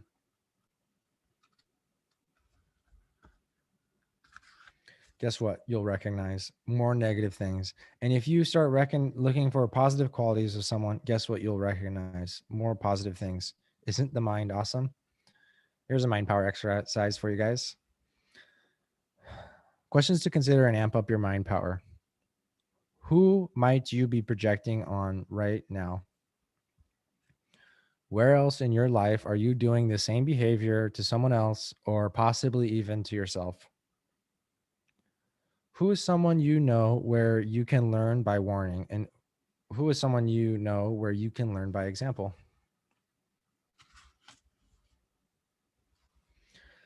Look where we're at. This is where we're at. Beware of crabs. Okay. In the previous section, we mastered the ability to see the positive in others and learn from every interaction we have. But sometimes in life, a crab is a crab. You need to just figure out to break free from those crabs and let them go. I was about 17 years old on a 17-foot Boston whaler in the intercoastal waterway between North Carolina and Wrightsville Beach with Charles, my step grandfather. He was a true seaman, a boating expert and a fishing expert. He was also wise. On this particular day, he taught me a lesson that I wouldn't fully understand until my adult years. You ready to learn how to go crabbing, Steph? Charles asked me. We were cruising over the water when we suddenly stopped at a bouncing buoy in an ocean. A small football shaped piece of styrofoam was bouncing up and down. We anchored right there. Charles began to pull the buoy and the chain connected to it, and suddenly a huge cube metal cage emerged out of the water full of crabs. He brought it into the boat. All right, Steph, pull out a crab and put it in this bucket, Charles said as he pointed out a 5-gallon bucket next to me in the boat. I was a little freaked out looking at all those crabs with their snapping claws. Charles recommended I grab a crab from behind by the body so they couldn't snap and pinch my fingers. So, with trepidation, I went in for my first crab. I successfully grabbed the crab and I carefully placed it in the bucket. My confidence was boosted and I broke through the irrational fear that one of my fingers would get snipped off. Crazy, I know, but I was 7 and I went into the cage again. I successfully grabbed a crab, but to my surprise, as I went to place it in the bucket, the first crab was already climbing out of the bucket. Crap, I yelled.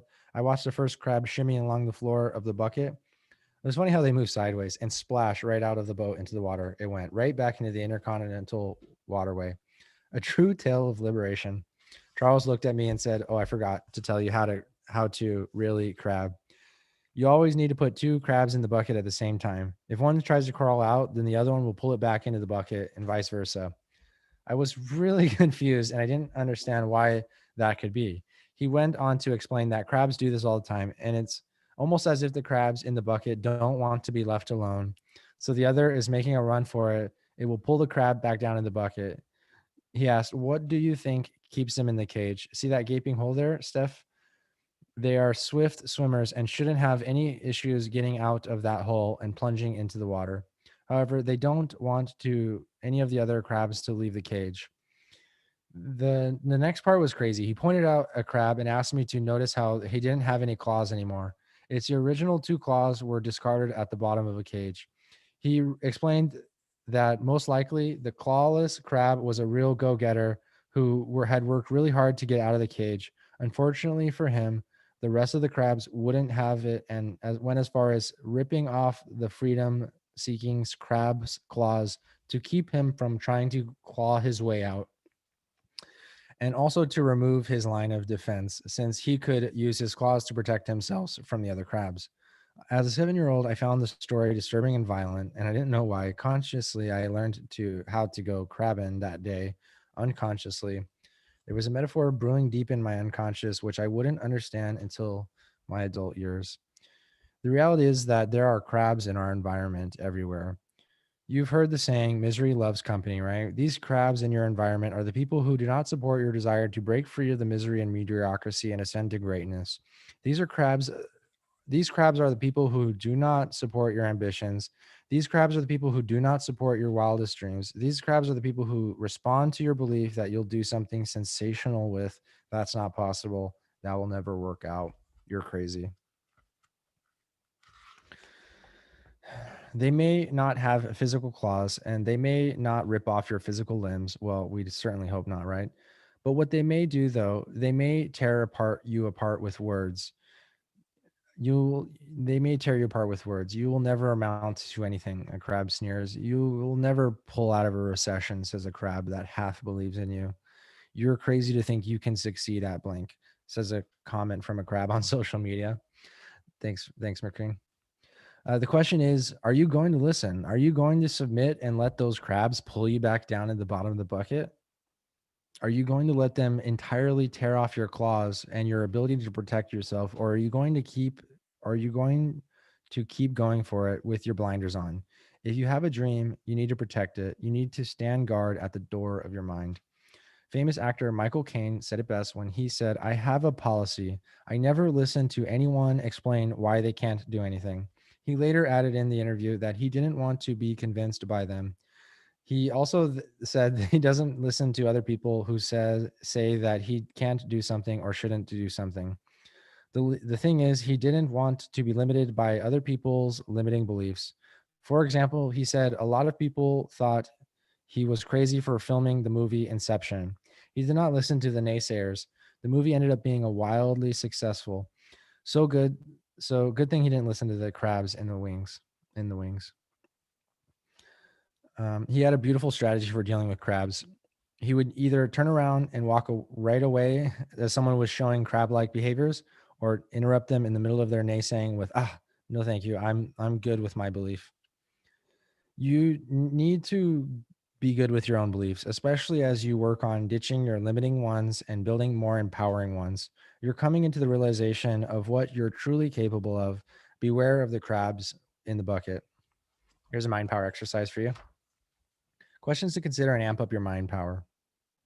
Who are the crabs in your environment? How are they potentially limiting you with their limiting beliefs? And what is the strategy you are going to use to protect your mind and dreams? The Emotional Resilience Challenge. True emotional resilience begins when we start going inside ourselves and digging deep to find our running parachutes. A good friend of ours had such a powerful quote that he learned from one of his teachers. To create real emotional resilience, you need to create around and hug your demons. You need to turn around and hug your demons. This means first willing to discover what's holding you back so that you can take your life, career, and whatever you want to the next level. First, you must embrace the fact that the running parachutes are there. Finally, decide how you want to think, feel, and behave instead. We often ask our clients challenging questions during their coaching process, all of the purpose, all for the purpose of massive growth and transformation. This also assists our clients to get comfortable with being uncomfortable so that they can smoothly leap out of their comfort zone. We give all of our clients 10 powerful questions to journal on to assist them to turn around and hug their demons. We call this the Emotional Resilience Challenge. Here are the deep dive questions we suggest you journal on. Number one, how can I produce more results? Example, make more money, improve my health in less time. Number two, what beliefs do I need to let go of in order to achieve my goals and outcomes? Number three, what new beliefs must I adopt to achieve my goals and outcomes? Number four, who do I need to let go of to achieve my goals, both myself and others? Or, yeah, Who do I need to become, number 5, in order to achieve my goals and outcomes? Number 6, what habits do I need to let go of in order to achieve my goals and outcomes? 7, what do I need to be doing to achieve my goals and outcomes? And number 8, what do I have little of and want more of? Or number 9, is what I'm doing right now on a daily basis assisting me to achieve my goals? Number 10, what I'm doing right now on a daily basis in alignment with what a millionaire and billionaire would be doing? Christine was a client of ours who journaled on these questions. Note, she didn't do fancy journaling with little cute doodles, nor did she even type up the answers. It didn't take her weeks of hard work and consideration. One Sunday afternoon, she simply sat down on her living room couch with a piece of paper and a pen and answered every single question. She had a lot of questions and uncertainties about her future in the career category. What was the cause of her being stuck? What was the cause of her not creating the success she wanted? Deep down, she knew something was there, though she had no clue of what it was. So these questions were timely and did just the trick. While completing the emotional resilience challenge, Christine said that she felt a sizable release as she moved through the process of reflecting on each question and writing down each response. Ultimately, she gained such clarity by doing this exercise that she massively pivoted her business and within a year grew a 300,000 business into $1 million business. To this day, she gives credit to this exercise for being the defining moment to force her to wake up to her mental and emotional barriers. Sometimes just taking a moment to pause and discover your mental and emotional barriers is what is necessary to begin the growth process. It's easier than you think and guaranteed to be impactful when you turn around and hug your demons. The first step towards change is awareness. The second step is acceptance, said Nathaniel Branden, a writer well known for his work in the psychology of self-esteem and emotional resilience. Zig Ziglar said, "The first step in solving a problem is to recognize that it does exist." Okay, now it's your turn. Enjoy the process. Pull out a piece of paper and something to write with, and then get to work and turn around and hug your inner demons. Here's the emotional resilience challenge for you guys. Okay, so now it's time to answer the challenge questions, a journal on these questions. How can I produce more results? Yeah, these are the 10 questions. How can I produce more results? Example, make more money and improve my health in less time. What beliefs do I need to let go of to achieve my goals and outcomes? What beliefs must I adopt to achieve my goals and outcomes? What new beliefs? Yeah. What do I need to let go of in order to achieve my goals? What do I need to become in order to achieve my goals? What habits do I need to let go of in order to achieve my goals? What do I need to be doing in order to achieve my goals? What do I have little of and want more of? Is what I'm doing right now on a daily basis assisting me to achieve these goals? Is what I'm doing right now on a daily basis in alignment with what a millionaire and a billionaire would be doing? Chapter 7, The Mindset Reset. Shaylee. Breath is the link between the body and the mind. While I was still on a high from finishing the marathon and giving my body the time it so needed to heal, I was hit with unexpected upset. About a month prior, I had graduated from college with a degree in graphic design. I was hired at a full time with a great salary and benefits at the dot com company that I had been interning at for the previous 2 years. The company and the position I had been promoted to was the absolute dream scenario. I was on top of the world. Everything was coming together that I had worked so hard for. All of the late nights, or should I say early mornings, until 2 or 3 a.m., perfecting my design projects after training for the marathon in the evenings, had finally paid off and I had made it. This company's setup mimicked what I had imagined working at the Google campus to be like. We were in a snazzy building with a bunch of young, fun, quirky people looking to make their mark on the world. There was a big full-size basketball court in the warehouse used at will, a ping pong table, nap room, a cafe with a daily breakfast, and a barista on site. Full gym and a locker room with showers, weekly yoga classes, massage therapists, and a 4 o'clock Fridays. Oh, and I can't forget the contest that featured prizes and perks like fully hosted, catered charter trip to the Bay Area to watch San Francisco Giants game at Pac Bell Stadium. During the game, the executive team had to run to get the staff hot dogs and beers and our beck and call. Oh my gosh, that's hilarious. During the game, the executive team had to run and get hot dogs and beers. That's funny. It felt like a dream until it became a nightmare. In 2001, 2001 hit. As the dot-com bubble burst, so did my newly sparkly, shiny position. I was let go in a round of layoffs just a month after getting hired full-time. Some would say, no big deal. You're barely 22 and you have a world of opportunity ahead of you. That's not how it felt. It felt like I was being punched in the gut and the wind was knocked out of me. I couldn't imagine working for another company. The team I had worked with had built such camaraderie. The mentors who had trained me up from an intern to the junior designer were some of the best in the field. We were a family, and it felt like it had been perfect. It took me a little bit of time. However, I realized I had to embrace the suck and figure out what's next. Life goes on. My best friend's sister, Michelle, had just moved up to beautiful Lake Tahoe, just an hour outside of Reno. The three of us had previously lived there before I got laid off. She would tell me about these adventurous mountain bike rides she would go on during the middle of the week and with a group of her new friends, her new guy friends. It sounded so exciting and fun, just what I needed. I wasn't currently working and I could really use a mindset reset.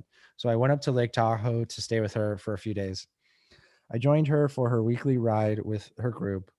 While we were riding on an intense trail aptly named Mr. Toad's Wild Ride, I enjoyed the wind through my hair, the sun rays danced through the trees, the sharp smell of pine and sage in the cool mountain air, and the fun of challenging and winding over around the boulders. I realized this was where I needed to be. So I began to reflect on all the thoughts that started racing through my head started down as I was darting down the trail. What if getting laid off wasn't such a bad thing? What if I moved to Tahoe? Why not? What was keeping me from doing so? I didn't have a job. I didn't have a boyfriend, and I was currently living at my parents' house. Nothing tied me to my current life. It was something to consider. And the next pit stop, where we would take a quick break to scarf down a granola bar and chug some water, I opened my mouth and acted on a 20 seconds of courage and blurted out, "Hey, what does anyone know about someone looking for a roommate?" Keep in mind, I had just met all of these people, a group of guys, and only 45 minutes prior to the start of the ride. That's how it was in Tahoe. The people meeting people and just hanging out, enjoying activities. My friend shot a surprised look over at me with a grin on her face. She was renting a room from a local firefighter and was nicely set up. A tall, thin guy with a ponytail and a bearded named Scott piped up and said, "Yeah, actually, I am." He mentioned he was having a barbecue that evening and told me to come stop by so I could check out the place and we could chat and see if it would be a good fit. What do you know? That was easy, easier than I expected. Michelle and I went to the barbecue at Scott's house that night, and he was super nice, 10 years older than me, a manager at a local restaurant, and just the kind of guy that looked out for everyone. His place was lovely, and the rent was even nicer. "I could totally do this," I said to Michelle, "but I don't have a job, so how am I going to pay for this?" Michelle told me about a popular restaurant on the lake that was always hiring young people during the summer. It sounded like a good idea, except I had no experience working at a restaurant, and I figured I'd learn out as I went along. So I packed my stuff from my parents' house and made the big move up to Tahoe within a week. The next day, I had an interview with one of the most popular restaurants on the lake. As I parked my car at the end of the overflowing parking lot, I started walking up to the restaurant. I felt my heart begin to race, and my face was starting to flush a deep, hot red. I was nervous. This was so outside of my comfort zone. I had to make this happen.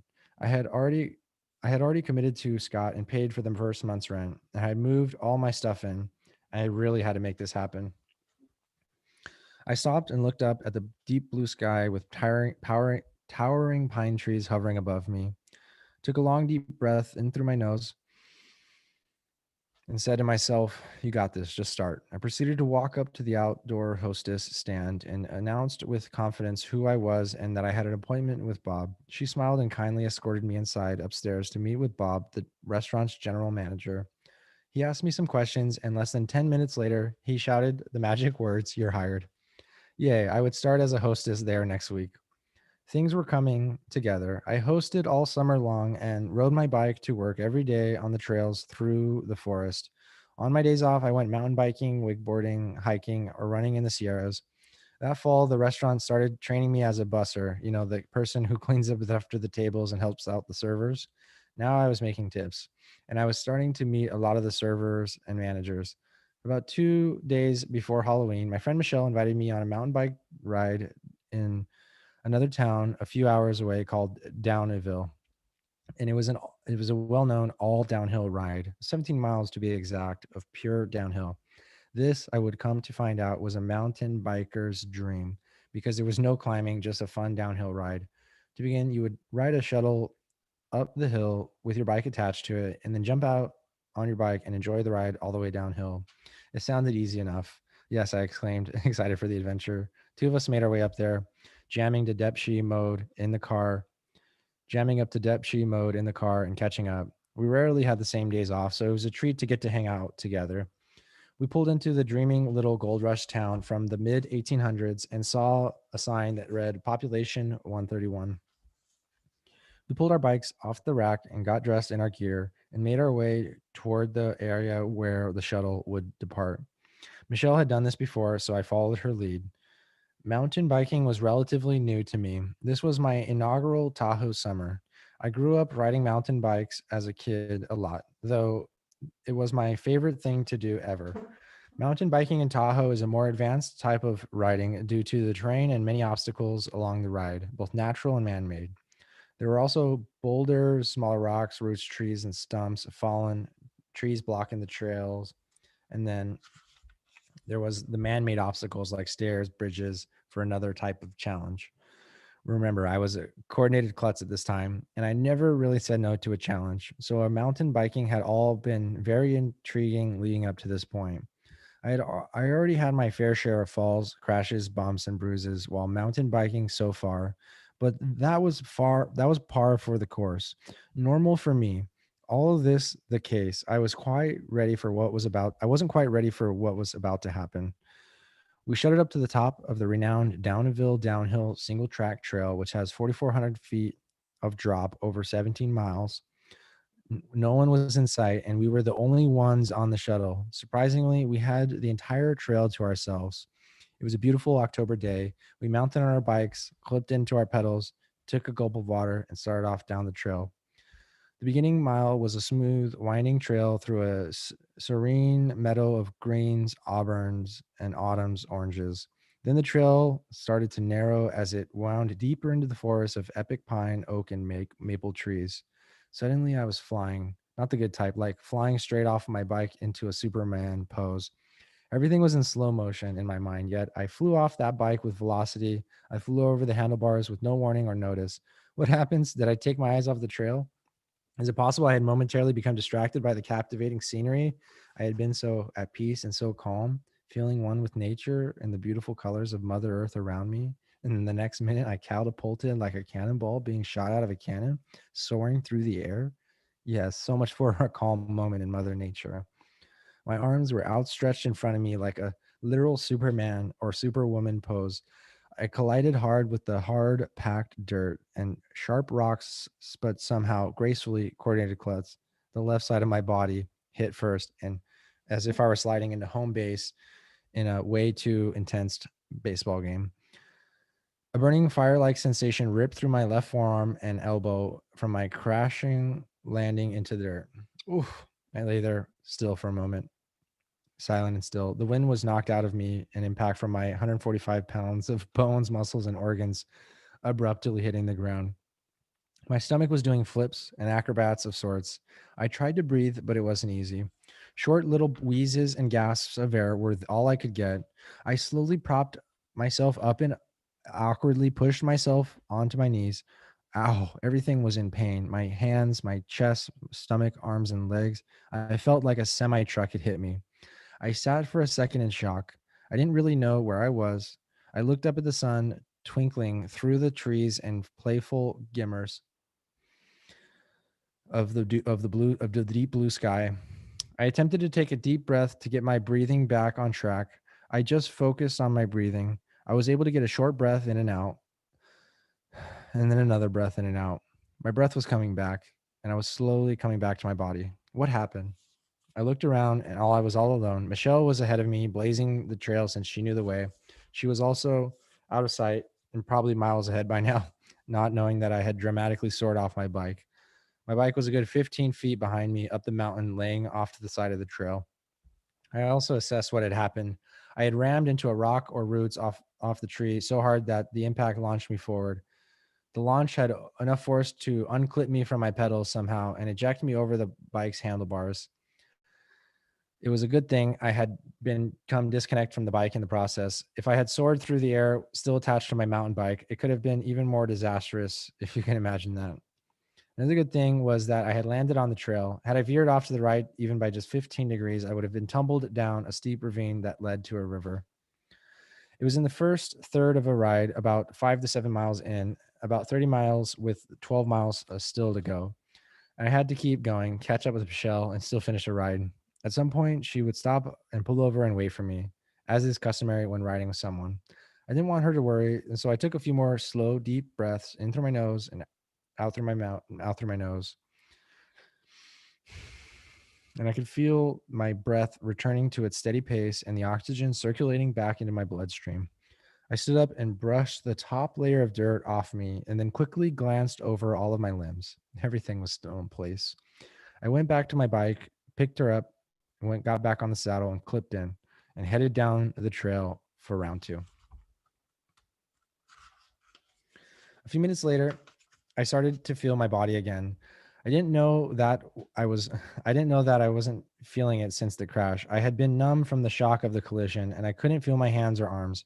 I realized my body had been in shock for my protection. Suddenly, as the pain was coming back to my body, every bump, shake, wiggly jolt, and vibration from the riding of the terrain shot up the handlebars straight into my left forearm and elbow. I could barely even grip the handlebars. They were stiff and sore from scraping in the dirt. Even through my gloves, I somehow got scrapes and cuts from the gravel and dirt. My left side of my body, and especially my left thigh, where I had made the first impact with the ground, was achy. My legs felt like they were filled with lead. Wow. The, le- the feeling in my left elbow was staggering. Yikes, did I break something? Am I going to make it to the end of this ride? What was that feeling? I had never had felt something like that before.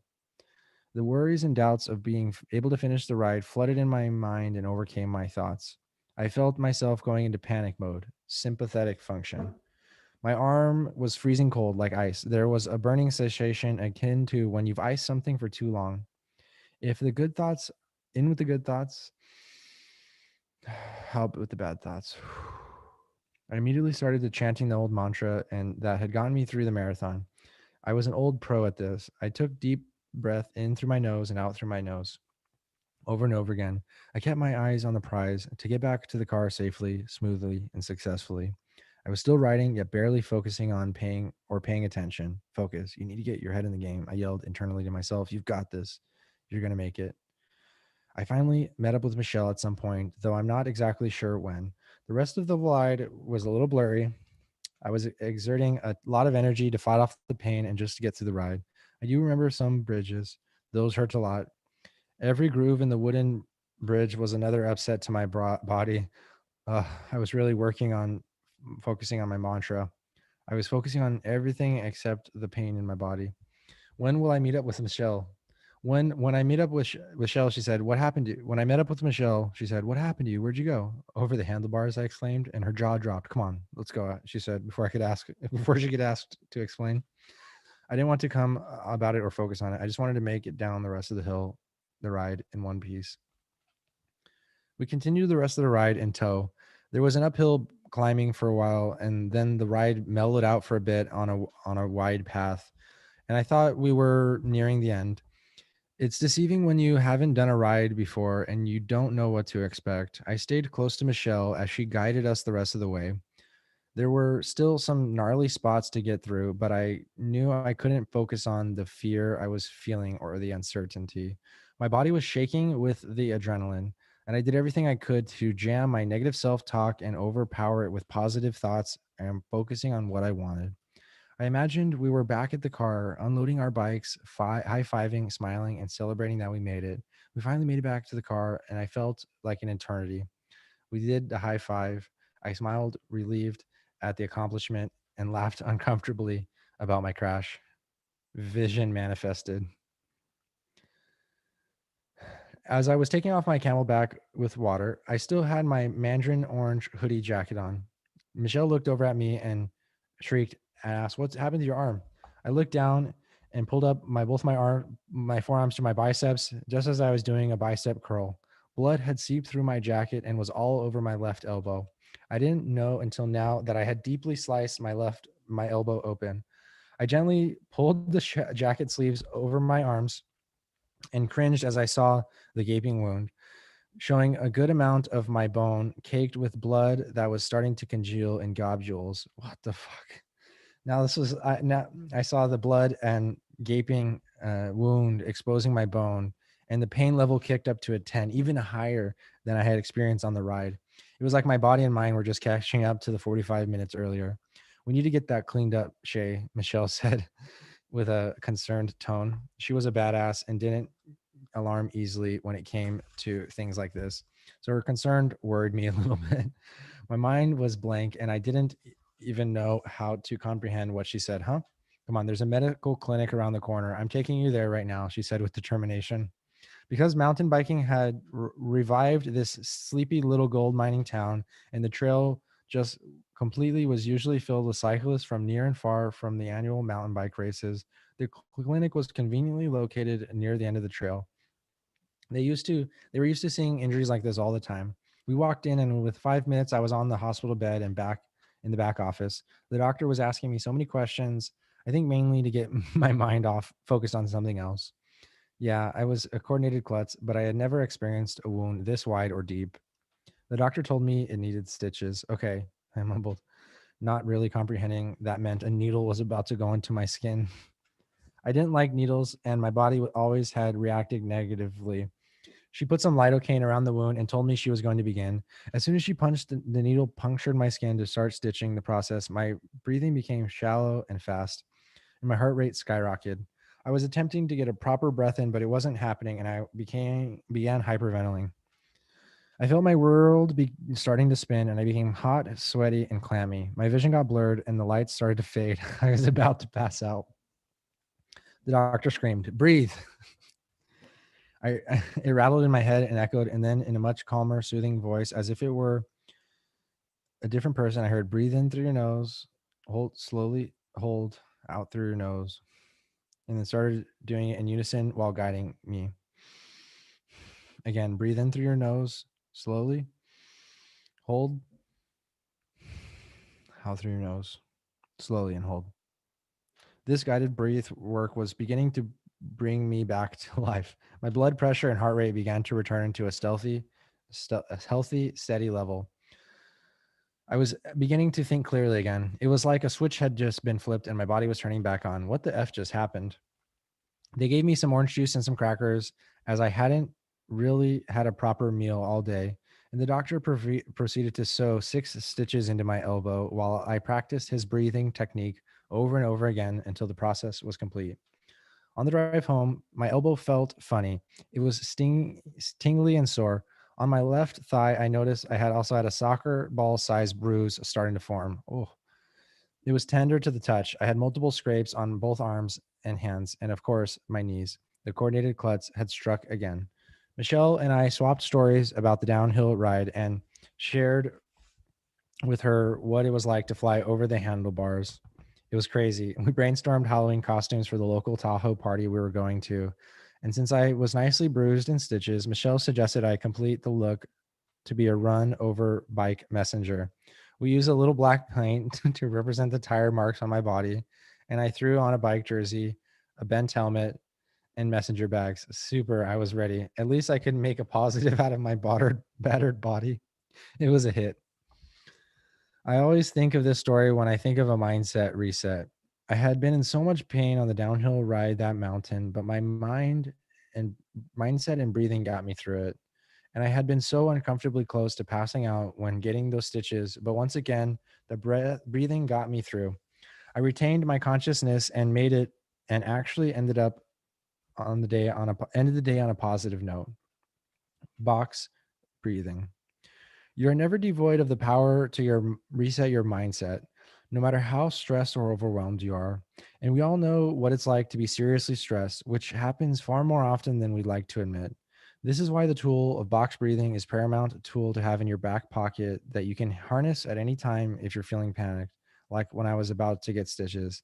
That was the first time I learned about the box breathing technique experimentally, but never knew what it was called. And I just did to keep myself calm and controlled.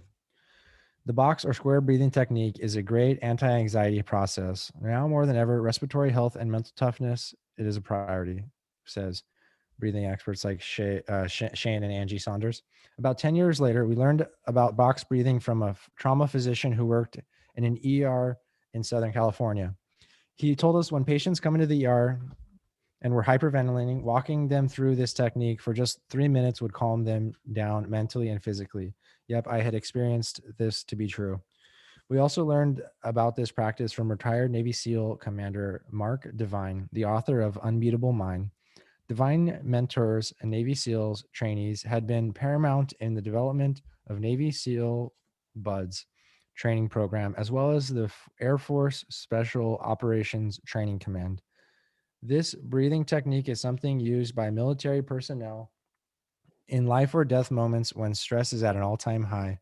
This can even be used when you get too many emails in your inbox or you're on an impossible deadline.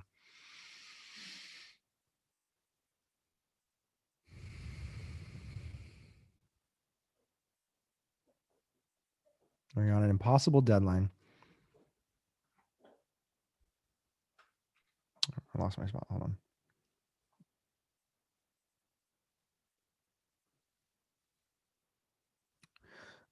Yeah, when you're on a possible deadline. Oh, and the word deadline, we must say that's a terrible word. It's got the word dead in it. And in it, that the last word you want to suggest to your body about the completion of a project or task. Instead, we like to use the word due date or deliverable. It has a much better sound and feel to it. Switch your language to due date or deliverable, and your mind and body will thank you. This breathing is also referred to as diaphragmatic breathing. Diaphragmatic breathing involves contraction of the diaphragm, expansion of the belly, deepening of inhalation and exhalation, which consequently decreases respiratory frequency and maximizes the amount of blood gases. The author of it says the author of the study in Frontiers of Psychology on diaphragmatic breathing. Beyond personal experiences and the recommendations of Mark Devine and ER trauma doctors, studies have conducted on the true impact of this breathing, not only in traumatic situations, but as an everyday practice. One study in Frontiers of Psychology wanted to investigate the effect of diaphragmatic breathing on cognition, effect, and cortisol responses to stress. So they did two groups, a control group and a breathing intervention group, big. Over 8 weeks with 20 sessions, the breathing intervention group was taught how to use diaphragmatic breathing and implement it into their daily practice. The present study illustrates the potential for diaphragmatic breathing to improve cognitive performance and reduce negative subjective physiological consequences or stresses in healthy adults, as was written in the conclusion of the study. Specifically, the study reported that the big showed a significant decrease in negative effect after their intervention compared to the baseline. It went on to note that the big group had significantly lowered cortisol after the training, while control group showed no significant change in cortisol levels. Cortisol is the hormone your body releases when it is stressed. It can be released in a particular moment of panic, like when I was thrown over my handlebars after hitting an unknown obstacle in the mountain trail, or it can be released whenever anything is stressful, like whenever traffic is worse than you thought, or you're running late for an important meeting. Whatever the case, you feel stress coming on, you can practice box breathing to decrease your cortisol levels and feel calmer and more in control. So let's learn how to do it.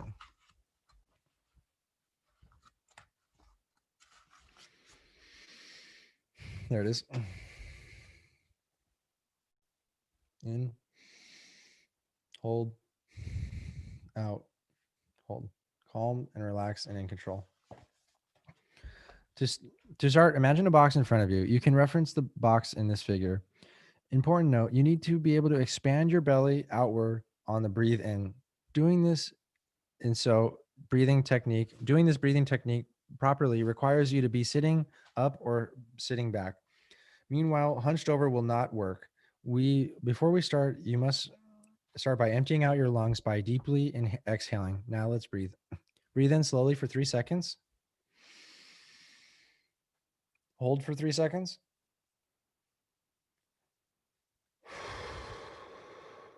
Out for 3 seconds. Hold. So these 4 steps in total comprise of all 4 sides of a box, hence why it's referred to as box breathing, sometimes called square breathing. Doing all of this breathing only through your nose for as long as it takes for all of your mind and body to become calm again. The trauma physician said just 3 minutes would do the trick for his patients. We also like to repeat this mantra internally when you're doing the box breathing: calm, relaxed, and in control. After some practice, or if you've already experienced with breathing techniques, you can inch up from 3 seconds to 4 or 5 per box side.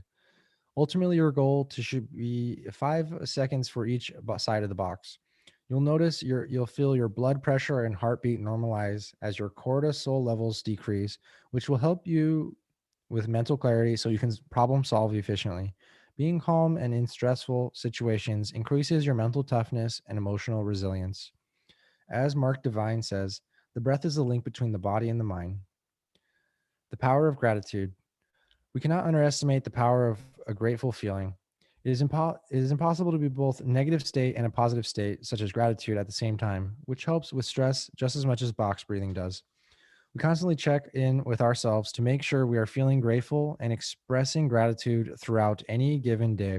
And if not, it's an easy switch to make if anything comes up throughout the day that brings stress, overwhelm, or agitation. In fact, it's important to check in periodically throughout your day. If you've been if you've been plugging away at your work mindlessly and falling into a routine, check in and wake yourself up. You're alive and there's so much more to be grateful for. Any way that you can express gratitude or appreciation throughout the day is a powerful way to create your emotional homeostasis. The Mindfulness Awareness Research Center of UCLA stated feeling grateful and appreciating others when they do something good for us triggers the good hormones and regulates effective functioning of the immune system. They also mentioned that gratitude does indeed change the neural structures in the brain and makes us feel happier and more content. Powerful stuff. This doesn't mean you always need to have a pen and notepad ready to write down a gratitude list several times a day. However, if it is, it, however, it is, however, if it's a practice that serves you, definitely keep doing it. Also, consider doing the mental practice we detail later in this section. Gratitude is about living in a state of appreciation, even for the little things. It's amazing to feel grateful for staples in your life, such as your family, your marriage, your home, or your job. But the best way to up your overall state of gratitude is to always look to your environment and for where you can insert more gratitude. Gratitude is about living. This can be done by adding extra intention and feelings of gratitude. When you thank your neighborhood barista for your morning cup of coffee or tea, when you say hello to your neighbors as you're walking your dog or getting your mail, or when you're taking the time to soak in gratitude for a summer storm that makes reading at night feel so cozy. The more you work on your gratitude muscle, the easier it'll be to focus all the beauty that's around you. With such a gorgeous, warm, and sunny day, even if you're sitting in traffic, God gave you a gift of 86,400 seconds today. Have you used one to say thank you? William Arthur Ward. According to Positive Psychology Today, gratitude builds emotional resilience by helping us to see the positive in life and finding the silver lining in all situations, even the mundane or in the challenging moments. If you can be frustrated, stressed, bored, or hurting and still be able to find something to be grateful for, that is a sign of mental toughness and emotional resilience. Overcoming the negative, obsessive thoughts and replacing them with optimistic ones does. Choose your 40 bits of information and focus on what you want. If you're not currently focusing on the 40 bits of information that are making you feel grateful, simply choose again from the millions of other bits. Helping us identify and only focusing on situations rather than the problem and how terrible the problems are, control what you can control. You can always control how you respond, as Viktor Frankl will teach us in chapter 8. Knowing that every situation is only temporary and a stepping stone to something else and something better. It's not about what happens, it's about what you do next.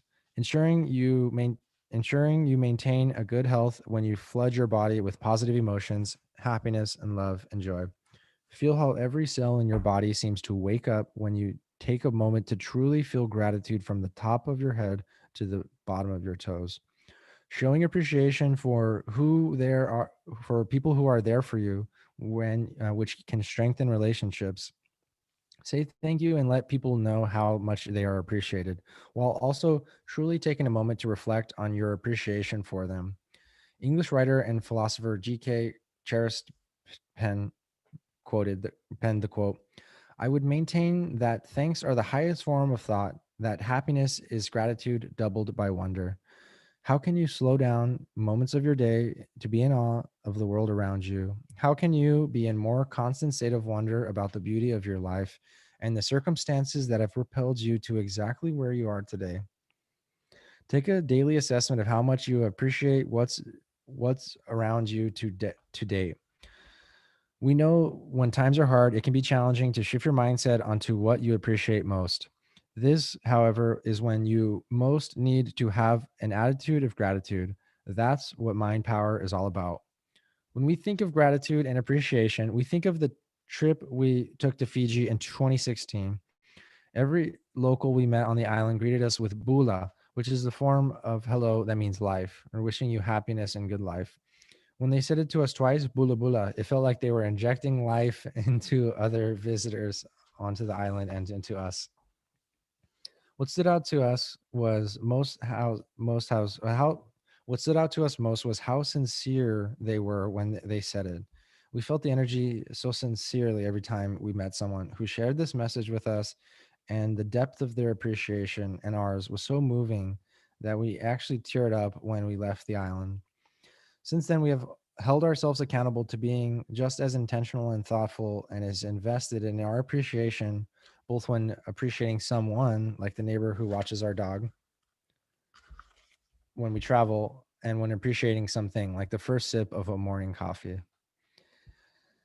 Even better, since our Raz is always looking for matches, the more you think about all there is to be grateful for in the world around you, and even the little things like the budding of the flowers at spring or the refreshing taste of lemonade, the more you'll notice what's appreciation worthy around you. Alex Korb, the author of Upward Spiral, mentioned that gratitude forces us to focus on the positive side of life. He also posits that our mind cannot focus on positive and negative information at the same time. By consciously practicing gratitude, we can train our brain to attend selectively to positive emotions, thoughts, and thus reducing anxiety, feelings of apprehension. Talk about a mindset reset. Here's a gratitude challenge for you.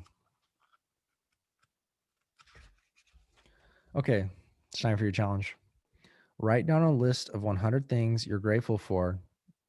And if you get stuck, you'd be more specific. For instance, if you list my kids, list each one of them on a separate line, and then list what specifically you are grateful for in each one of them. Every single morning, bring 3 separate things to mind that you're grateful for and spend about 30 seconds with each and really bathe fully in the feeling of gratitude. It's a memory of experience that you're grateful to have had. Go back to that moment when you're reflecting and see what you saw, hear what you heard, and really feel the feelings of being grateful. More on this in chapter 9. Enjoy.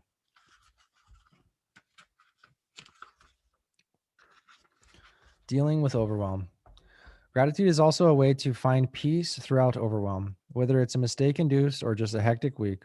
Overwhelm happens to all of us. We all know that we know that well. As we've mentioned in this book, we are constantly bombarded with 40 million bits of data per second. And while this is great, we can choose to focus on what we want for gratitude. It could also be overwhelming. Really soak that in 40 million bytes per second or bits per second. It comes from phones, computers, social media, our immediate environments. And many of these bits of information end up turning into to dos and even small ones like peeking at what that Facebook notification was saying. Since we can only consciously process about 40 bits of information per second, no wonder we're overwhelmed. Think back to the time when you got an email from a client or partner who needed an immediate response. Perhaps they were frustrated or confused, and something about the email made you feel the need to both respond immediately and the need to cancel your next meeting so you can call them up and clear up the whole situation. Perhaps you made a mistake or missed an important event, or some part of your work wasn't satisfactory. Well, after your sorry, it's not corona, not corona. Well, after you read that email, your body responded in the way that it was created to respond. It assessed that email as a threat. The very same mechanism that operates flight or fight commenced. And yes, this is the same mechanism that would signal to every cell in your body to run faster. If you're being chased by a saber-toothed tiger back in the caveman days, cortisol blasts through the roof and it can become a do or die situation. Even if your to-do list for the day needs to be attended to before you handle this email.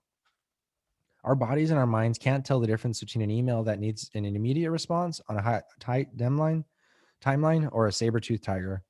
All it knows is how to do is assess the fact that immediate action needs to be taken.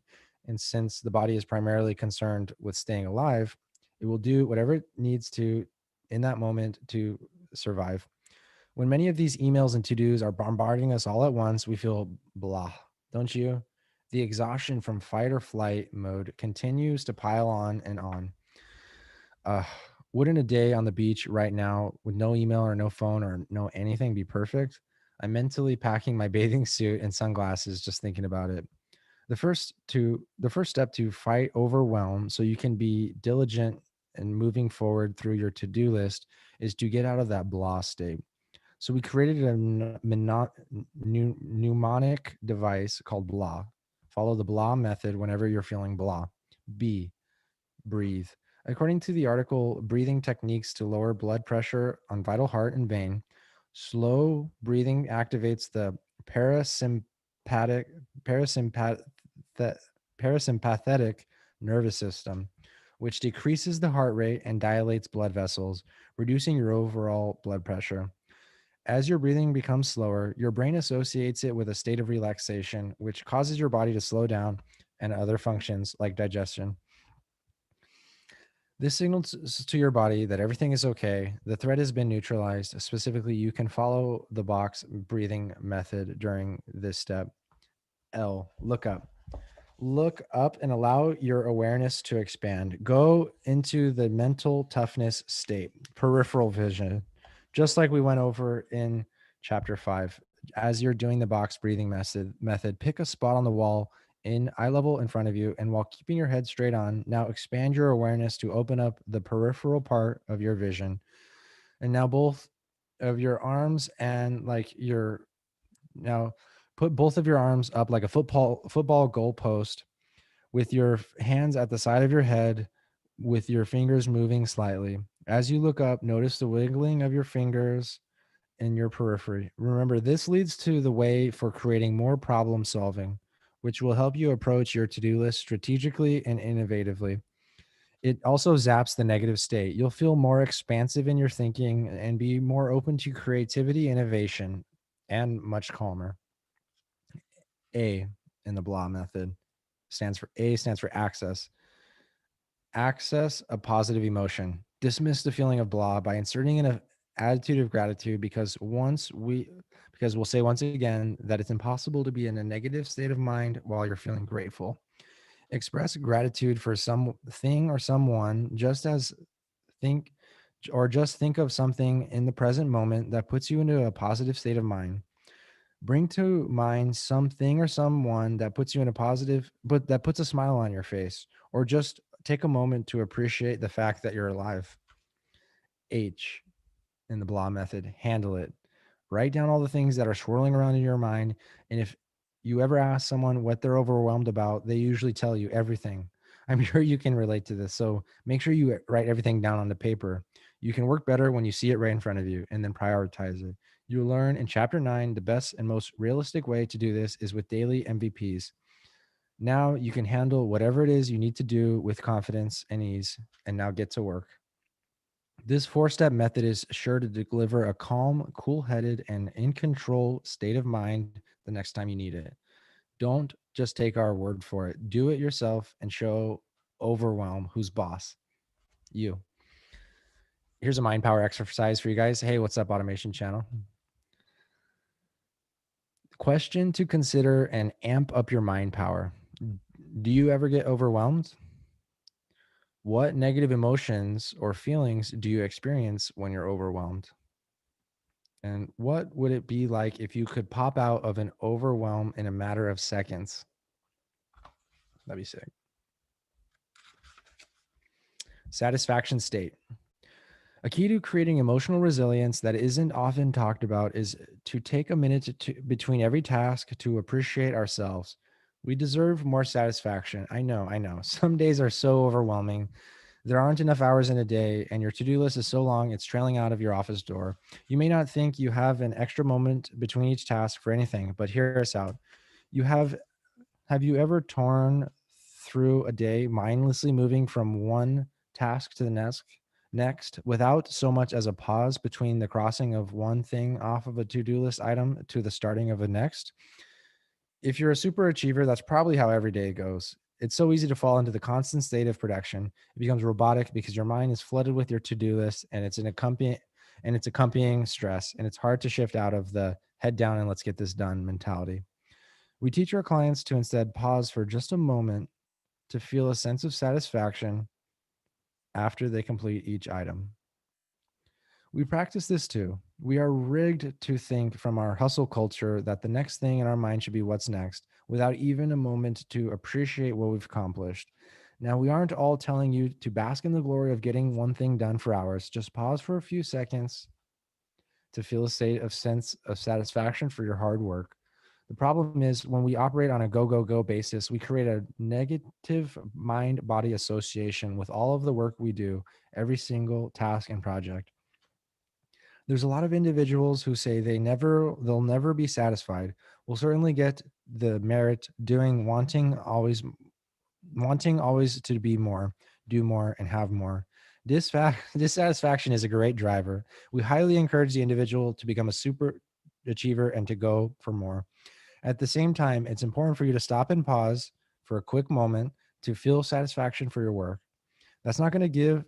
That's not giving up or throwing in the towel before you achieve more.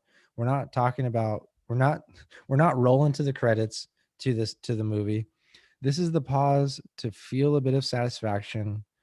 This type of satisfaction isn't completion. Rather than think of it as a quick, energetic recharge and an added bolt of energy, so you can keep running toward your goal and accomplishing more and more.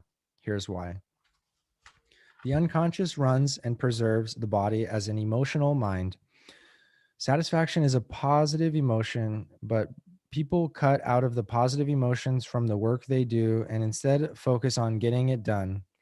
In that go, go, go, and what's next, rapid speed, rather than taking a moment to feel a sense of satisfaction afterward. In time, the unconscious mind reacts. If there is never or rarely a moment of satisfaction, the unconscious has no way of knowing that there's some ultimate reward or positive reason for the go, go, go behavior, such as the end of the year bonus or some other payoff for the hustle. The unconscious mind just knows the constant state of work, stress, and focus with no reward. So it's likely that after a long time without pausing to feel a little satisfaction, the unconscious mind could wreak havoc in the body.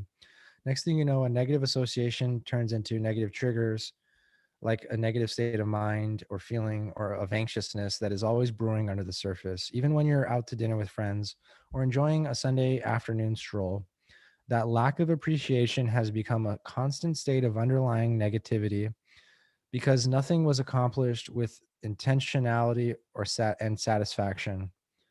Thoughts become things. Let's backtrack on what Dr. Joe Dispenza said. I think of neurotransmitters as chemical messengers primarily from the brain and neuropeptides as chemical signalers that serve as a bridge between the brain and the body to make us feel the way we think. So if our thoughts or our feelings are negative, even subconscious, about the work we're doing, our brain will pump out the peptides accordingly, and our body will feel as though will feel as they so if our thoughts or feelings are negative, even unconscious ones about the work we're doing, our brain will pump out peptides accordingly, and body will feel as though as the course through the entire, and our body will feel it as they course through the entire body's bloodstream. This will take a toll over time. Neurotransmitters are the brain's chemical messengers, and neuropeptides are how neurons communicate with one another. Research has found that neurotransmitters literally go through each cell in your body. This means that every thought you have is like a projection to every cell within you, regardless of whether the thought was positive or negative. The neuropeptides include an attachment of a feeling, a thought, sense, or smell, or taste. As you can imagine, when you think a negative thought or a negative response is released to the body through the neurotransmitters and neuropeptides, and a positive thought creates a positive physiological response. Any single thought you have creates a positive or negative emotional charge that will be felt by every cell. This should be a this should grant you a great sense of responsibility over your thoughts. A lot of is going on up there in your brain, and it affects your entire body, and therefore your mood, and therefore your day, week, and month, and your life. When your body doesn't get the satisfaction of completing the task you just labored over, especially if it's a task that took a total of 3 jam sessions, more on this in chapter 10, and 2 espresso shots to get through, it begins to associate with what it did as negative. No positive emotion is felt, so it doesn't have any evidence of the contrary. Ding. You just check it off the to-do list. Immediately ask yourself what's next, and head to the next item on your to-do list. The mind and body are felt feeling unsatisfied, feeling you have an unrealistic, unattainable to-do list a mile long. You end your day feeling accomplished nothing, or at a minimum not feeling of accomplished because of your unrealistic to-do list. Have you ever experienced this?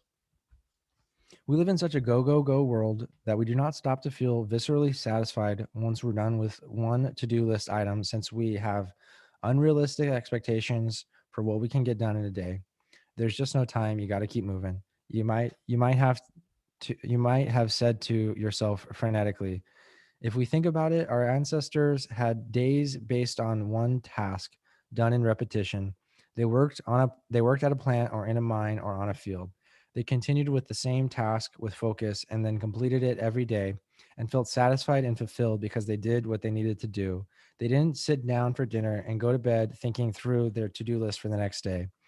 Even on their lunch breaks, they would stop and enjoy a moment of satisfaction. They took actual breaks, and the breaks weren't just white space in their calendars to catch up on emails. Since the time of our ancestors, our time did not lengthen, yet in our to-do list, there are still 24 hours in a day and in 60 minutes in an hour. But the number of tasks we expect ourselves to complete is exponentially higher. It goes against our nature. As we've learned from Theo Compernoli, MD and PhD, author of this book, Brain Chains, we have to allow our brain to take all of the information that's been learned, processed, and achieved and archived into our archive brain. So we take an actual genuine break, or even just for a few seconds between each completed task. Let's feel some satisfaction. We're on this planet to live, not just to complete tasks. We live when we feel the fulfillment and satisfaction of getting our work done, and therefore break the chain of conditioned reflexes that kept us churning on to the next to-do list item. When we tell you to feel the satisfaction, we're not at all saying to take a few hours off work and then celebrate. Satisfaction can happen in just a few seconds. We practice a satisfaction state of mind by imagining the best tasting food or drink we've ever had. We imagine like we're eating or drinking it after we complete each task. No, we imagine it. We don't actually consume it. Therefore, it doesn't have to be healthy. We especially make sure to do this after tedious, mundane tasks. This creates a new mind body association that's positive, and it only needs to be done a dozen times or so for the connection to be made. You'll find that this practice will start to have a compounding effect. It slows down the process of the go, go, go. This actually will help your productivity soar because you'll have higher energy levels and generally feel happier, more fulfilled, and more satisfied. Your body will reward each task with more energy because the positive association is now there. This trick can be also used on tasks you don't like. Simply seek to create a positive mind body association after every time you do the task. Steph, for example, used to not like checking his inbox or answering his emails, but he tried the satisfaction state and now he actually enjoys his emails. What what will your satisfaction state be? Start thinking about your favorite food or drink, the most delectable thing you ever had. Mine is a crepe made in Paris on a corner stand just down the street from the Eiffel Tower. It's freshly made as the crepe is so warm, and the hazelnut Nutella spread is melting over it. It's topped with a spread of fresh cut strawberries, a pure satisfaction. For Steph, it's a croissant dunked in decaf coffee. Now, how it works. For a few days, he imagined only in his mind like he was eating a bite of croissant while he was handling his email. And after he was finished with his email, he would eat a small bite after each email he wrote. It literally put a huge smile on his face. And ever since, he has significantly changed the way he views the tasks of doing his emails. He actually enjoys his emails now. Okay, so it's your turn. Let's bring it all together for you. What's your satisfaction state, food or drink? Imagine taking a few bites, slurps, or really imagine the delicious flavors swirling around in your mouth. It's all our imagination, and yet it's so powerful. Imagine you're doing some task or project that is mundane, boring, or unenjoyable. Now go back and have a few more imaginary bites or slurps of your satisfaction state food. Repeat until you feel the negative mind body association disappear and the positive mind body association appear. Now, actually go do that task and project. Notice how it's different. It's If it's not, then eat or drink some of your actual satisfaction state food or drink while you're actually doing the task. Keep doing in real life until you feel the negative mind body association disappear and the positive mind body association appears. Go for it. We think you'll like it. You will begin to feel more satisfied. Imagine what life will be like when you have a sense of satisfaction accomplishing all those to-dos. It will only take you a few seconds, and the good news is after doing it for a few days, there will likely be a point when you need to forget to do it. That will be the confirmation that the change has worked and the unconscious level in the neural networks. Enjoy the satisfaction. Mind power exercise. Questions to consider and amp up your mind power. Where in your life could you de stress a little bit? What would a little more gratitude do for you? And what will your satisfaction state be that you enjoy in your imagination after completing any task or project? Chapter 8: Disconnecting running parachutes. Stefan, what is what is it to give light must endure burning? Now, imagine the amount of satisfaction you could access if everything that has ever been holding you back is released. Up until this point, we've talked in plenty about running parachutes, the limitations that create a drag, slowing you down and holding you back. It's now the time to let these go. Recall your own running parachutes and keep them in your front pocket for later in this chapter when we walk you through the liberating process of disconnecting them. Let's fucking go. We had a client named Paula who came to us because she had a paralyzing fear of public speaking, and yet she wanted to be a speaker and overcome this fear. Fears are a result of being something held in the deep unconscious, something that was seen, heard, observed, or experienced in our younger and more impressionable years. So we asked Paula to ask her unconscious mind, when did this fear start? We were all amazed at how the memory came back to her immediately. She was 3 years old when the fear began, and she asked us, how did I just remember that? Remember, we told her. The unconscious mind is the domain of all your memories. It logs everything that has ever happened to you, whether you consciously remember it or not. If you trust it, the memories will float up to the surface. We asked her, do you remember when you were in school and you would take the multiple choice tests? As you experienced that universal moment when you wrote down the answer C, and then as you went back, you second guessed it, erased, and put A, and then a few days later, you got back and the answer was C, your first instinct. That was your unconscious mind answering in a visceral way. And as you were moving rapidly through the test on the first go, you needed to trust your unconscious mind, especially when it comes to memory. Specifically, she also knew there had been time where she was feeling fearful during her teenage years, and yet the incident that occurred when she was 3 year old came up first.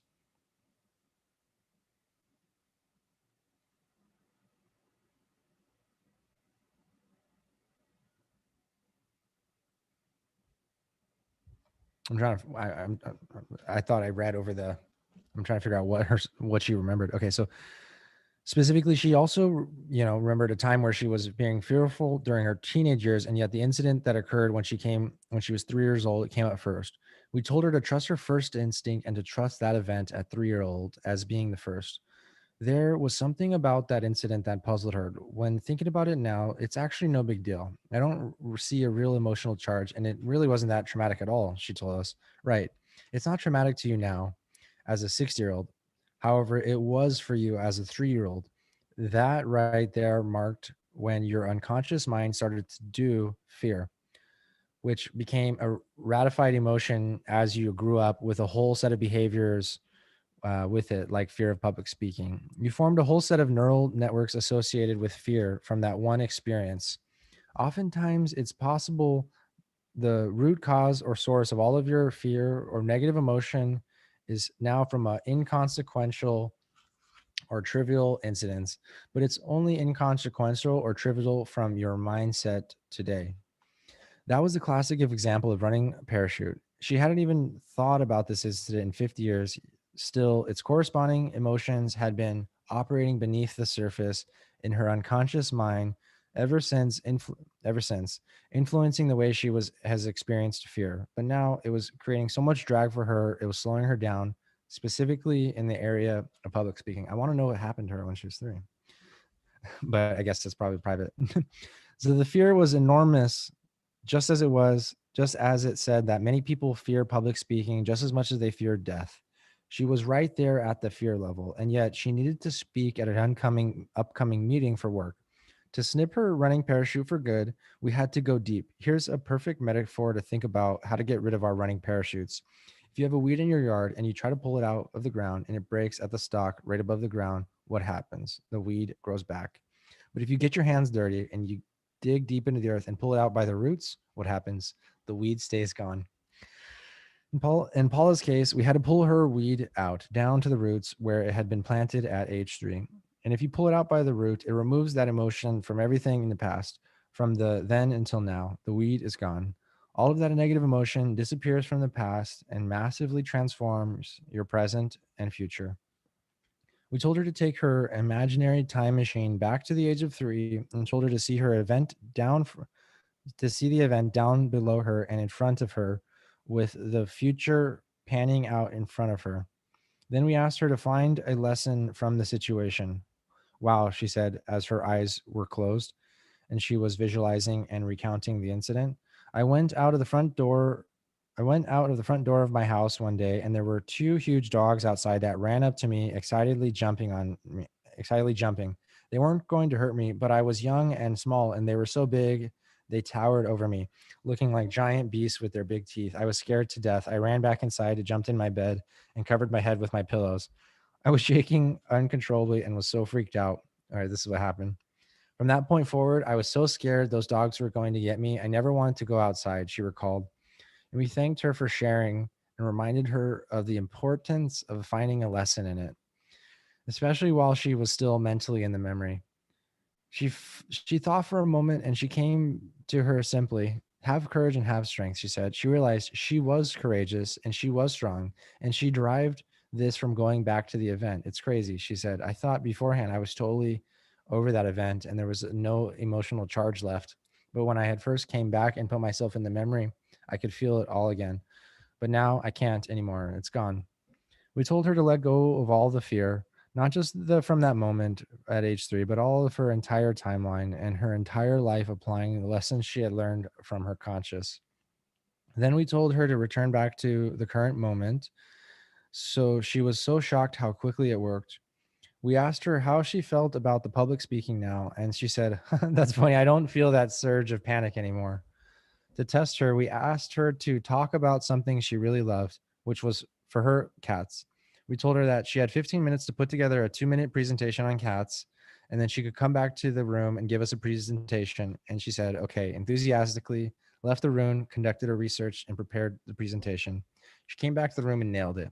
She gave the presentation with conviction, confidence, courage, and strength. Note the last two words since those were the two words she had said. She teared up at the end of the presentation. Wow, she said to us, I just gave a speech. We asked her to imagine she was playing to an event even with an even bigger audience, and she still didn't have any fear. We knew that the ultimate test would be for her actual speech when she would get out of town for the convention. So we told her to call us when she got back in town. When she called us, she said, I can't believe it. I have the news for you guys. Woo! You nailed your position. We knew you could. She interrupted our congratulations. Wait, that's not it, she said, but that's not all. I mean, yes, that did happen, but it was something more.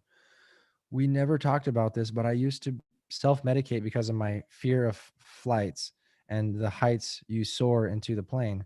I didn't realize I was halfway through this flight that I didn't have a single drink and I wasn't scared. Fear of flying gone. Fear of public speaking gone. I nailed the presentation. Then it goes further. When I got home, I saw a big hairy spider in the room. Previously, the sight of a spider would send me leaping to the ceiling, terrified to my core, but that irrational jumping fear was gone. We were also happy for her. We knew that from a professional perspective, these fears were irrational, but by disconnecting that parachute at the root, she was able to let go of the fear that wasn't serving her. All of the fear was disconnected. We told her, now you're going to have more momentum and top speeds in your life. And this is what we mean when we were talking about disconnecting the running parachutes. Another client of ours, Brad, came to us with anger problems. He was a professional MMA fighter, and while he did win some fights, he wanted to win more frequently. His wins were only happening in the first round, if at all, and if it was because of his unresolved rage and anger. He wins. His wins were only happening in the first round, and if he did win, it was only because he fucking just came out swinging because of his rage. Lao Tzu famously said, "The best fighter is never angry," which I have always loved. So I shared this concept with Brad. Here's the deal, I told him. You know how nutrition works from a metabolic standpoint? Sugar comes in first for the fastest burner. If you eat a piece of chocolate cake, you'll get a spike of energy and then crash within an hour. The second fastest burner is protein, which is a good middle of the pack option. The best food source for long term energy is fat. Anger and rage are like sugar. Passion, desire, and excitement are like fat. When you go out into the ring with all the explosive rage, no wonder you win in the first round. But then you lose all of your energy. You crash, and all the other fighters can then run circles around you. So we helped him by disconnecting his running parachutes in the same process we did with Paula. Brad had falsely believed that anger served him, which was partly why he was holding on to it so tightly. But rage and anger, when suppressed, can lead to a lot of health issues, which was also detrimental to his stamina. Brad decided he was ready to let go. So we had him ask his unconscious where the anger came from. He closed his eyes and whoa, he bellowed in his deep voice again. Brad was an MMA fighter, so he was a big guy. He could fill a doorway with his both his height and width with sheer muscle. He towered over us both. What just surfaced for you, Brad? We asked. I am literally 1 year old, he began. I can't see anything, but I can feel all this stuff going on in my environment around me. I don't see it, but I know where it's from. I can just feel so much. That's okay. How does it feel? We asked. Like rage. His deep voice cascaded throughout the room. Shay and I looked at each other, and as the hairs on my arms stood up, we knew he couldn't see anything going on in the event, which was okay. Some people see things, some hear, feel, or sense things that are going on, all of which are good. We asked him to climb to his imaginary time machine and see the event happening below him and in front of him. And in his case, just knowing it was there with the feeling. And imagine his future panning out in front of him. Now he was hovering above the event and out of the event. He was able to do this, and he said it felt much better. So we asked him the magic question: What's the lesson? Calmness, he replied. Centeredness and drive. Whoa. Strength, success, he continued. These powerful words continued to erupt from his consciousness. At one point, he added, "Those bastards didn't know what they were doing." I interrupted him. Whoa, whoa, whoa! I didn't know that was a good. If that was a good learning, I cautioned. It was important to find positive meanings in these events. Okay, well, who are they? I am who I am, and I am going to move forward. He decided. Okay, well, they are who they are, and I am who I am. I'm going to move forward. He decided. After the exercise was complete, he noticed the rage was gone. After he returned to the present moment, he noticed a buzzing inside of him. That's energy, we exclaimed. Great job. He continued to feel hotter and hotter, and the buzzing intensified. Your body just shifted from sympathetic to parasympathetic functions. I told him. The sympathetic stress mode is when vital blood goes to your from your organs for survival, whereas parasympathetic mode is far more centered. And he did feel centered. And we told him now he could use sympathetic mode for when it counts rather than always being in it, which is the case for him before. I also feel alive, he commented. I don't even need my monster energy drink. That's natural energy, my friend. I said to him, when you resolve what needs resolving, energy is released. When you disconnect from those running parachutes, you'll feel new momentum because you won't be running with the drag before. Trust me, when I say we've all done these things thousands of times before, this is real. Flash forward when Brad got back into the ring without his running parachutes, he dominated. He still won in the first round frequently. Again, he's a strong guy, but his stamina was significantly better, so he was winning in many rounds, and he had more strength, energy, and stamina to enter a massive flow state. After the 6-month coaching program, we completed him, and he won every single match. Finding a meaning. We asked Paula and Brad, like we asked all of our clients, to find a meaning in our lesson within their root cause memories for a reason. In the book, Man's Search for Meaning, Viktor Frankl recounts his experience in Auschwitz concentration camps for 3 years during the Holocaust. He lost his wife, father, mother, and brother to the Holocaust and suffered extreme conditions, including torture, freezing temperature, starvation, disease, and regular beatings. In his book, he shares his firsthand account on how his own sense of the why for his life, or the meaning for his life, got him through the how. In fact, he noticed other prisoners in the camp that also had a why to live had a better chance of survival. For Frankl, he would imagine himself giving lectures on what he learned during the 3 hard years in the concentration camp. He said that this is what helped him retain an objective perspective to the horrors that were unfolding. He sought to find meaning in all of it. And for another prisoner who survived, his meaning for his life work was that all he had left unfinished. For another, it was his child who lived in another country and was still alive and unharmed. Frankel shared the story of another prisoner who had dreamt he would be released on March 30th. He believed it was a sign and became hopeful it became true. But as March 30th passed and approached, it was clear it wasn't going to happen because the war was only worsening. And Frankel watched that prisoner lost energy, and eventually fell very ill on March 29th. On March 30th, he lost consciousness, and on March 31st, he died. Wow. Frank said that it was because he had lost his meaning and his hope. Similarly, there was a spike in the number of deaths between Christmas 1994 and New Year's Day 1945. And Frankel said he believed that this was because many prisoners had hoped they believed that they would be released and be home for Christmas. When Frankel was finally released, he wrote the book A Man's Search for Meaning, which has sold millions of copies worldwide. Additionally, he created a school of psychotherapy called logotherapy. His school of thought is based on the premise that humans' primary motivation is to actualize meaning in their life. He believed that humans have evolved past our original function, which was to simply survive and find gratification of instincts. And now we must have some meaning that gives us a reason to live. He calls the symptoms of living in an existential vacuum, living without a real sense of meaning, the neurotic triad, which includes depression, addiction, and aggression. Wow. Frankl believed that humans are motivated by a will to meaning, more than so a will to pleasure or a will to power.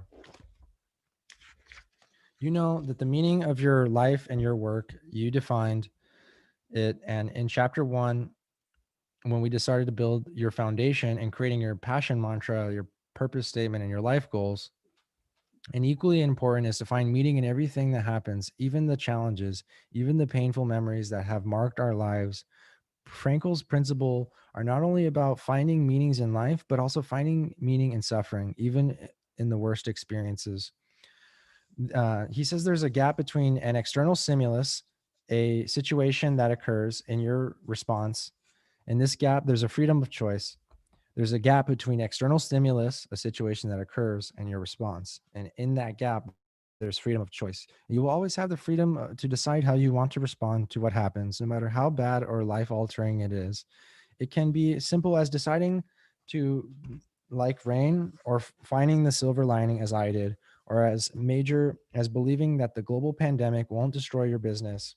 That choice is yours. Particularly, finding meaning in the past leads to liberation in the present. It's when we find meaning that we let the running parachutes go. And when we let go, we create new energy, just as Brad felt immediately throughout his entire body. As Viktor Frankl once wrote, what is to give light must endure burning. By now, I've shared quite a few life stories with you that had a high emotional charge at the time. Almost losing my right eyeball and my vision for life, the triathlon of terror, and the abandonment of having to fend for myself when I was only 16 years old. But now I look at these events in my life as defining moments that have made me better and stronger. I had a choice, as we all do. I could become a victim of what happened to me, or I could rise above it. I could have listened to what the doctors have had said and given up all hope and having my vision come back to my right eye. I could have given up the second I could have given up the second I dove into that freezing cold water, or when the wind picked up, or when I was so exhausted I didn't think I could take another step. I could have lost all hope when I was left alone at 16. I could have. Life is a string of could haves, and you're the only one that gets to determine how your story turns out. Not necessarily because you always have control of what happens to you, but you have control over how you respond. If you haven't responded historically in a way that you're proud of, it's never too late to disconnect those running parachutes and start anew. Disconnecting your running parachutes challenge. Are you ready to more than ever to disconnect your own running parachutes? Now that you've been reading the magic and it's opened up in both Paula and Brad's lives, the good news, it's actually easier to do than you think. You don't need to our help to or anything more than sheer will and focus to do any of this. Technically, Paul and Brad did it themselves. We just guided them. So let us guide you with this easy step-by-step process so that you can disconnect your running parachutes. Think of a negative emotion or a limiting belief that is no longer serving you and that you are ready to let go of. Maybe it's a negative emotion like fear, as it was for Paula, or maybe it's a negative emotion like anger, stress, hurt, guilt, or frustration, or limiting belief like I'm not good enough, or I don't believe in myself, I don't have enough time, or I don't have enough money. Ask yourself out loud or mentally, what is the root cause or the source of this problem? Notice the first memory or time that comes to surface. Remember, this is your unconscious mind recalling a memory. Trust it. It has kept this stored for a long time. The root cause may appear immediately or within a few seconds at most. And once it does, trust it. Stop thinking about consciously and trust your unconscious. Hone in on your imagination and take your internal time machine back to that moment and that memory of that moment. Go before the event and see the event down below and in front of you, with your future panning out in front of you. Notice, did the negative emotion or the limiting belief notice the negative emotion or the limiting belief down within the event? Then ask yourselves, what are the positive lessons and learnings I can take from this memory that will allow me to let go of the negative emotions and limitations now? Gather positive learnings and lessons until you feel the negative emotions and limitations disappear. Imagine your future panning out in front of you. Now that you've captured the positive learnings and lessons and notice, all of the negative emotions and limitations from this moment disappear from that moment in your past and also all the way back of the moment until now. When you're ready to come back to the present moment, when you're ready, come back to the present moment. Notice how much better you feel. We recommend that you do this process with the running parachutes that creates the most drag in your life right now. Whatever is internally preventing you from achieving your goals, you should disconnect running parachutes one at a time, meaning you should go through the 9 steps above for each separate running parachute. Get ready to set yourself free and experience the lightness, swiftness, and increased energy that you need to succeed. Now that we have developed a strong foundation necessary to master your mind power and have started the path towards mastering your mental toughness, it's time to master your habits. Are you ready? All right. Part 3, habits.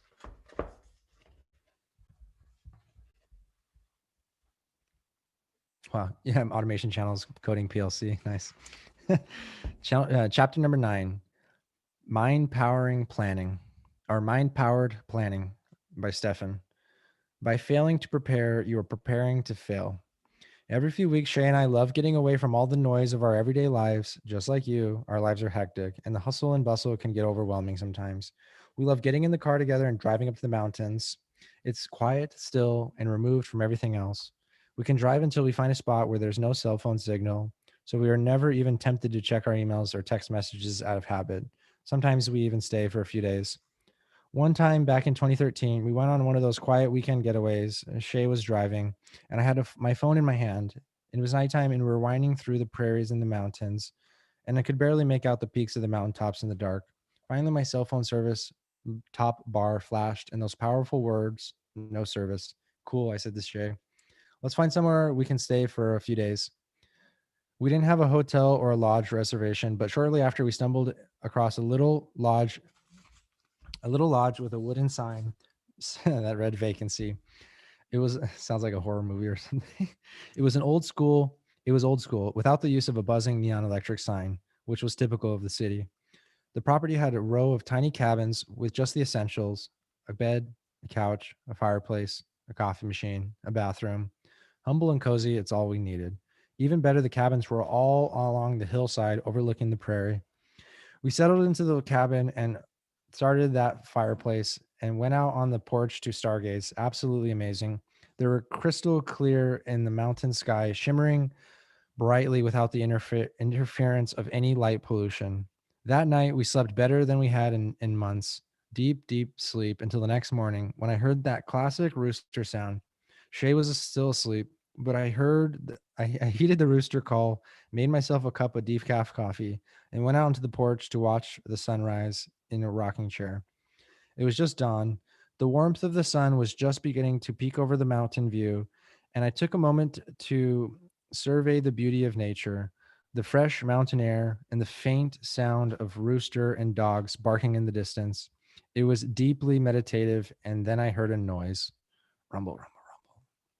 At first, I thought to myself, wait, was it possibly an earthquake?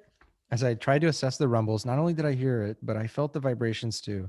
I knew it was coming from the distance, and it began to get much louder and louder, and the vibrations became more intense.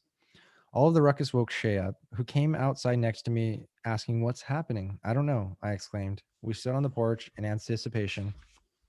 Rumble, rumble, rumble. Suddenly, over the prairie came a herd of buffaloes running.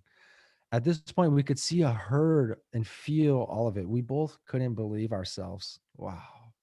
It actually felt like we were 150 years back in time. If you have ever seen the movie Dances with Wolves, it was just like that. In a humble log cabin on a prairie with a herd of buffaloes running past. They just kept coming, picking up their speed, creating a mirage of racing brown with energy we could feel in our bones. Rumble, rumble, rumble. We peeked closer at the front of the herd, and the baby buffaloes were leading the way. Behind them, all the mom and papa buffaloes were running, almost if they were chasing the baby buffaloes. They were running off towards the next hill and over the horizon, and the rumbling of their hooves on the hill began to slowly fade. Shay grabbed her cup of coffee, and we enjoyed the morning in our rocking chairs on the front porch. We were still curious about the buffaloes, so we decided to ask a worker on the ranch about it. We found a cowboy on the property, saddled up a horse, and we greeted him, saying good morning. Yep, he said, a man of few words. We saw the buffaloes this morning. What a sight, we said. Yep, he replied. It's as if all the other buffaloes were chasing the baby buffaloes, he said. Yep, he said. Shay and I looked at each other. So, what's up with that? We asked. The cowboy, a few words opened up, telling us in his country drawl, well, it happens around the same time every single morning. Baby buffaloes are out in front of the herd, and the herd is pushing them. All the older, wiser buffaloes are moving faster to help the baby buffaloes get better, faster, and stronger. If you're up tomorrow morning, which I imagine you will be because of the rumbling, you can get to see it again. The baby buffaloes are young, impressionable, and growing, and they need to learn how to run faster and be stronger. I hope that was a good draw. It happens every morning. Every single morning, the sun is coming up. All the buffaloes are running as the sun peaks over the horizon. The cowboy was right. Over the next few mornings, like clockwork, the sun began to come up, peak over the horizon, and the buffaloes would go out for their morning run, chasing the baby buffaloes to help them get better, faster, and stronger. Part 3 is all about habits. Habits will increase your mind power and your mental toughness. When we think about habits that make us stronger, we always think about the buffaloes. Diligent discipline, running over the hills every single morning at sunrise to become better, faster, and stronger. As we always like to say, proper planning prevents poor performance. So, to make sure we're constantly productive and pushing the needle forward on our goals, we must constantly create our ideal mind power days and mind power weeks. After all, the compilation of the days and of the weeks comprise the year in which we can make all of our big goals, including life goals, as we talked about in chapter 1, a reality. Planning a mind power week is necessary to create direction on your overall week. Planning a mind powered week. More on that later. A mind power day is planned and structured ahead of time as well. We'll dive deeper into this later in this chapter. Combine your planned mind power day with a morning routine that will begin your day on a positive foundation, making you feel powerful as you truly are. So let's get into the morning routine that we do every day, no matter what. Morning routine for mental toughness. Why do we need a morning routine? So we've referred to our owns several times, and it's carved out 15 minutes every single morning on the calendar. That's it, 15 powerful minutes. According to 21 Day Hero, a morning routine reduces stress levels, improves mental toughness, and can improve sleep quality and energy levels. Please give me a dose of that, please. There are also 2 times per day that you have total. There are also the only 2 times per day you have total control over. The first is right when you wake up, and the second is right before you go to bed. Every other hour of the day consists of being here, being there, meetings, slashing away your to-do list, time with your family, friends, spouse, or working out, errands. Particularly, we think of our morning routine as a mental priming of the mind. Just like a lawnmower or weed eater needs priming before you crank it on, your mind and body need priming too. Prime your tummy with water or your favorite morning beverage. We drink 12 ounces of water with our morning supplements and vitamins, and then we go to a quiet spot where it's just you and our morning routine. This should be a time for total solitude. We do this routine separately from each other every single morning so we can have a moment to ourselves. We do not touch your phone at all, not even for peak. Keep it away and on airplane mode if that helps keep you away from the temptation. Just as they say on the plane, put on your own oxygen mask before you can help others. Before you can let the world bombard you with its needs, requests, emails, and text messages, take the time for yourself. You deserve this. You'll approach the world with a much more level headed after you've done this quick but critical practice.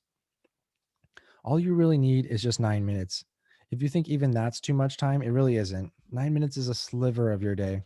If you don't truly have 9 minutes in the morning, you don't have a life. Seriously, if you want mind power, we know you can do whatever it takes to find a way to create these 9 minutes. It's worth it because it will prime you for the day ahead. It's the best investment of your time you can make. If you have kids, get 15 minutes before them. So If you have kids, get up 15 minutes before them so you can make sure you have time for this crucial daily habit. The big segments of our morning routine for mental toughness are breathing, gratitude, and goal setting. 3 minutes each to compromise the 9 minutes. Breathing. Breathing starts with a breathing exercise to bring the body awareness to your body and create energy. We learned the following breathing exercise from our breathing coaches who do it themselves every day and teach it to super achievers around the world. This breathing exercise is adapted from the ancient yoga breathing technique called Kapalabhati Pranayama, also known as skull shining breath. This type of breathing naturally creates more energy within your body. To begin, reach your hands to the sky with palms open. Let's see. To begin, reach to the sky with your palms open as you're doing a shoulder press as you inhale, and then sharply exhale as you pull your arms down and close your hands as if you're doing a lateral pull down. Both inhale and exhale should be done through your nose.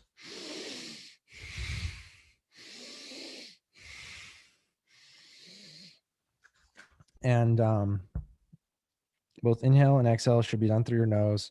Then do this for 30 repetitions. One full rep, arms extended and overhead, and then down to your shoulder, next to your shoulders. Which should take no more than 1 minute. You may need to work up to this number if this is your first time doing this breathing exercise. Repeat this 2 more sets for 30 repetitions, taking a few seconds break between each set and completing 3 total sets for this exercise. Gratitude. Remember, it's impossible to have a negative state of mind while you're in gratitude. Gratitude is both your best defense towards negative and your launch pad for the rest of the day. Starting off the morning by feeling grateful is a great way to prime yourself for a wonderful day ahead. First, place both of your hands over your heart. Then, to get into a place of gratitude, think about a moment, past or present in your life, that you feel grateful for. That moment could have been a cherished memory with your son or daughter, a vacation with your partner that completely restored you, or something in the present moment, like enjoying a warm, sunny day that you can use. You can use that same moment for gratitude every single morning if you want, and or you can focus on something different every day. This is up to you. Go back to that moment in your mind's eye as if it's happening again, and make it a visual. Make the visualization, the sounds, the feelings, and this as clear and as potent as possible. Remember, your brain can't tell the difference between real and remembered experiences, so make it as good as it can be. Feel the gratitude deeply. See what you saw, hear what you heard, feel what you felt. Go through those strong visualizations for about a minute for each moment, really bathing in the gratitude. Repeat the process 2 more times, bathing in 3 total gratitude moments. Number 3, goals. Finally, goals.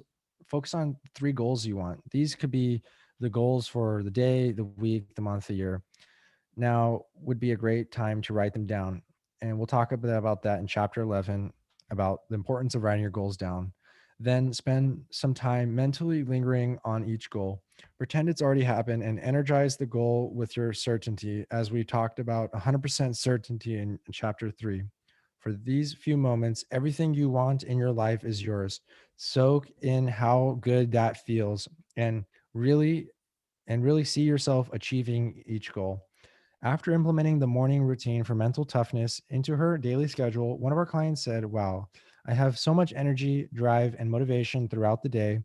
I'm on fire right now. My health is better, my business is growing, and I'm enjoying every single day." So give the morning routine for mental toughness a go right now, no matter what time of the day it is, and enjoy its benefits. And then start the daily discipline tomorrow morning, right when you wake up. Here's a mind power exercise for you guys. Questions to consider and amp up your mind power. How are you doing? How are you currently starting your day? Does it involve distractions like text messages, social media, and email?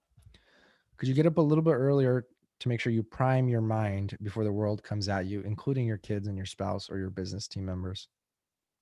And third, would additionally drive energy? What would additional energy, drive, and motivation throughout the day do for you?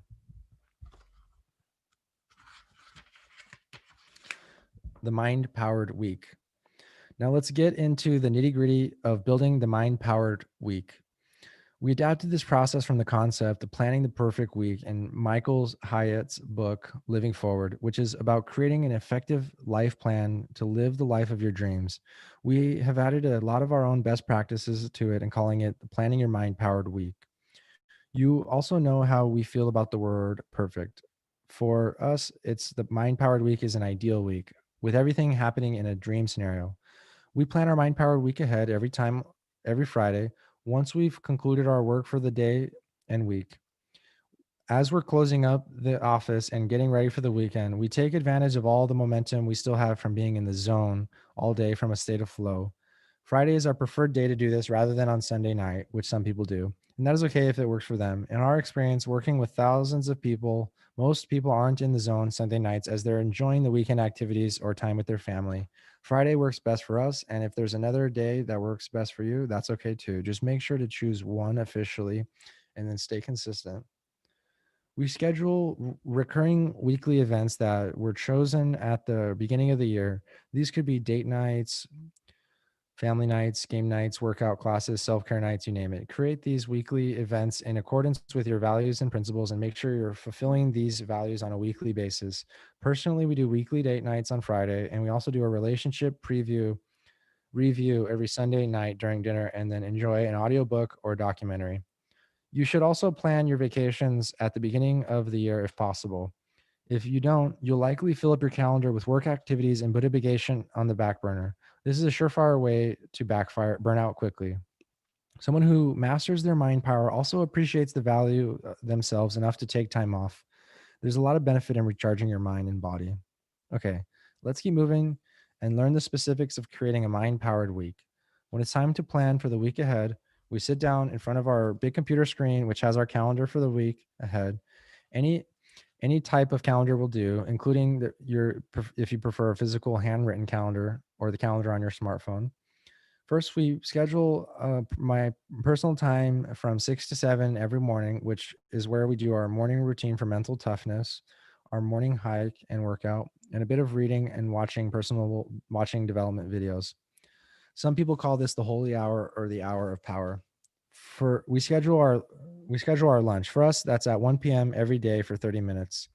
We schedule our dinner. For us, that's at 6 p.m. every day for 30 minutes. And then we add in additional meetings we have already planned for the week ahead with clients, prospective clients, and otherwise. Then we make sure those 15-minute time slots before and after each meeting. This provides buffer time and ensures we aren't running from one engagement into another and showing up late. This way, we are always recharged and refreshed for the next item on our to-do list or the next meeting. Finally, we go in and plan mind-powered time for thinking, creativity, reading, writing, and recharging. It's important to actually have this carved out on your calendar, especially if you utilize a scheduling link so that no one can book your white space time. We always have a list of books and personal development work in the queue to fill up any open space.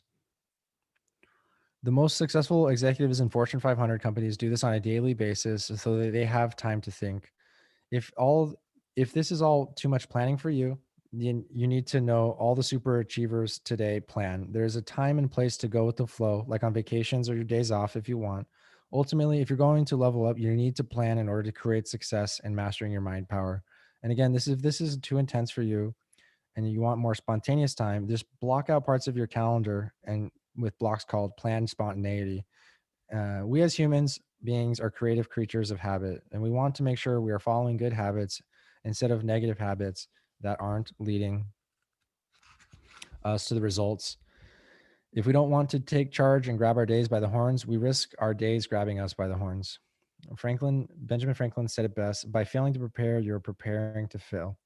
Our client Jackson, who is the CEO of a $12 million company, said after employing the Mind Power Week process for the last 3 weeks, my productivity has improved, my stress levels are lowered, and my mental toughness is off the charts. My staff has even expressed that they've noticed how motivated and on it I've been.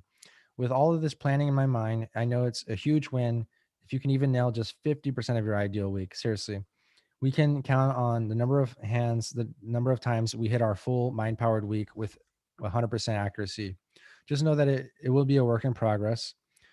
Rather than get discouraged, aim to get better and better week by week as you inch up your percentage of accomplishment of your mind powered week. Here comes planning the mind powered week challenge. Here is a challenge for you. Okay. Here's the challenge. Block out your calendar for the rest of this week and next week utilizing the suggestions we gave earlier. Then start the next Friday afternoon planning the following and then repeat weekly.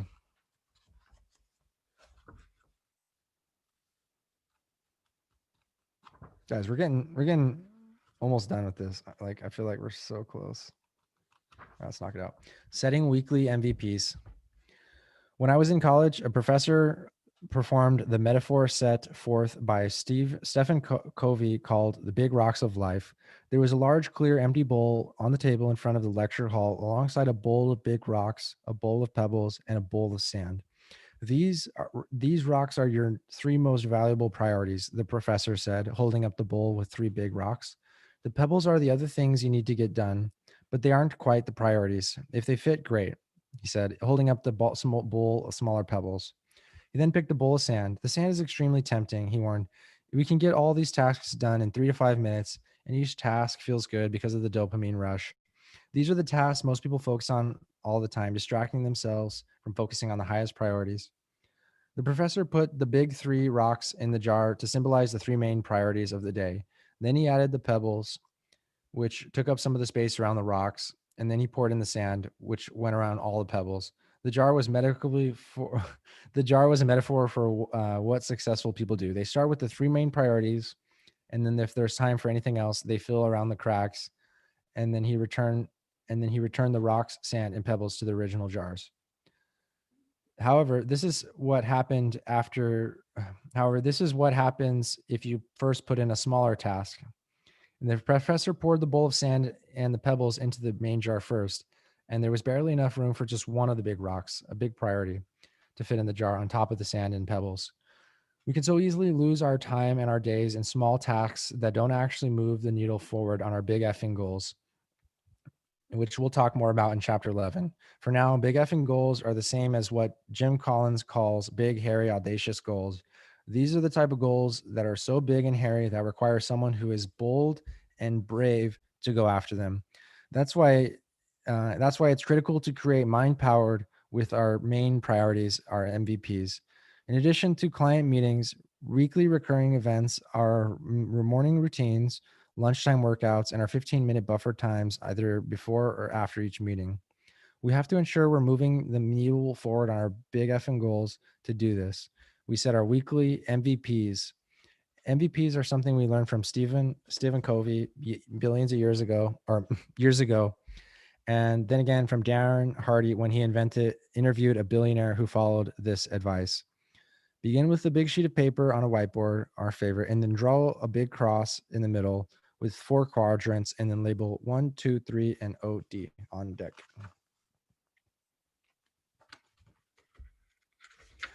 Here's what you do to do the weekly MVP process. Begin by doing a brain dump of every single thing that needs to get done in the week. Be realistic and aware you only have 7 days. Write a 1, 2, or 3 or OD besides each task and deliver a project on your data dump. Now transfer them between 4 quadrant paper on whiteboard. First, number ones go in the upper left, 2s in the upper right, 3s in the bottom left, and on OD items go on the bottom right. The first quadrant comprises the items that absolutely need to get done in order for it to have been an effective week. If you don't get these main priorities done, you will fall behind. These are your high priority big rocks. Next, the second quadrant comprises your medium priority big rocks. They're high on the priority list, and they'll come into play after you've completed all your priorities in the first quadrant. The third quadrant will be your lower priority big rocks, and they're to be accomplished after you've accomplished all the priorities in the first and second quadrants. On deck items are the pebbles, and they should be only done if everything in quadrants 1 and 3 have been completed. For us, these are the items we're already thinking about for the next week or two. We rarely get to see those items in the week because we're packed in quadrants 1 through 3 generously. And if there's time, we'll work through on those. You can have anywhere between 3 and 9 items per quadrant. It is really depends on how big the task or project is. You need to use your best judgment and make sure you're not overscheduling. The first few times we did this, we were overzealous and overscheduled our weeks. We quickly learned to scale it back a bit to ensure we were accomplish what we actually could and needed to do. Once your weekly MVPs are detailed out, treat it like a chronological to-do list. Begin with the priorities in quadrant 1 and stay within this quadrant until those tasks are completed. Then move to quadrant 2 and stay within those tasks until quadrant 2 are completed, and so forth. The danger of quadrant 3 or on deck priorities is that they are usually simpler tasks. There's a dopamine rush that occurs when we complete an easy task. When we cross it off our to-do list, hear the ding of our electronic to-do list, it feels good and our brain releases dopamine. In search of another rush, we look for the next smaller item on our to-do list. We want to continue to tackle the sand and pebble priorities, but if we do, we can add them all up and we won't have time for the big rock priorities. In our experience working with countless clients, this is one of the leading causes of unproductive time, failure, and ultimately burnout. So yes, you may need to start with tedious, grueling, hard tasks. That's right at the top of your priority. Eat that frog, as Brian Tracy, author of Eat That Frog, would say. Many other personal development books would say. This thinking is based on the quote from Mark Twain: eat a live frog first thing in the morning, and nothing worse will happen to you the rest of the day. Starting with the big rock or eating the frog is always not quickly achievable. Sorry, but they are important. We do have to hack. We do have a hack to share with you to help get the same dopamine response several times over the course of a bigger task. We call them mini wins. As you start staring down this big task ahead of you, divide it into mini wins. For example, if you need to complete a PowerPoint for an upcoming presentation, divide that into one priority big task into smaller segments, such as creating an outline, completing research, and creating the presentation. Then insert each one of those tasks and then insert each one of those smaller mini wins separately onto your weekly MVP paper or your whiteboard, and experience that sense of completion quicker and more frequently as you plug away accomplishing your each segment. If you're trudging through your big priority tasks and it's more grueling than you expected, then you're not successfully breaking the big priorities into mini wins. You can achieve your first quadrant priorities, biggest rocks, and feel the dopamine rush you get from accomplishing the smaller sand priorities if you break them down into smaller segments. Got it? Now, this will help minimize the chance of distraction happening and keep you on task through each little segment. Builds confidence throughout your week and builds momentum, which will carry you through the entirety of the big task. Finally, we also have a parking lot, which are items that go at the very bottom of our 4-quadrant diagram at the base of the page on the whiteboard. Parking lot items are the sand. These are the items we have our sites for the year, and we want to record them somewhere and keep track of them. They aren't big priorities for the year, but rather things we'd like to get done if we get through everything else. We'll get to work through them, and if we have extra time in the week, we'll have completed quadrants 1 through 3 and the on deck items. These can also be items you delegate to a team member or outsource, depending on your level of involvement. All right, now it's your turn to complete setting a weekly MVP challenge. Here's a setting week challenge for you. Set up your weekly MVPs for the rest of the week, this week and next week. Then starting on the next Friday afternoon, plan out the following week and then repeat.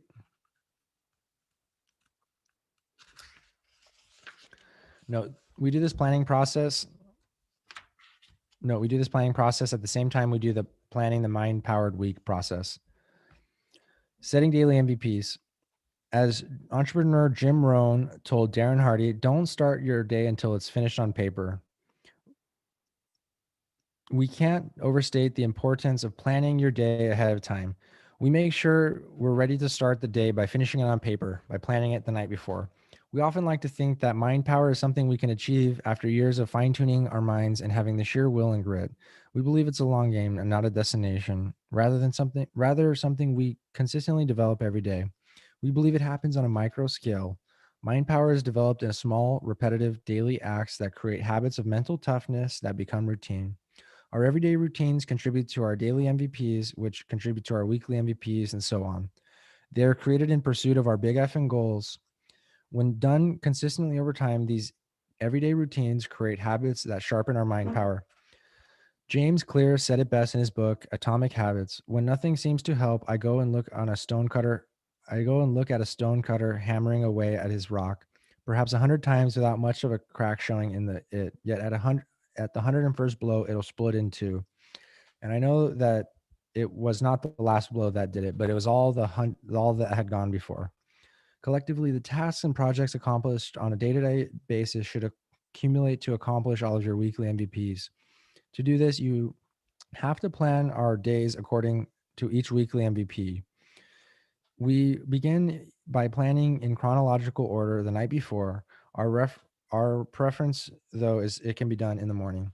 We look at the week's MVP on whiteboard or on a piece of paper and pick 3 items for the first priority or quadrant to write in your Master Your Mind Power journal. If you don't have one of these yet, you can do a 3 by 3 inch post-it note or on a copy of our mastermind or our mind power planning system. Notice you can download a copy of our mind power planning system, which is a single page printable document that you can use on a weekly basis for all of your daily MVPs. Go to masteryourmindpower.com/resources to download your copy. Put on item, put one item in quadrant one and two, and 1 and 3. Those are be your rocks for the day. And then 3 to 5 items, the smaller pebbles for the day in the on deck quadrant. These 3 priorities are critical. The most successful executives and entrepreneurs we know ask themselves every evening, if there was one thing I had to do tomorrow, what would it be? Notice they don't ask for 5 things or even just 3, just one. Over the course, of course, if you successfully accomplish that one first priority and move on to your next one, and then the final one in quadrant 3, it's the same strategy as before with the on deck quadrant, only complete these items once quadrants 1 through 3 are complete. Keep going down the same chronological order you created for yourself in the weekly quadrant. Doing this and knowing what your main priority is and how it will move the ball forward towards your big effing goals is absolutely critical. One of our clients named Christina, who owns 2 businesses, said, "This process gave me so much organization and direction, which allowed me to more than triple my results." Important note, doing each one of these processes, planning your mind powered week, setting your weekly MVPs and setting daily MVPs may take some time at first to get used to it, and then you'll get the swing of it eventually. Be patient and persistent with it and stick with it. Once you get used to it, you'll love it. You can expect immediate surge in your productivity within the first week, which will get even better over time as you master your mind power. You can expect an extreme reduction in overwhelm and stress.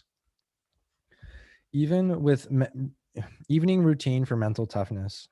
It's just as important to end your day right as it is to start it off right. Earlier, we shared with you our morning routine for mental toughness.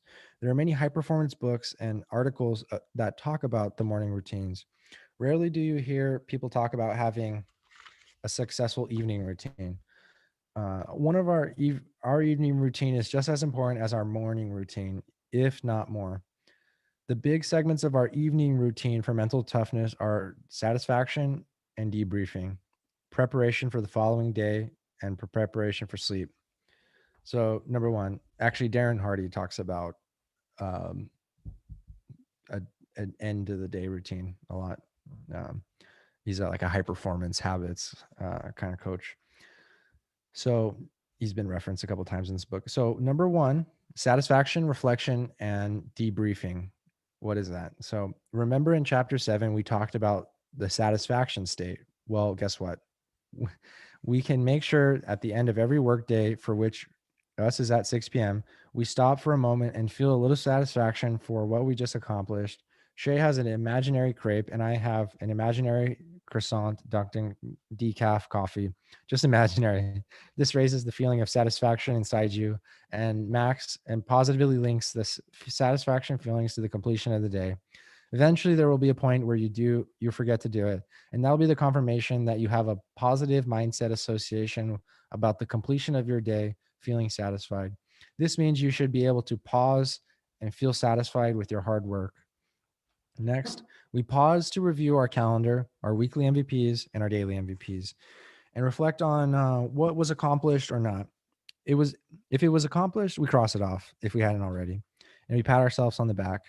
This isn't a massive celebration, though it's a quick acknowledgement of hard work and accomplishment. It's not the end of the movie, we're just changing the next scene.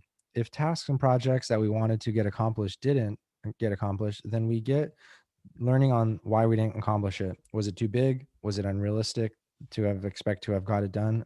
Or did I just plan too much that day? Get the learning and move on and aim to plan your future days even better. In the preparation for the following day, we'll talk about what to do with these tasks and projects that weren't accomplished. We also enjoy reflecting by jotting down some notes in our Master Your Mind Power journal about our day, biggest wins, biggest learnings, and growth opportunities. Finally, in the segment of the evening, in the final segment of the evening routine, in this segment of the evening routine, Shay and I meet to do a debrief and reflect on the day together. We review all of our meetings and private coaching sessions at a 30,000-foot level and review our daily MVPs and progress on our weekly MVPs. We also review our individual biggest wins, biggest learnings, and growth opportunities. Number 2, preparation for the following day. For any missed MVPs that we didn't accomplish that day, that needs to be accomplished immediately. We move it to the next day's daily MVPs. This is why we do our setting daily MVPs process, or this is when we do it. We wrap up the work day and leave the office. We eat dinner as early in the evening as possible so it digests earlier and lets you sleep deeper. Eating too late can disrupt sleep, per Joseph Mercola said. Ideally, you want to avoid eating or snacking at least 3 hours before bed. Eating a big meal before bed is known as the sumo diet, as well as and well, unless you want to look like a sumo wrestler, I would make sure you eat dinner as early as possible. When we cook, we always cook twice the amount of food so we can always have leftover rolling forward 1 or 2 days. Warming food up takes a lot less time than cooking from scratch. Finally, we make all of our protein shakes, bottles, and waters and vitamins for the next day are set out and ready to go. Our clothes for the next day are even planned and set aside. Preparation for sleep. After dinner, we either read, listen to an audiobook, or listen to a mind expanding podcast. On the weekend, sometimes we'll watch a documentary or movie. We turn off all electrical gadgets and all the lights in our house as the sun sets. Faintly illuminating our whole house is a Himalayan salt lamp in each room. Dr. Joseph Mercola says the artificial glow from your TV, iPad, computer screens can serve as a stimulus for keeping you awake well past your bedtime by disrupting melatonin production. I recommend turning off all electronic gadgets at least 1 hour before bed. We plug our phones in and then turn them off. They need rest too. We leave them plugged in and charging in the kitchen. If you must have your phone in your bedroom, we recommend you make sure it's at least 3 feet away from your head, preferably on the floor or where it can no longer disrupt your sleep patterns, Dr. Mercola says in the no grain diet. We complete all of our hygienic routines, brushing your teeth, taking a shower, etc., and we're in bed by 10 p.m. Neurologist David Perlmutter explains in this book the grain brain whole life plan. After 10 p.m., the body metabolizes waste products between 11 and 2 a.m. is when the immune system recharges itself. It's also explained by Barbara in her book Cellular Awakening that for every hour we sleep before midnight is worth 2 hours of sleep for the body to heal and cleanse effectively. That means going to sleep at like 10 p.m. is like 4 hours of sleep for the body before midnight. Finally, we lay in bed and do a progressive relaxation technique when we fall in bed. As explained by WebMD, progressive muscle relaxation is based upon the simple practice of tensing or tightening one group of muscle at a time, followed by a relaxation phase with a release of the tension. Doctors have used progressive muscle relaxation in combination with standard treatments for symptom relief in a number of conditions, including heartaches, cancers, high blood pressure, and digestive disturbances. The technique of progressive muscling relaxation was described by Edmund Jacobson in 1930 and is based upon the premise that mental calmness is a natural result of physical relaxation. Progressive muscle relaxation can be learned by nearly anyone. The way we do it is by focusing on each individual muscle group one at a time. and tense the muscle while breathing in and relax the muscle while breathing out. We do this process from the top of our head all the way to our toes, doing it with every muscle group. Example, tense your forehead while breathing in and relax your forehead while breathing out. You may fall asleep while in the middle of this process, which is great. If we weren't asleep, we'll repeat the process from the tip of our toes all the way back to the top of our heads until we are asleep. Sometimes we just lay in bed and focus on things we're grateful for until we fall asleep. It's just as important to the end of your day as the right as to start. It's important to end your day right as it is to start your day right. And as Sun Tzu said in The Art of War, every battle is won or lost before it is ever fought. Your evening routine for mental toughness is the way to win the battle for your next day before you ever enter it. So give your evening routine, mental toughness a go tonight and enjoy its benefits. And then start the daily discipline tomorrow evening after you complete your workout. Here's a mind power exercise for you guys. Questions to consider and amp up your mind power. Are you planning your days and weeks and setting yourself up for success? How productive are you really? And do you think you could be more productive? And 3, are you grabbing your days by the horns or are your days grabbing you by the horns? Holy shit. 6 hours? What is this? 7. Chapter 10. All right, we're going to crush this. We got like 40 more pages. Chapter 10, Mind Powered Productivity, Shaylee. Multitasking makes you half-ass at a lot of shit. When Steph and I first started working with one of our clients, Linda, we gave her an important homework assignment, a picture of a calendar showing her the last 7 days of her professional and personal schedule morning throughout the night. We were interested in seeing her habits and how she was spending time on a daily and weekly basis. When she sent us the calendar, we noticed it was completely blocked off every single night from morning to night. Wow, it looks like you're getting a lot done. Are you happy with your productivity? We asked. No, she replied. Oh, well, are you making your ideal amount of money? We asked. No, she replied. What about your health? How's that going? Are you unhappy with your relationships? No and no. We're a bit confused. It looks like you're getting a lot done. Yeah, I'm really busy, she replied, as if it were a badge of honor, making her important. Light bulb moment. We understand what the problem was. You're doing a great job of being busy, but you aren't doing so great at being productive. We knew what needed to be done. Using the strategies we put forth in this book, we helped her integrate some productivity practices and scheduling strategies that would help her soar to productive heights within a year. She ended up 10xing her income and on average had 20% more free time on a weekly basis. The key was getting her from busy to intentional. We've been taught to think busy means productive, but without the right intentions, we end up with a stressful schedule and doing a lot of busy work that doesn't move the needle forward towards accomplishing our goals.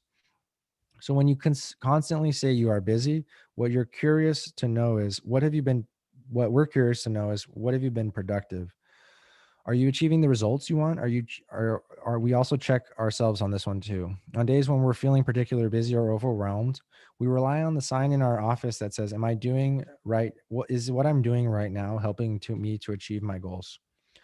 It begins with productivity. If you aren't being productive to hit your daily MVPs and therefore your weekly MVPs, you'll be plugging along at a snail's pace towards achieving your big goals for the years. So be cognizant of your productivity with the strategies in this chapter. Reserve your brain power. A critical element of being productive is reserving your brain power for where you need it the most in your own productivity.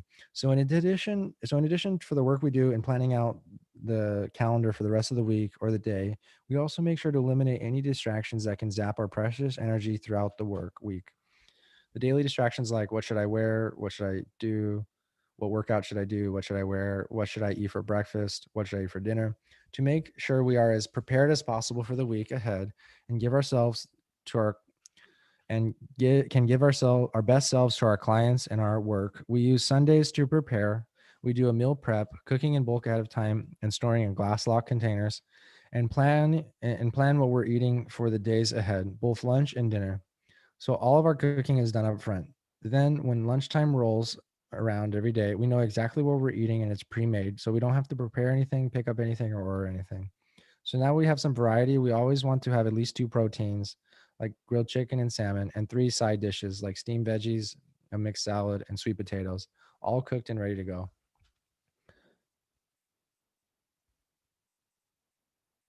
That's awesome. We also reserve workout class or time for working out ahead of time. This changes with the season. For example, we made sure to reserve time every morning for a hike, push up, and stretching out last year. If you attend a soul cycle class or another type of workout that requires a reservation ahead of time, look at your calendar and log it in. Then make sure you go. Set the frequency of these workout classes in alignment with your health and fitness goals for the year. Or make sure you have time to go out on that run, bike ride, or simply to walk the dog. Remember, proper planning prevents poor performance. This is essentially important in the light. This practice is essentially important in the light of new research from the University of British Columbia, which found that we are actually wired to do what requires the least energy. University of British Columbia postdoctoral research says conserving energy has been essential for humans. Survival, it has allowed us to be more efficient in searching for food and shelter, competing for sexual partners, and avoiding predators.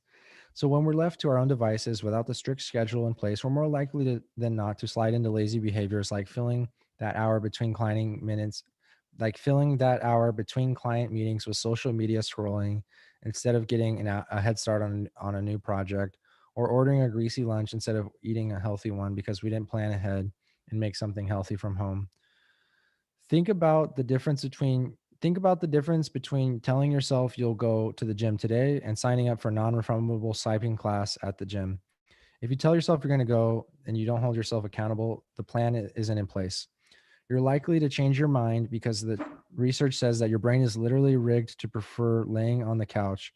But if a workout is planned, set in stone, then there will be consequences if you miss. Even a small charge to your account or your workout buddy calling you out, you're more likely to fight against the inherent laziness. I'm going to stand up.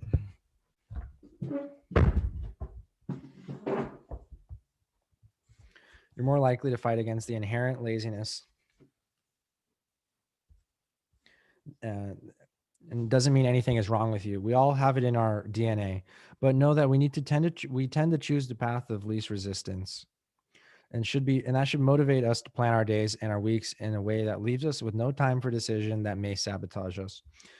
The more you do, the more your week is planned, the less you have to wonder about what there is to do. It's all figured out. All you have to do is do it. You can also plan what you're going to do, what you're going to wear each day of the week ahead of time, and have the outfits chronologically hung in your closet. This is similar to how Steve Jobs wore his same outfit every single day to take back the energy of the daily decision of what to wear. All of this is done mindfully so that you can reserve brain power, so your mind power is full and ready to go every moment of the week and for the most important decisions that are moving you and your business forward. Here's a mind power exercise for you guys. Questions to amp up your mind power. Do you guys ever get lazy? Be honest. Let's ask this question again. Hey, how productive are you really? And do you think you could be more productive? And what things can you plan ahead of time to reserve your brain power?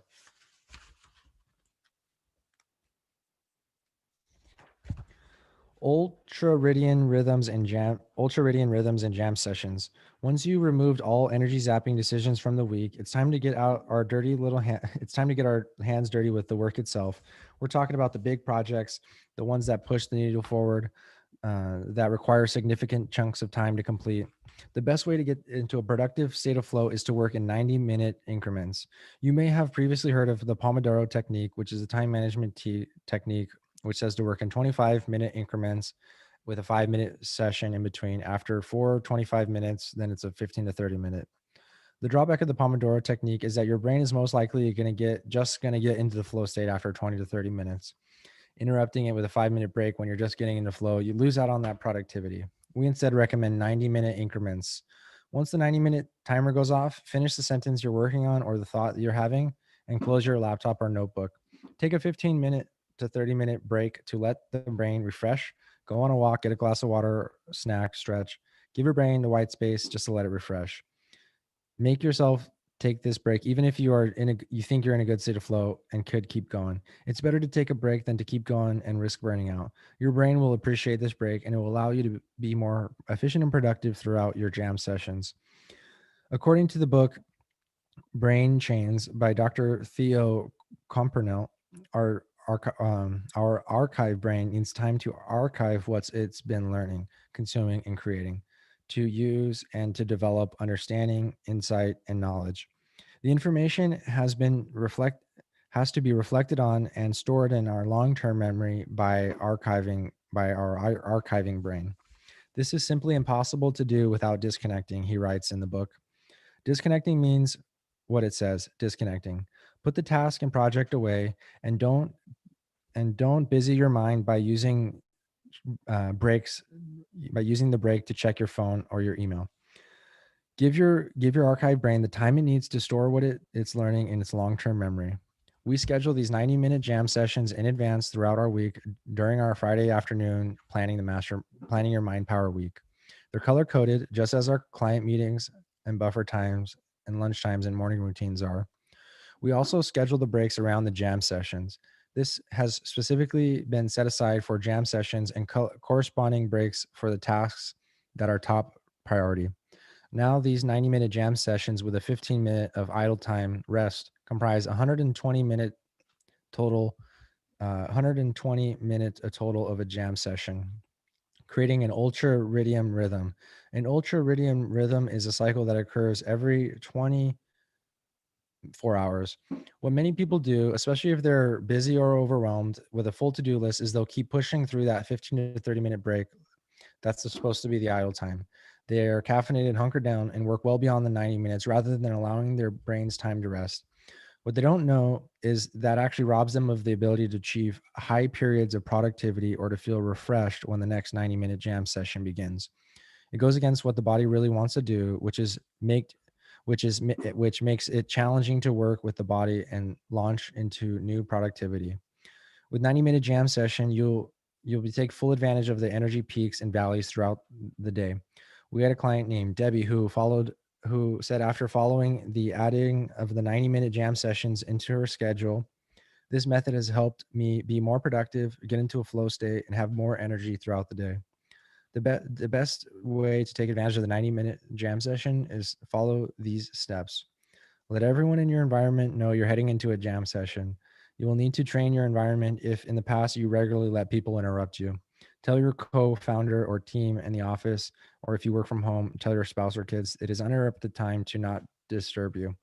Make sure that any distraction is turned off, the dog in the other room, your phone, etc. Social media, email windows are minimized, and notifications are silenced to not tempt you. The ultimate display of discipline will pay off. We have gotten extreme flow states and accomplished a day's worth of project time during a 90-minute jam sessions. Then work on the same project for the entire 90 minutes. Don't switch it up and start working on another task or project because this defeats the whole purpose of maximizing your focus and productivity. Speaking of, why do we multitask? The danger of multitasking. Part of the reason why each 90-minute jam session needs to be focused solely on one project is because multitasking requires switching, which is the act of switching in your brain from one focus point to another. This drains your brain of more precise energy. Think of it as like gears on a car. Neutral is a different gear than reverse, which is different than drive. When a car is parked in its position, it's effortless to switch between each gear because the mechanics are made for it. While our brains actually get exhausted trying to switch gears from one subject to another. It's completely different type of focus on a task requires different parts of your brain. Just as we use the 90-minute jam session because it can take 25 minutes to get into the state of flow, that state of flow can easily be disturbed and sabotaged by switching to another task. It significantly reduces results. Many people believe they can efficiently multitask. This is a myth and is simply not possible. Yet it is possible to do things at once, like working on a presentation and engaging in a text conversation at the same time. However, your concentration will not be 100% for either task, which can lead to mistakes or distracted engagement. To see for yourself, do the simple test that Dr. Theo Copperno recommends to show how switching just does not produce good work. To do this right away, get a pen and paper and sheet of paper. Get a pen and sheet of paper and a timer, and there's one conveniently located on your phone. The next step, write down multitasking, alternate between alternate between writing. Okay, next, time how long it takes to write multitasking, but alternate between writing a letter and writing a corresponding number below it. Example, M1, U2, L3, T4, all the way through multitasking. A reminder to turn off the timer as you write the last number and you record your time. When you're complete, it'll look like this. Then write down how long it takes to write down single tasking in sequence, and then write down 1 through 12 and 13 in sequence. And a reminder to turn off the timer when you're done. When you're complete, it should look like this. Notice the difference in times. We notice that when you alternate between the number and the letter, it took much longer. Imagine the time difference when switching between far more complex and complicated tasks and projects like creating a presentation, answering emails, or doing business development calls. Wow. A study in 2003 published in International Journal of Information Management found that the typical person checks an email once every 5 minutes and on average takes 64 seconds to resume the previous task after checking an email. In a recent discussion, Dr. Joseph Mercola via video conference, Theo, MD, PhD, posits that the problem with switching is that it usually leads to increased work time overall on projects and leads to an increased risk of errors and mistakes. 30% of efficiency disappears in the black hole of switching, says Dr. Theo Compernal. Finally, we absolutely love this quote from the retired Navy SEAL David Goggins from the author Can't Hurt Me. Multitasking makes you half-ass a lot of shit. Here's a mind power exercise for you guys. Questions to consider and amp up your mind power. Do you multitask? Do you think you're good at it? Have you considered that it's simply you switching between one task and project because you didn't embrace the suck and push through working on what you needed to? Ooh. Are you ready to start a new mind-powered productivity routine by using some of the most successful people known as the 90-minute jam session? What time-wasting activities do you need to cut out today that aren't moving the needle towards your big effing goals? All right, chapter 11, mind power goal achievement. Stefan. Setting goals is the first step from the invisible to the invisible. Sometimes mind power goal achievement will surprise you. It certainly surprised me. Several years ago, Shay and I had just bought some land up in the mountains away from the noise. We had fallen in love with the area where we had seen the buffalo run and sunrise and wanted to call it home. Over the holidays, I pulled out some paper and colored pencils and I drew what I had imagined we'd want as our dream mountain home. I'd given my best go. I'm no artist, but I probably did better than a kindergartner. I let my mind be the architect of our dream house. Of the dream house, I got into the big details: a sloped roof, big windows facing the cliffs, surrounded by the trees with a backdrop of mountains. I also saw a curving driveway up to the house. As I became more and more detailed, the house came to life in my imagination. I gave every color with my colored pencil, I gave everything a color with my colored pencils: a green roof paired with a tannish beige exterior, a chimney with a billowing smoke, and over the shade of the trees of the house and the sun arched overhead. I spent time and effort shading everything perfectly. I went into this so much detail because I knew that one day I would be in that exact house we'd build on our land. I tucked away that private picture into one of my journals and almost forgot about it for a while. Or did I? Consciously, I forgot about it, but the unconscious always remembers. About 3 years later, Shay and I decided to get out of the city and go for a drive throughout the area where our land was. We loved exploring in our car and going up and down the winding roads without any rhyme or reason, listening to music or audiobooks, seeing what we could. We were always saving up to build our dream house. We were saving up to build our dream house at this time. We took one turn at the top of the mountain, not just any house, the house. Oh my gosh. Look at that house. Shay pointed with her finger. That's the freaking house, I exclaimed. We got closer to the house and realized as we took in every detail that it was the house I drew 3 years prior. A green sloped roof with the tannish beige exterior, a chimney with a billowing smoke and a big windows, and the outside mountains as the backdrops. Here we had been saving up to build our dream house, but it had already been built. The only part I hadn't drawn was the garage. But hey, really, but hey, reality usually turns out even better than what you can imagine. We swiftly we drove swiftly down the street, up and down the hill towards the house. Homes in this area are rarely for sale. Rarely for sale. We decided to drive up to the house to get ideas of how we could build a replica of it on our own land. Of course, this is the backs of our minds. We're thinking, what if this house is the one actually for sale? No way. That would be too easy, right? Well, it was for sale. And it actually just come onto the market as a couple of weeks prior. Coincidence? Maybe. Though anyone who really knows us knows that we tend not to believe in coincidence. Either way, that was our house.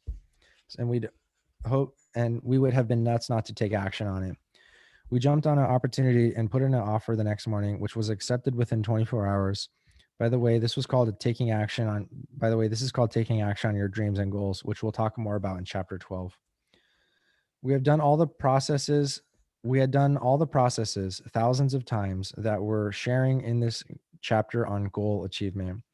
This was one of those situations that shows the true power of what the mind can do when you set goals.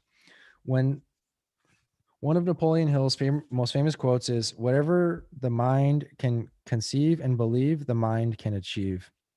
And well, conceived and believed and achieved for sure. We had never gone up this road nor seen this house before. It was our dream mountain house where we could do content creation, build our business, write books, and where we could actually where we actually wrote this book, Gold, Mind Powered Gold Achievement Works. Period. What you can perceive can actually be achieved in reality. The first step is imagining it, and you'll realize truly when these situations happen, the real power of mind power. Big effing goals. Now, the ultimate intention behind building mind power is to help you soar to the next level. First, we've laid out the foundation by helping you identify and align your values and principles. Now it's time to help make sure you're clear on the big goals you have for yourself this year and your life, and some new ones while you're at it. We begin every new year by closing out what has happened in the previous year. We call this a year in review process. Even if you're reading this book in the middle of the year, take the opportunity to reflect on and close out the past year of your life. You're now entering new terrain, a phase of your life emboldened by your newfound mind power. That's a milestone, whether it's a date or as momentous as January 1st or as random as May 20th. The best way to propel yourself into your future is to close out the past at any given time. You can decide that you're leaving your past self behind and forging a new future with bigger goals and better habits. It's all in your mind, and you're strengthening your mind power to forge a new beginning right now just by reading this book. The biggest segments of our year in review process are big wins, big learnings, and big effing goals. Big wins, the first area to reflect on from the past year, what we call big wins. These were great accomplishments you had. They don't have to be monetary or traditional achievements, but they can be.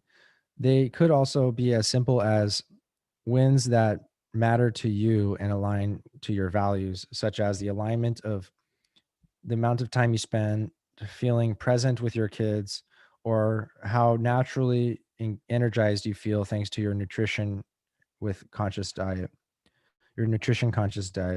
Or it could be about that pay raise or promotion at work. Write them down and follow that brain dump strategy you did in chapter 1 while discovering your values.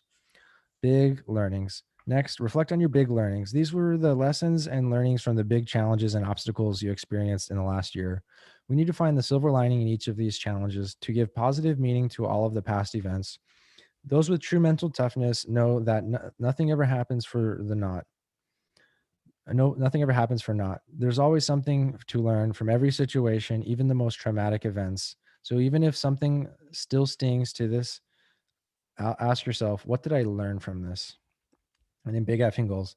Now it's time to look ahead and look at your big effing goals for next year. We give them a grand name because they should be big enough to scare us.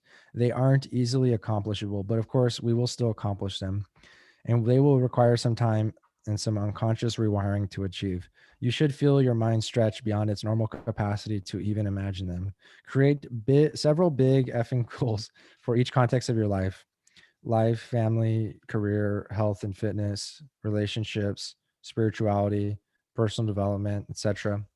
Each of these three exercises, big wins, big learnings, and big effing goals, should be the thought through and written down on your own.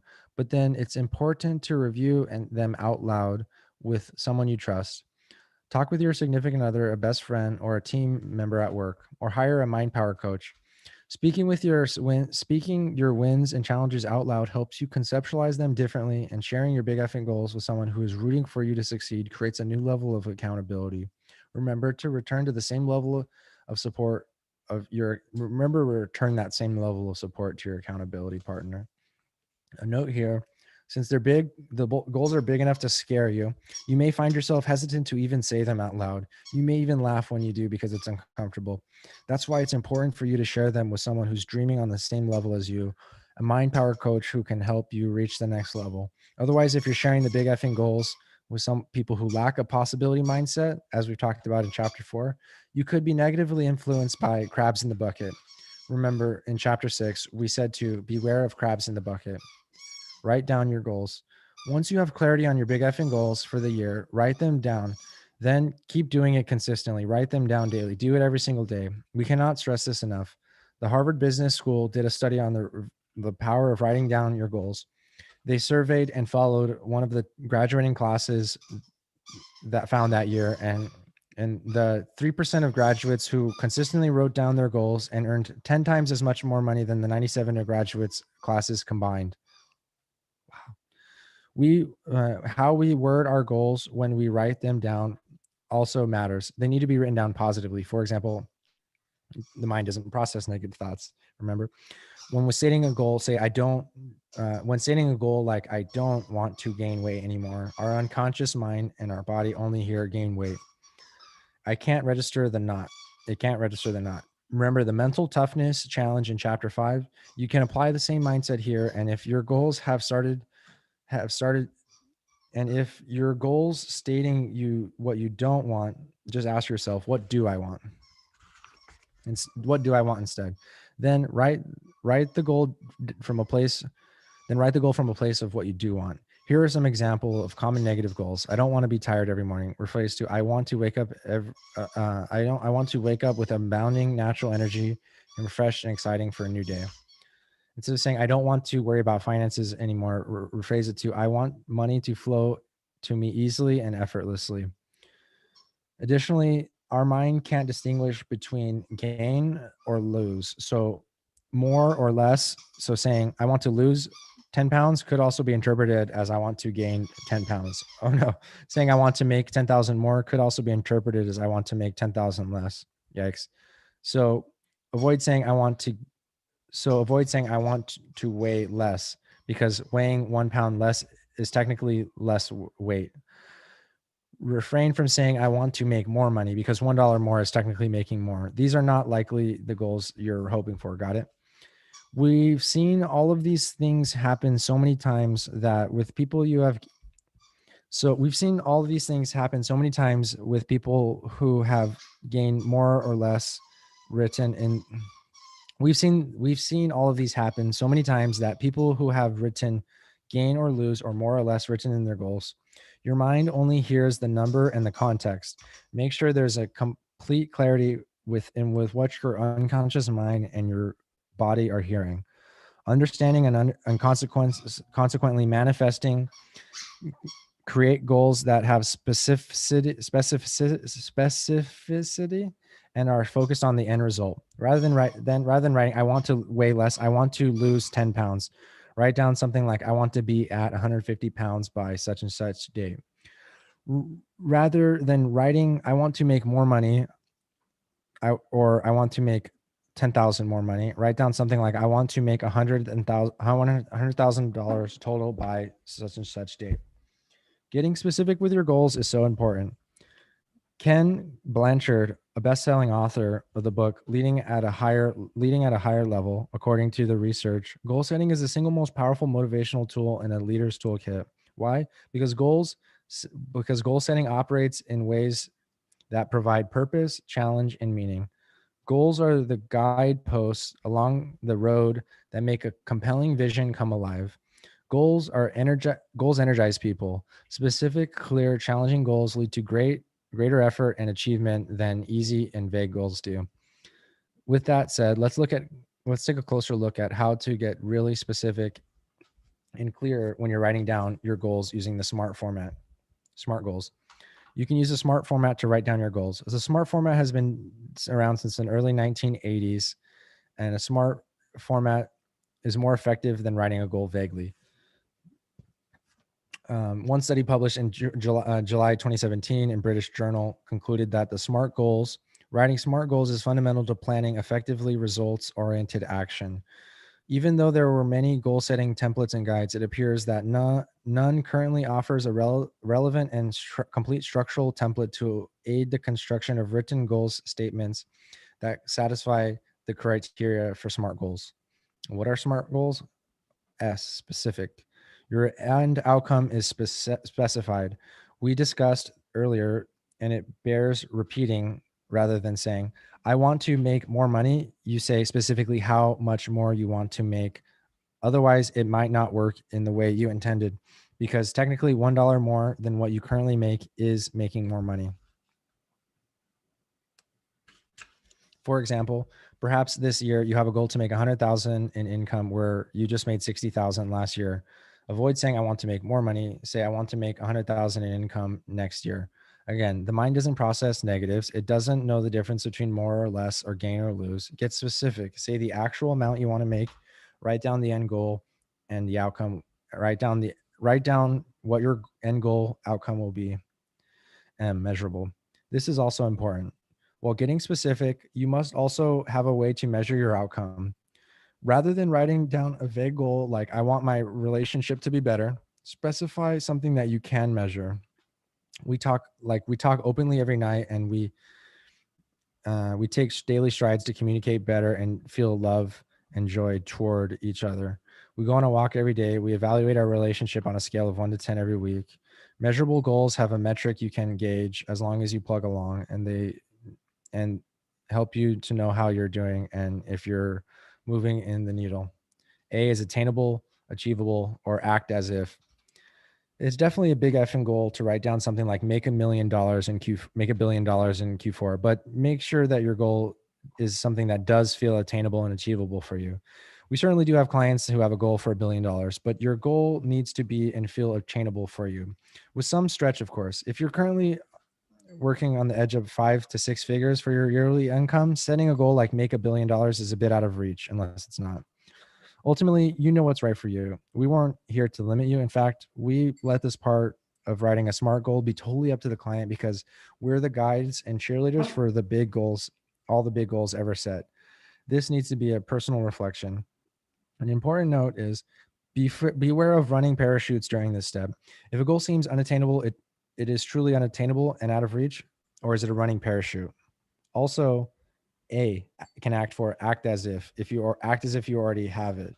Although otherwise it will feel like a pipe dream while you're in pursuit of it. Just pretend it's already yours. The mind can't tell the difference between what's remembered and what's actually happening.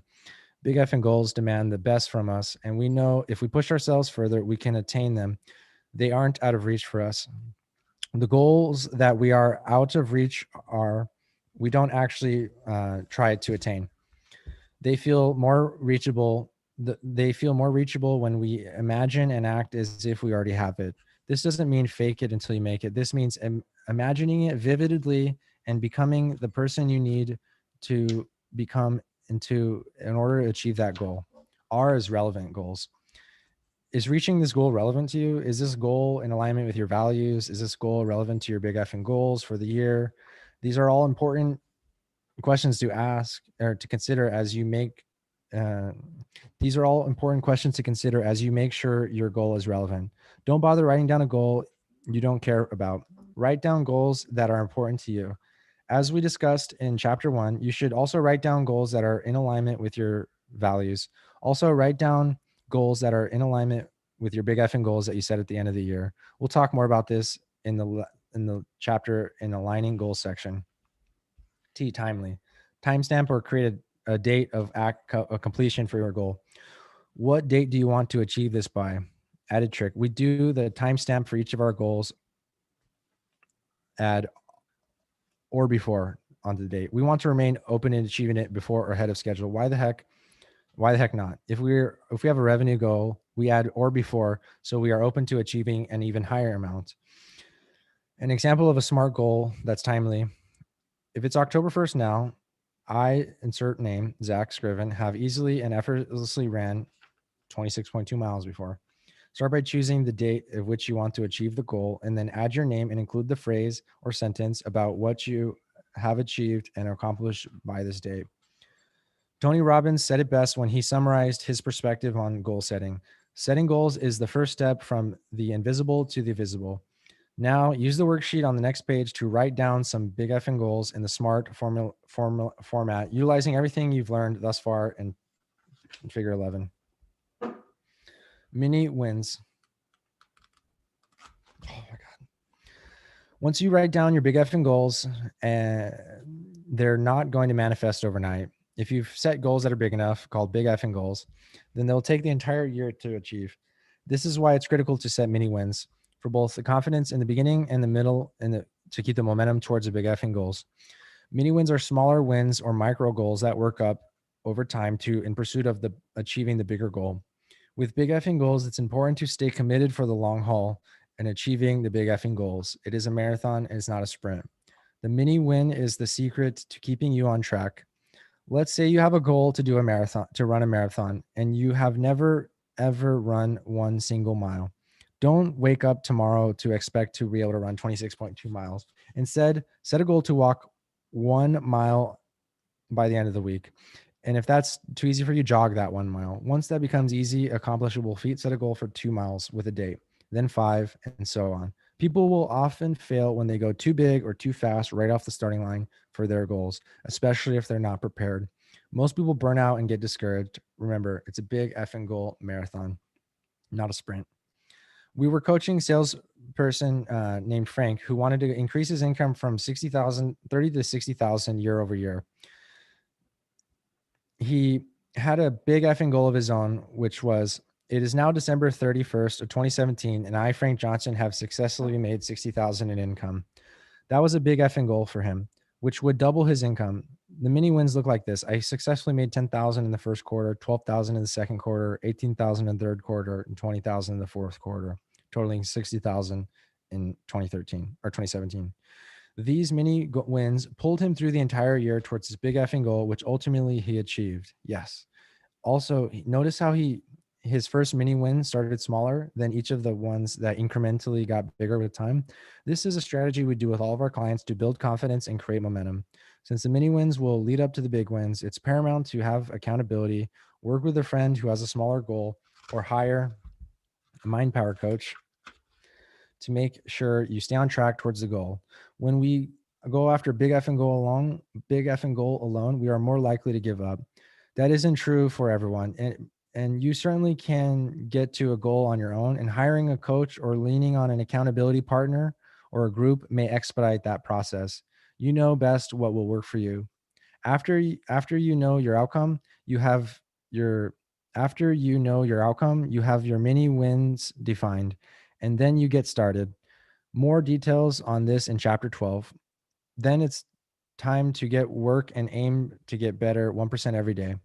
Author of Atomic Habits, James Clear, says if you get 1% better every day for a year, you'll end up 37 times better by the time you're done.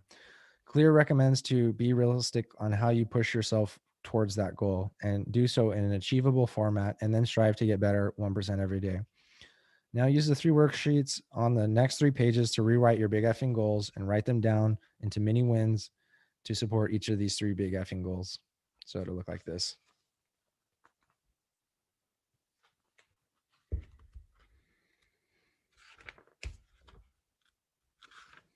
Aligning goals. We've noticed that people rarely have true alignment between the big effing goals they've set for the year and their quarterly, monthly, and weekly and daily goals. For example, maybe they've set their big effing goals on a new revenue goal for their business, but on the quarterly, monthly, daily goals and their schedules, they're following their business as usual and haven't adjusted anything to work towards that big effing goal yet. This can be true even if many wins have been set out. For example, let's say your big effing goal is at 2 million in revenue this year, and you set your first mini win to be 500,000 at the end of the first quarter. If your weekly and monthly goals don't shift to attain that mini win, nothing will happen. Take a step back and create a quarterly, monthly, or weekly or daily goals that will ultimately contribute to the year's big effing goal. Let's use your monthly goals as an example. To teach your big effing goal, what are the 4 steps, one for each quarter, you must require of yourself to get there? What are the 4 big milestones to reach your big effing goals? And what are the 12 steps, one for each month, you must require of yourself to get there? Or what are the concerted actions you must take consistently on a monthly basis to get there? Then move on to the weeks ahead, then days ahead. Make sure your daily and weekly goals correspond with your monthly goals and that they are all operate under the shadow of your year's big effing goal. So everything is in alignment. It's great to set goals, write them down, and work to manifest them. And you have to align them to your schedule, just as we discussed in chapter 9 with the daily MVPs and weekly MVPs. As Darren Hardy said, the rhythm of daily action aligned with your goals creates the momentum that separates the dreamers from the super achievers. Mind power exercise. To make sure your goals are aligned, no question is, have you set your big effing goals? Have you created the 3 mini wins for each of your big effing goals? And then now, if you set your weekly MVPs to be in alignment with your mini wins, which are in alignment with your big effing goals, now set your daily MVPs for tomorrow to be in alignment with your weekly MVPs, which are in alignment with your mini wins, which are in alignment with your big effing goals, and a repeat daily. Holy. All right. See, we got like 20 more pages, something like that. 266. All right. Oh, shit. All right. Amp up your visualization. My method is different. I do not rush and do actual work when I get a new idea. I start once building it up in my imagination and make improvements and operate the device in my mind. When I have gone so far as to embody everything in my invention, every possible improvement I can think of, when I see no fault no anywhere, I put it into concrete form and into the final product of my brain. You must continue to feed your mind with imagery of achieving your goal. We have some tips for amping visualization to help bring it into manifestation here.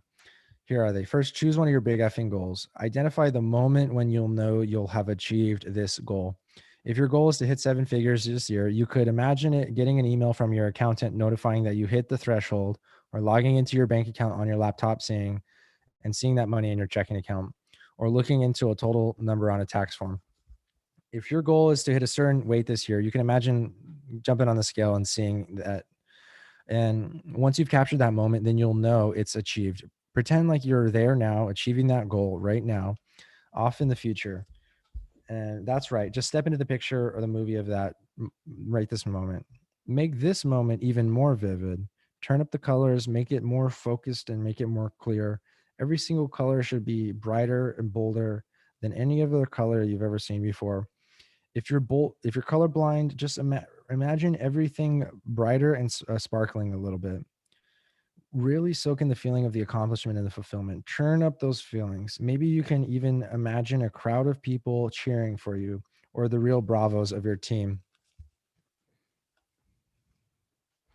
or your family or your friends. Turn up those sounds. What thoughts will you think when you achieve it? Something like, yes, I did it. What is it now? What is it? Whatever it is, think about those thoughts right now. Now pop out of the picture and see yourself. Now pop out of that picture and see yourself in the picture or in the movie.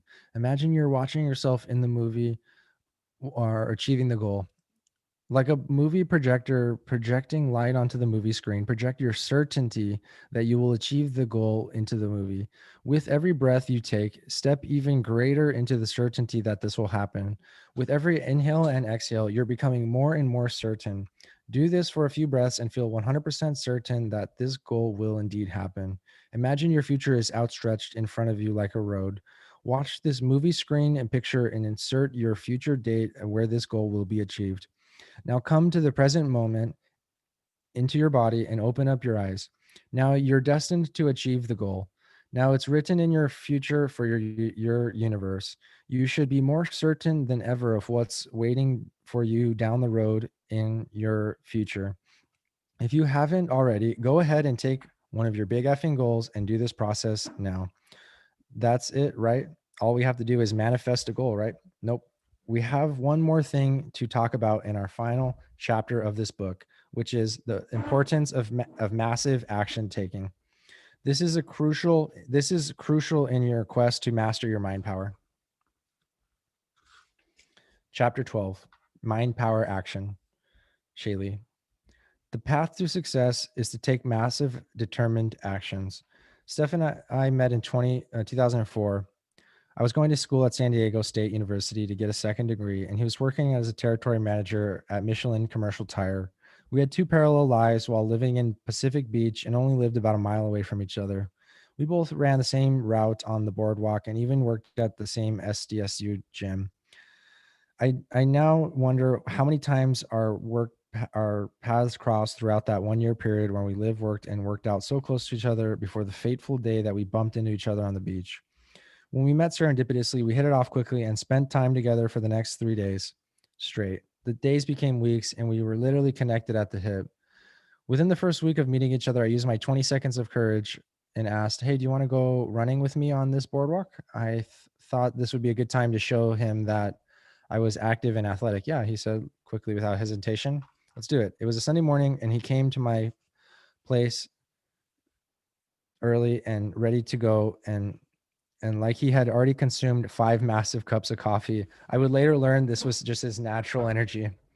We jumped in his car and zipped down to the beach, excited to get a jump on this beautiful day. We parked the car and headed down to the boardwalk path that was parallel from the beach. It was so early that the party goers and the nightlife folk from the night before hadn't crawled quite yet out of bed. A few people were walking on the beach and could hear laughter from the breakfast goers in the restaurants that sat on the boardwalk. It was a cool morning of ocean fog that hadn't quite yet burned off yet. The perfect day for a jog, or so I thought. So Steph started off with confidence. "See that light pole down there by the yellow wall?" he asked as he pointed off 50 yards in the distance. He said, "Yeah," I answered. "We're going to sprint from here to there," he explained. "We're going to do what?" I asked without sheer confusion. "But I'm a marathon runner, not a sprinter," I explained. "I want to settle it right here and there." I wanted to settle it right then and there. That's great. And this is a boardwalk boot camp, so sprinting is necessary, he proudly stated. I contemplated walking away and putting an end to this nonsense immediately. My stubborn side really wanted to. However, I did like this guy, who I had just met the week before, and I wasn't about to let some guy show me up. So I had always kept up with the boys, and I wasn't about to stop now. Was this a tryout to become his girlfriend? You never know. "Okay, you're on," I exclaimed, digging deep into my mental toughness to accept the challenge. We got down in a sprinter's race and stance, and he yelled, "On the count of three, 1, 2, 3." We took off sprinting as if in that race that counted for something. He was so fast, I couldn't believe it. I was pushing myself as hard as I can go. I hadn't run this fast in soccer sprints in high school, which I had despised at the time. He crossed over the invisible finish line and the sidewalk crack that was in alignment with the light pole, and he turned and faced me and started yelling, "Go, go, go." This guy is nuts, I thought to myself, but I secretly liked it. I crossed the finish line, and he immediately came over and gave me a big high 10, a big hug, and congratulated me and saying, "Nice work." I really felt like I had just run a race and broke through the finish line tape. I was catching my breath when a moment later he said, "Okay, now it's time for some tricep dips." We were we were up against a short little concrete wall that separated the boardwalk, and ready, 3 1 2 3 5 6 7 10 12 15 18 20. We stopped and rested up against the wall for about 20 seconds. Again, he yelled. I quickly got back into action, pumped out 20 tricep dips. After after another quick breather of 20 seconds, we completed a third final set. "Okay, what's next?" I questioned with enthusiasm before he could beat it into me. I saw the sparkle in his eyes, and I could tell my response surprised him. "Remember, There was something about this guy that motivated and lit a fire in me. Follow me, he said, as he walked off the boardwalk and down the little alley that was in between the boardwalk and the main road. The alley was lined with garages and storage areas of little beach cottages. Now it's time for pull-ups, 10 of them, as he said, and and a chain link fence that had as he pulled up as he pulled a chain link fence open that had a dumpster behind it. He flung the dumpster lid open and a horrible stench wafted out. What are you doing? I questioned. I wondered why he was opening the dumpsters. Motivation, he explained. The smellier the dumpster, the faster you'll do pull-ups. Wow, he had really thought of it all. Seriously, this was crazy. I had never really done a full pull-up by myself before, let alone 10. This was going to be interesting. I would have to really dig deep and tap into my mind power to get this one done. I'll spot you and help you, he said reassuringly as he read my mind. I don't know what came over me. I think it was just sheer determination to show him what I was made of.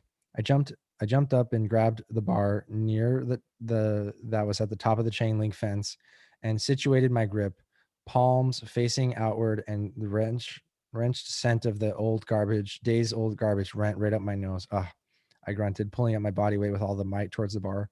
All of a sudden, I felt his arms wrap around my legs as he assisted me gently while I pulled. Steph, you got the moves, man. I grunted and pulling my body weight up with all my might towards the bar. All of a sudden, I felt his arms wrap around my legs, and he assisted me gently while I pulled up for number 2 and again number 3. I pulled myself upward and slowly letting my body weight down. I visualized myself easily finishing number 10 and being back on the ground when this was all done, giving Steph a high five and laughing at this ridiculous scene that we had just occurred. 5, 6, 7. I breathed in through my nose and out through my nose, in with the good thoughts, out with the bads. 8. I was going through the finish line strong. 9. And one more. 10. I pulled myself up to 10 and quickly jumped down to the ground, and my biceps and lats were on fire. Wow, he shouted. That was amazing. Another high five, and now a sweaty hug followed. Now it's your turn, I stated teasingly, as if he was going to be a challenge for him. He jumped up and proceeded to pump out 10 pull ups, no problem. He jumped down a little out of breath and closed the dumpster and put the chain link fence back to how he found it. Okay, one more thing, he said. He started walking over here. He walked over to an outdoor public restroom and up to a shaded concrete wall. It didn't smell too good over there. Push-ups, he said. Handstand push-ups. I really don't know how much of crazier things could have gone, but this was nothing short of exhilarating. This is really crazy, I said in disbelief. I don't even know where to begin. You got this, he said with confidence. Just get ready to do a handstand. I'll hold your feet, and then you push up from the ground. He said it was like it was no big deal. I said to myself under my breath, you got this. Just start. I took a deep breath, hugged, and dug deep again for some mind power and mental toughness. I couldn't stop now. I was almost done. This was the way this was the way out of my comfort zone, and beyond what I had imagined when I had I had asked him out for a jog. I jumped in and went in with it, rising to the challenge again and again. There was something about this guy that motivated me, something that would later become the norm between us. I lunged forward and my hands met the ground. Doing a handstand was nothing I was a stranger to, but a handstand push-up I was utterly new. He grabbed my feet and securely held onto them and yelled, "Okay, ready, go." I pushed down to the ground and then back up. And surprisingly, I could do it. I did it another 2 and another 3. 2 more, he yelled, "You got this." I pushed down and found number 5. He let go of my legs and I kicked back to the ground and stood up. Yay, I shouted with excitement and joy. I hadn't really pushed myself out of my comfort zone like this in 3 years since the marathon, and it felt so good to dig deep into my mind power and challenge myself. Steph wrapped up his handstand push ups while I spotted his feet, and we gave each other a high five and even more sweaty hugs to celebrate the completion of what would become our weekly boardwalk boot camp. Flash forward 10 years, that wasn't the only time Steph demanded action from me. He always reminded me of the importance of action in taking steps towards our goals. Part of the leap Part of taking the leap outside of our comfort zone is doing what we haven't done before, even if it's uncomfortable, especially if it's uncomfortable. Massive action is one of the main factors standing in between where you are now and where you hope to end up at. Massive action. We are avid believers of the law of attraction, although we do believe that most people employ it completely incorrectly, leaving too much to chance. This is where the individual does not take massive action. A world renowned success coach and motivational guru, Tony Robbins, said, "The path to success is to take massive action and determined actions." Before we go deeper to the potential limitations of thinking and behaving surrounding the law of attraction, let's look more into the details of the mindset and methodology. The law of attraction says that everything is energy, and to attract of what you want, a dream job, dream relationship, optimal health, you must match that energy. That there are many small actions you can take to align yourself with the energy of what you want. Doing visualizations, as discussed in chapter 11, making a vision board, writing down your goals, and attuning yourself to the energy you are trying to attract. We're on board with all of this so far, and it works. For example, if you imagine yourself, you have decided what your dream job is, utilizing the law of attraction, you'd imagine that you'd already landed that dream job. You could feel the same sense of excitement, enjoyment, and glee that you'd imagine if you'd already had the job already. You would imagine yourself completing the daily duties of the job and feeling emotionally accomplished of it already happening. Ideally, for the job, your want for the job would be strong and in alignment with Napoleon Hill's desired, backed by faith mindset. You would also refrain from stepping into the need trap. As we talked about the end of chapter 4 in the 100 wants challenge, you must be careful not to strangle your wants and desires, as it could backfire and result in you not achieving your goals at all. Here lies the one problem with many people, as there are who practice the law of attraction. They obsess negatively about the achievement of their goal. They feel incomplete if they don't get their goal. And the the most important thing is to find fulfillment in what you do have, and also simultaneously desire to achieve the next level. There is a balance to this. Remember the story in chapter 4 when I said I met Steph ironically and I wasn't looking for a serious relationship? I had to practice an informal law of attraction in my mind months before, on the back side of another failed relationship. Then I effectively let go of that tight grip on needing to be in another relationship. I met Steph the next day. Now, it didn't stop there. When I courageously asked him to go on a jog on a boardwalk and ended up going through his boardwalk boot camp, totally outside of my comfort zone, that was taking massive action. And when he asked me to dinner, I said yes. That was another moment I took massive action. Let's go back to your hypothetical situation of you desiring a new dream job. You could use the law of attraction about landing this dream job for months, but until you have taken massive action, you won't get the job. Remember, you still have to apply for the job. You still have to pick up the phone and follow up to make sure they've received the application, and you have to call again, and if you don't connect with them on the phone, and again until you speak to someone, and then you need to be awarded an interview and accept it, and then you have to think about what you're going to wear, and then if you don't have the proper clothes on, you'll buy them, and then you'll prepare for the interview, practicing with a friend, etc. Finally, when they offer you the job, you must say yes. All of these fields require massive action. Up above were examples of over 12 action steps that you must do in order to land your dream job. Did you attract the law because of the law of attraction? Because it turned into the physical world? It takes massive action. And when you think you've taken enough action, you need to take more action. We're often asked, how much action do you need to take? Guess what our answer is to anyone who asks us this question: massive action. As much action as you need to take until you get your outcome. This requires courage, persistence, and stick to itness. More on courage later in this chapter. One of our clients referred to us a potential client last year named Lisa.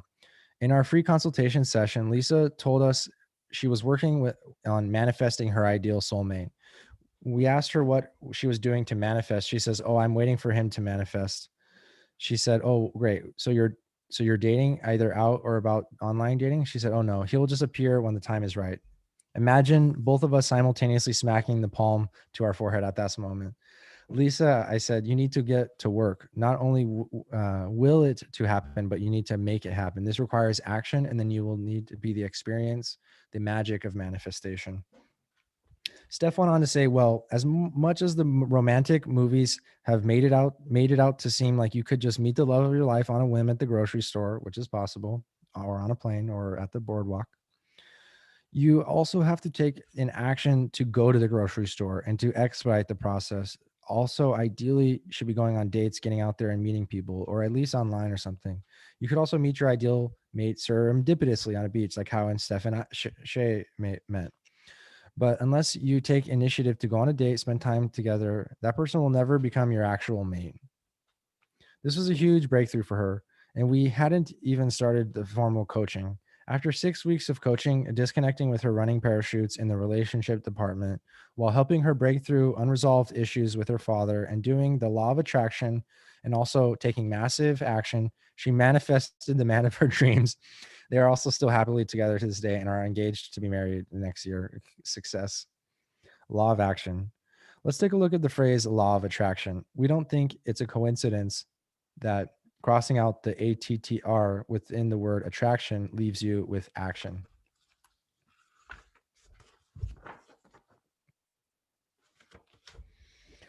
Is the law of attraction true? Yes, it does work. Yes.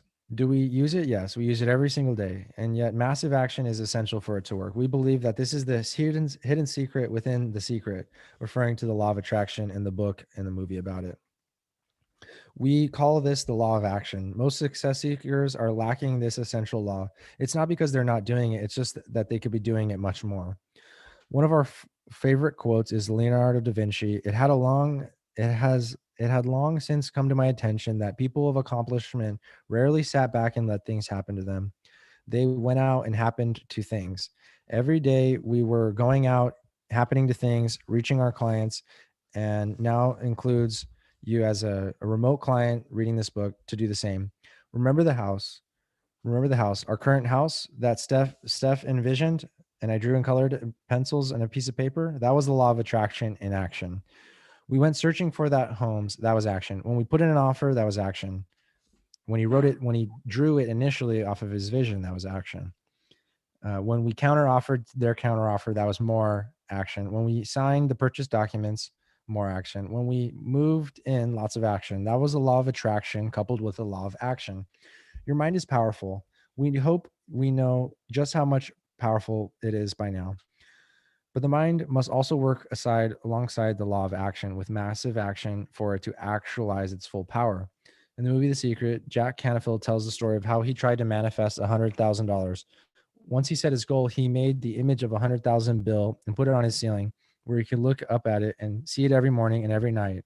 He kept it as his sole intention. Not only did he visualize it and imagine it, but every single action he took that led him to $100,000.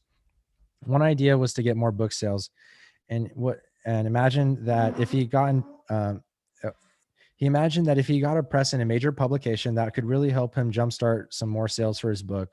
So he called around to different newspapers and asked how much their ads were.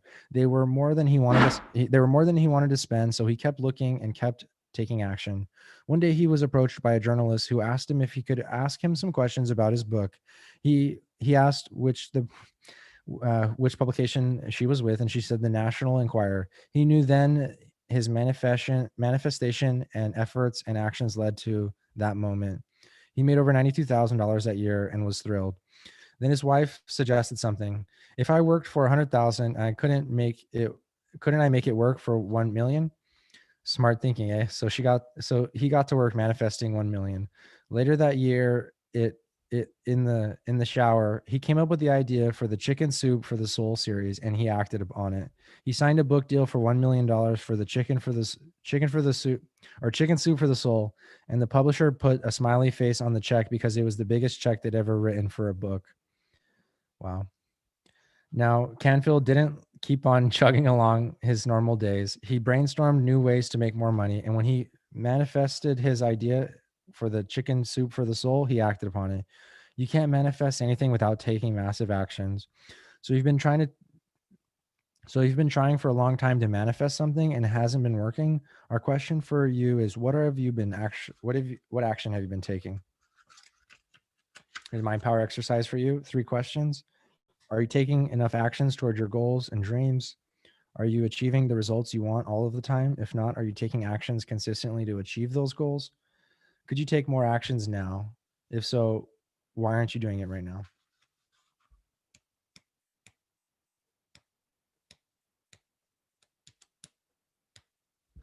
almost done, dude. Failure to launch.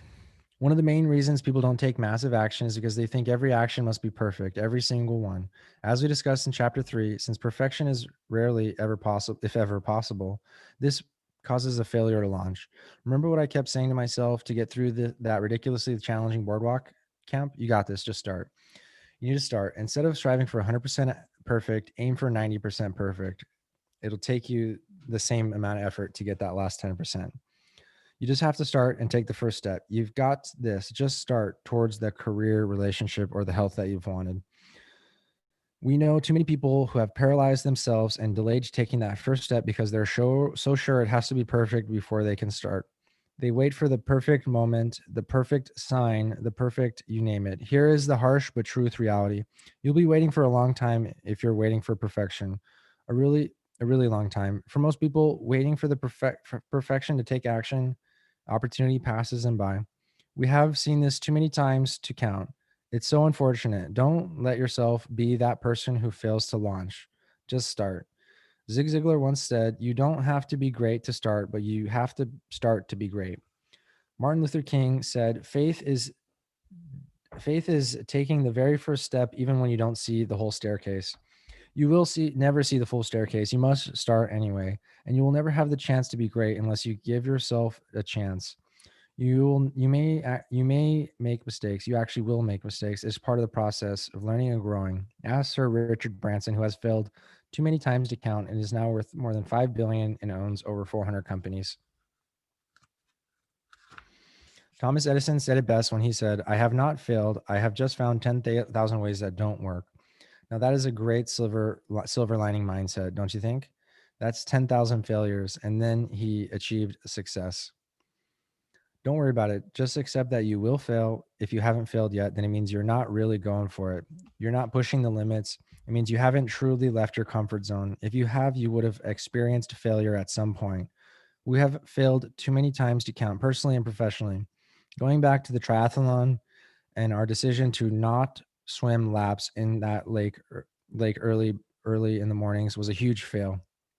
For me, flying over the handlebars of my mountain bike was a clumsy fail. Steph not hunkering down, covering his head over his arms over the golf course was a huge fail. Us investing 50,000 into an emerging company in 2007 and never hearing from the business owner ever again, huge fail.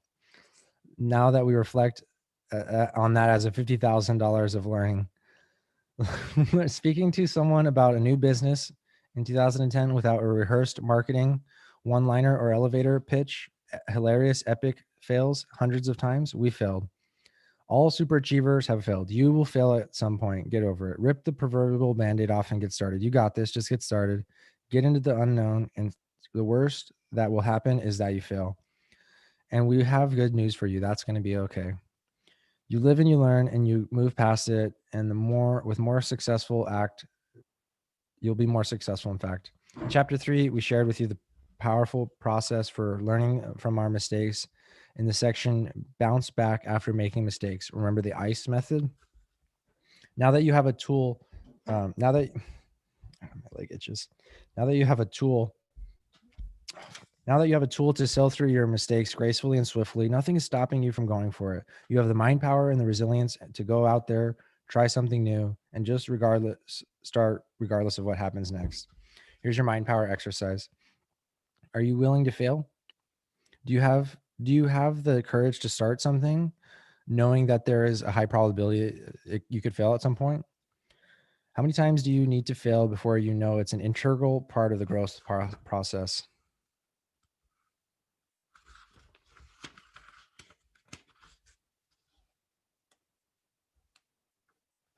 Habit hacks.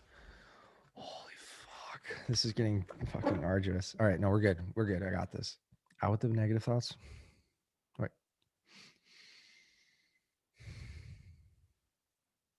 Habit hacks. One of the keys to taking a mind-powered action is to build solid habits that move you towards your goals.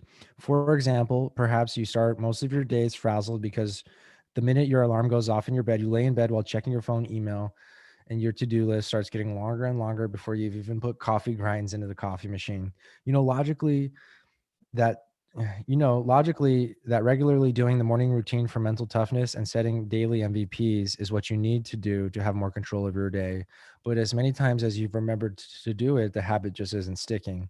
This is where implementation intentions and habit stacking could help you significantly. Both strategies have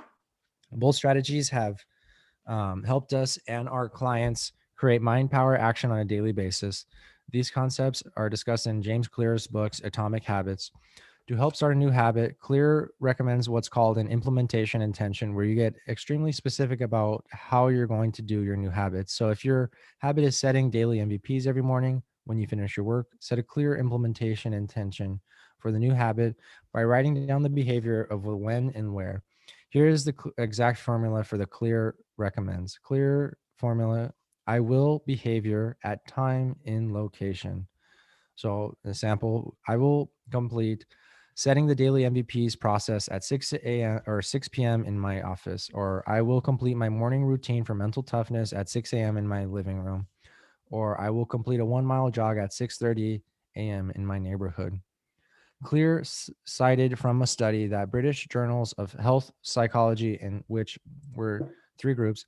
The first was told to simply start an exercise habit and track their workouts. The second was told to read about the benefits of the exercise and then exercise their habit and track their workouts. The third was told to set an implementation intention for their new habit by making a plan for when and where they would work out and then track their habits. Astonishingly, 35 to 38% of the first two groups worked out at least once per week. But that third group, the ones who set the clear implementation plan, 91% of them worked out at least once per week. Crazy results, right? So if you want to experience more manpower action on anything in your life, including your new routines you've learned in this book, give implementation intentions a go. One of our favorite ways to build new habits is through habit stacking. James Clear well-defined habit stacking in his website article, How to Build New Habits by Taking Advantage of Old Ones. Habit stacking is a special form of an implementation intention. Rather than pairing your new habit with a particular time and location, you could pair it with a current habit. This method which was created by BJ Fogg. For example, the Tiny Habits program can be used to design an obvious cure for nearly any habit. Clear's habit formula: after or before current habit, I will insert new habit. So after making my morning coffee, I will do my morning routine for mental toughness. Or after completing my final project of the day, I will complete the setting daily MVPs process. After doing the morning routine for mental toughness, I will go on a 1 mile jog. Perhaps you want to start taking walks after dinner, or to get in some steps to decompress after the day. Stack that walk, the new habit, onto the current habit of doing the dishes after dinner, and see how you can link your new habits into your existing ones like a chain. What what are the habits standing between where you are now and where you want to be? And how can those habits add up to massive action or work alongside your massive action? Take some time right now to ruminate on the habits that you've been putting off forever and that you're ready to implement as a first step towards accomplishing your goal.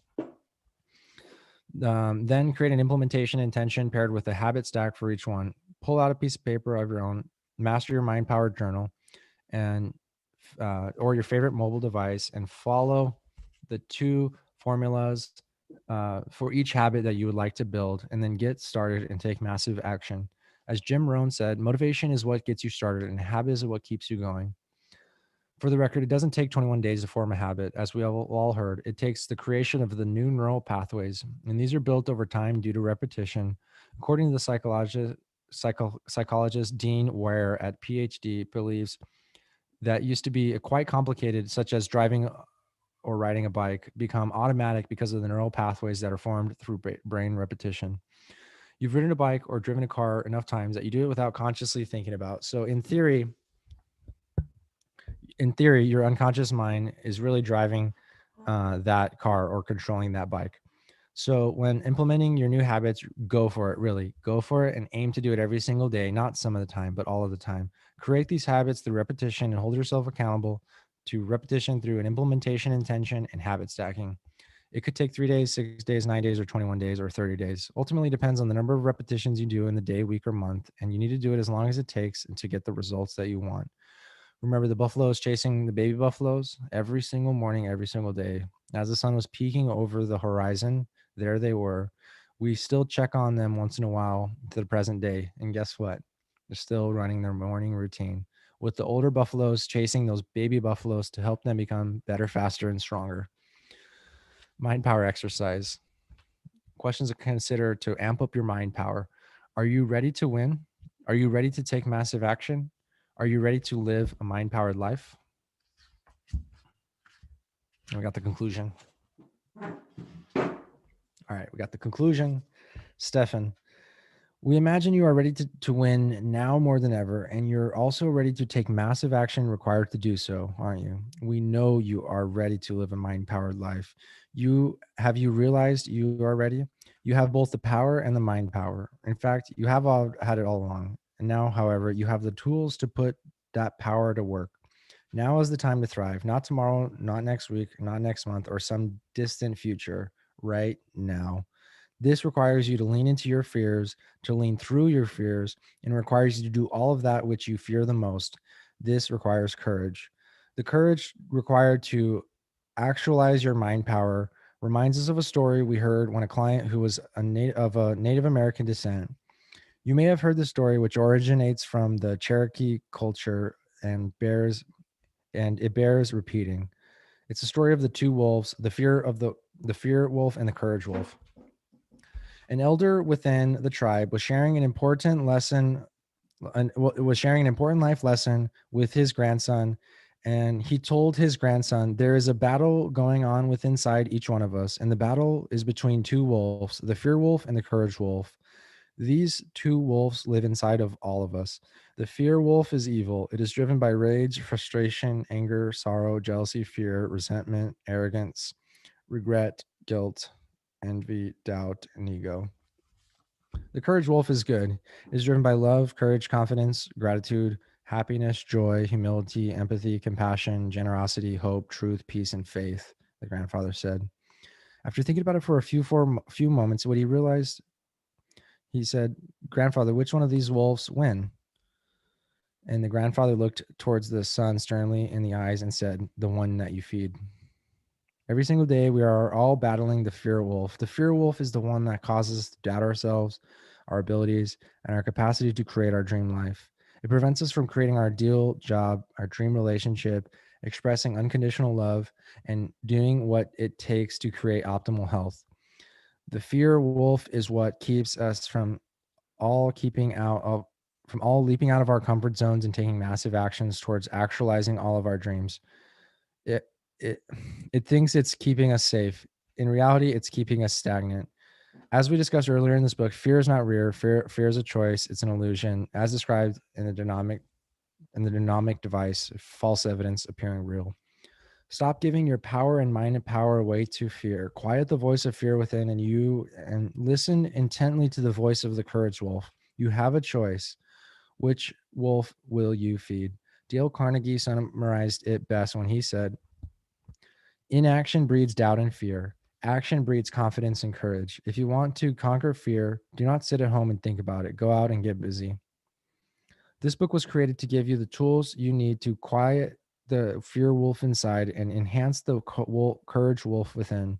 Ultimately, it's up to you to use each of these tools to wield your mind power and break through to greatness. As we conclude this book, let's summarize and review each of the key elements that we've learned.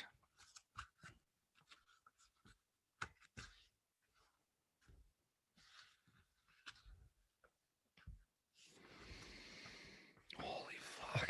All right, here's your three pillar. I'm just getting really tired, guys. All right. 3 pillars of mind power. Ultimately, your mind power is composed of your 3 main elements: your foundation, your mental toughness, and your habits. These are your 3 pillars of mind power. Each leans on the other and needs one another to help you fully activate your mind power.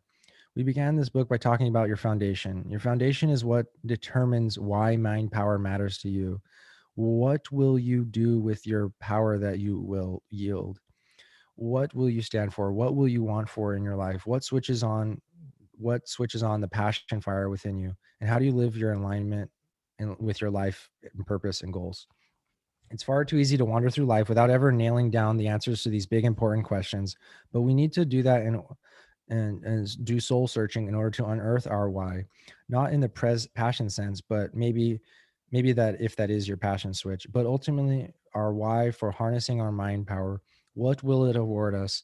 What does it matter that we step into our best selves? What is waiting for us on the other side of this mastery?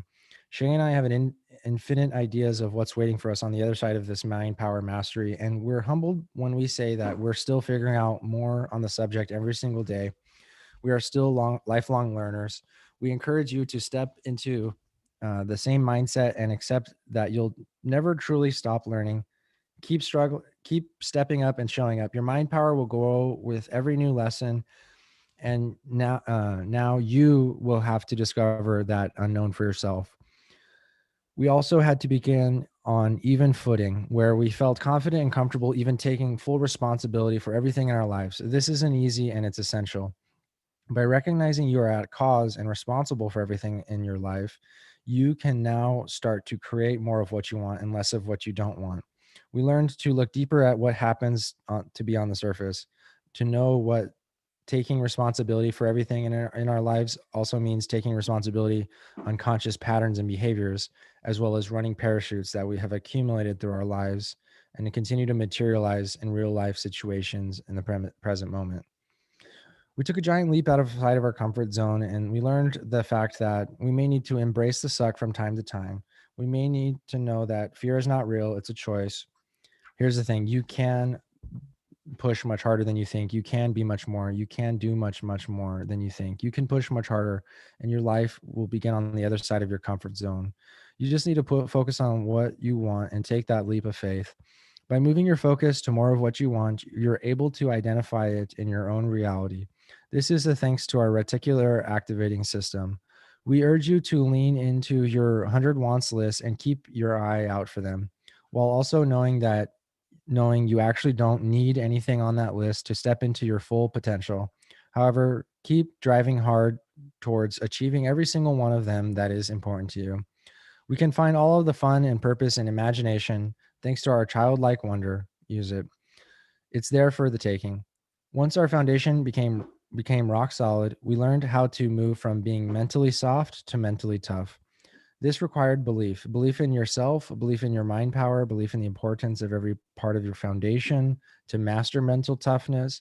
We learned tools on how not to let our minds be at the whim of just saying anything, to be aware of the crabs in the bucket, to be at cause for your reality.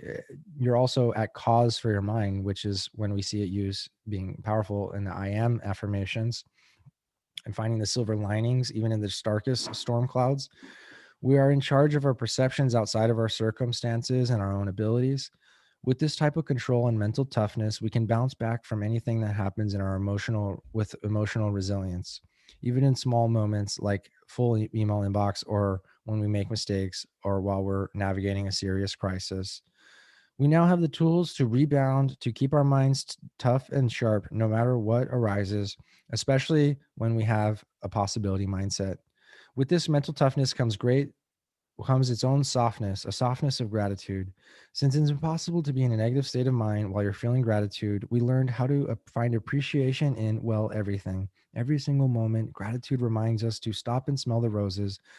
Sometimes we just need a little pause in our lives. A little pause also occurs while accessing our satisfaction state, where we actually take a moment to, in the hustle and bustle of our everyday routines, to feel a few seconds of satisfaction for any task or project we've accomplished.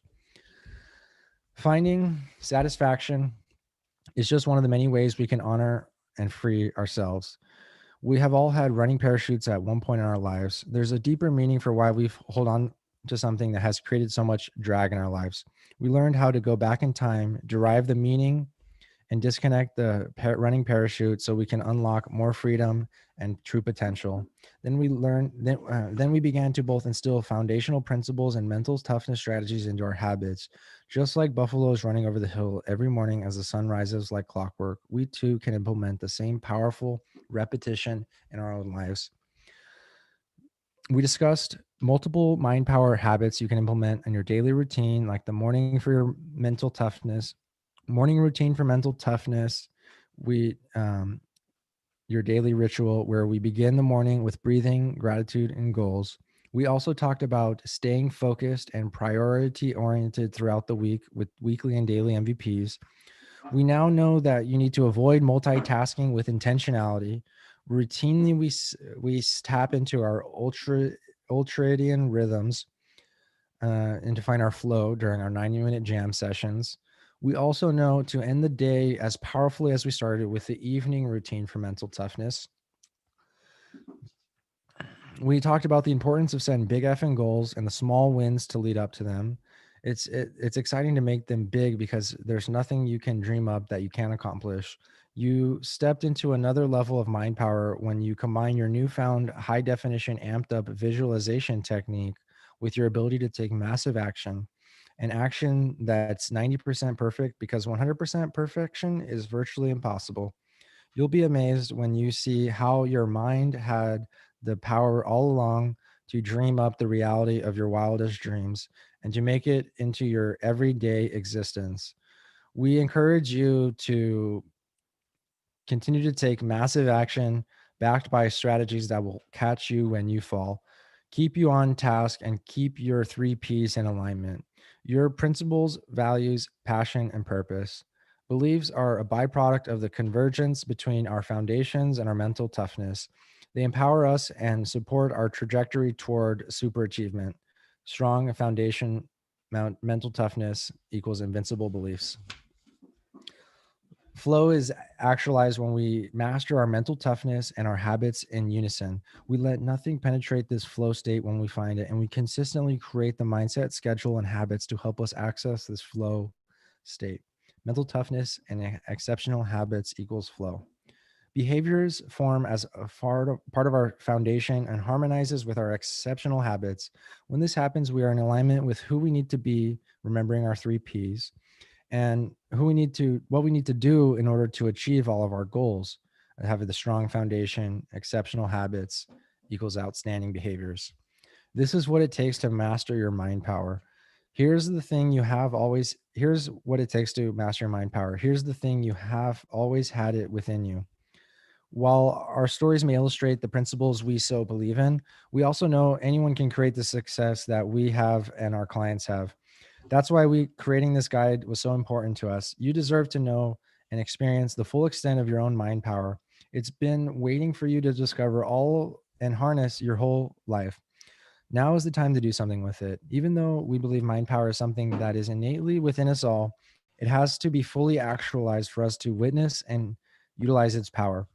What we do know is that it took a lot longer to actualize mind power within ourselves than it will for you. Why? Because what you just read in a book was a mere blip in time compared to what it took for us to master these mind power principles. This is the essence of modeling. Learning something in a fraction of the time it took for your teacher to learn those skills initially. It's an enjoyable it's a joy to share them with you. As we said at the beginning of this book, the personal stories we shared throughout were not shared for you to oogle at them, but we also didn't necessarily share them to motivate or inspire you.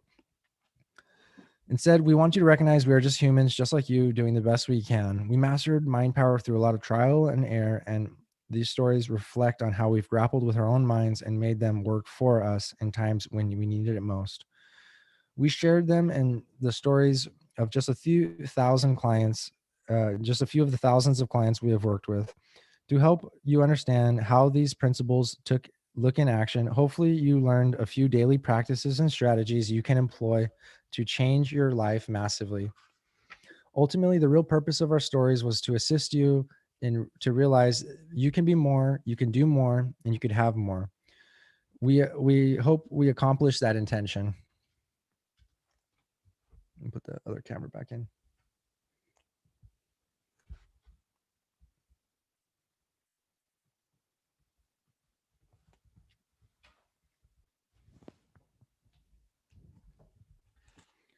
So you can be more, you can do more.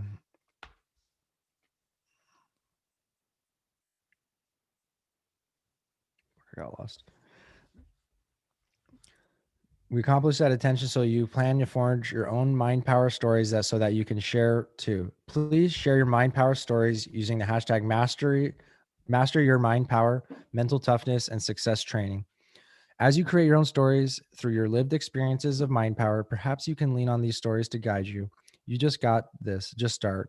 An unexpected boardwalk boot camp reminds us to just start and take massive action, and to know we can do more than we think that we can.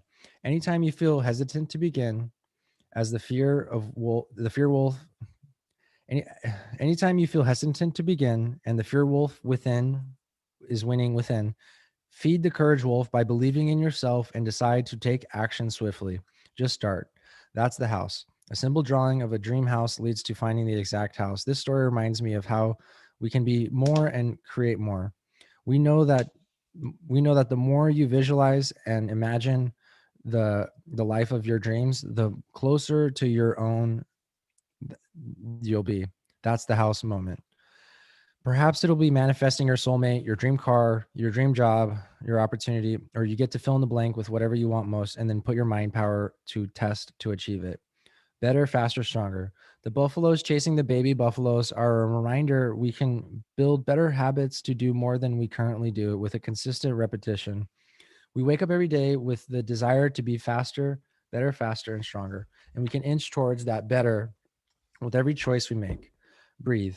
A 17-mile downhill mountain biking journey with a major injury served as a reminder that you can go farther than you think you can always. We always have a choice between negative and the positive. No matter how much something sucks, you can choose to give more attention to. Your mind can carry through even the most painful situations. There was no time to sit in panic. I needed to get the work done. At home, 16 years old, making your on your own is a set reminder that you can do and more. You can be more and you can do more. Despite the cards that are dealt to you, getting work helps. Getting despite sorry guys, it's fucking difficult. You guys should try this sometimes. Let me finish it strong.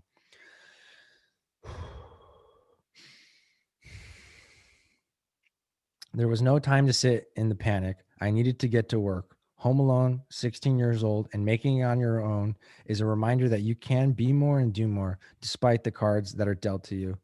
Getting to work helps you break through the fear and worry of a bad moment. Finding the silver lining helps you move past it. You get to choose the outcome of your story. In with the good thoughts, out with the bad thoughts. Running a marathon with a torn muscle and pushing through all the way to the end reminds us to go for it. And we can do more than we think we can, always.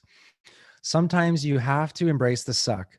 Defying all odds and adversity in a triathlon and still making a spot on the podium can remind you that you are more capable than you think you are doing the impossible. Rather than resisting the suck, embrace it. Show the suck who is boss. Once you aren't afraid of it, you can conquer it. I stay upright easily and effortlessly through anything. I overcome a lifelong limitation of being a coordinated klutz, and becoming an endurance athlete should remind you that you can become more. It's never too late to rewrite your own script. You have always have had the mind power to be whoever you want to be rather than be a prisoner of who you've always been. Ooh, that's a good one. You have always had the power to become who you want to be rather than being a prisoner of who you've always been. The strength of my belief is that my vision would one day return was equivalent to the strength of my belief that the sun would come up tomorrow. Overcoming a severe eye injury and creating 2020 vision is a belief that you can do more, much more. It starts with your disbelief.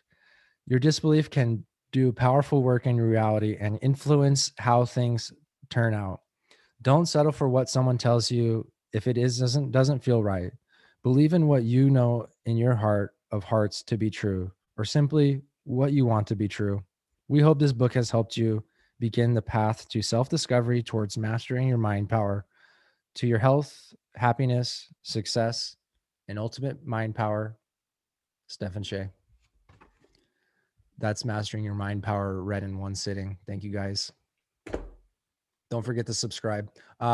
Click this video here to watch Crushing It, or Grant Cardone's Sell or Be Sold.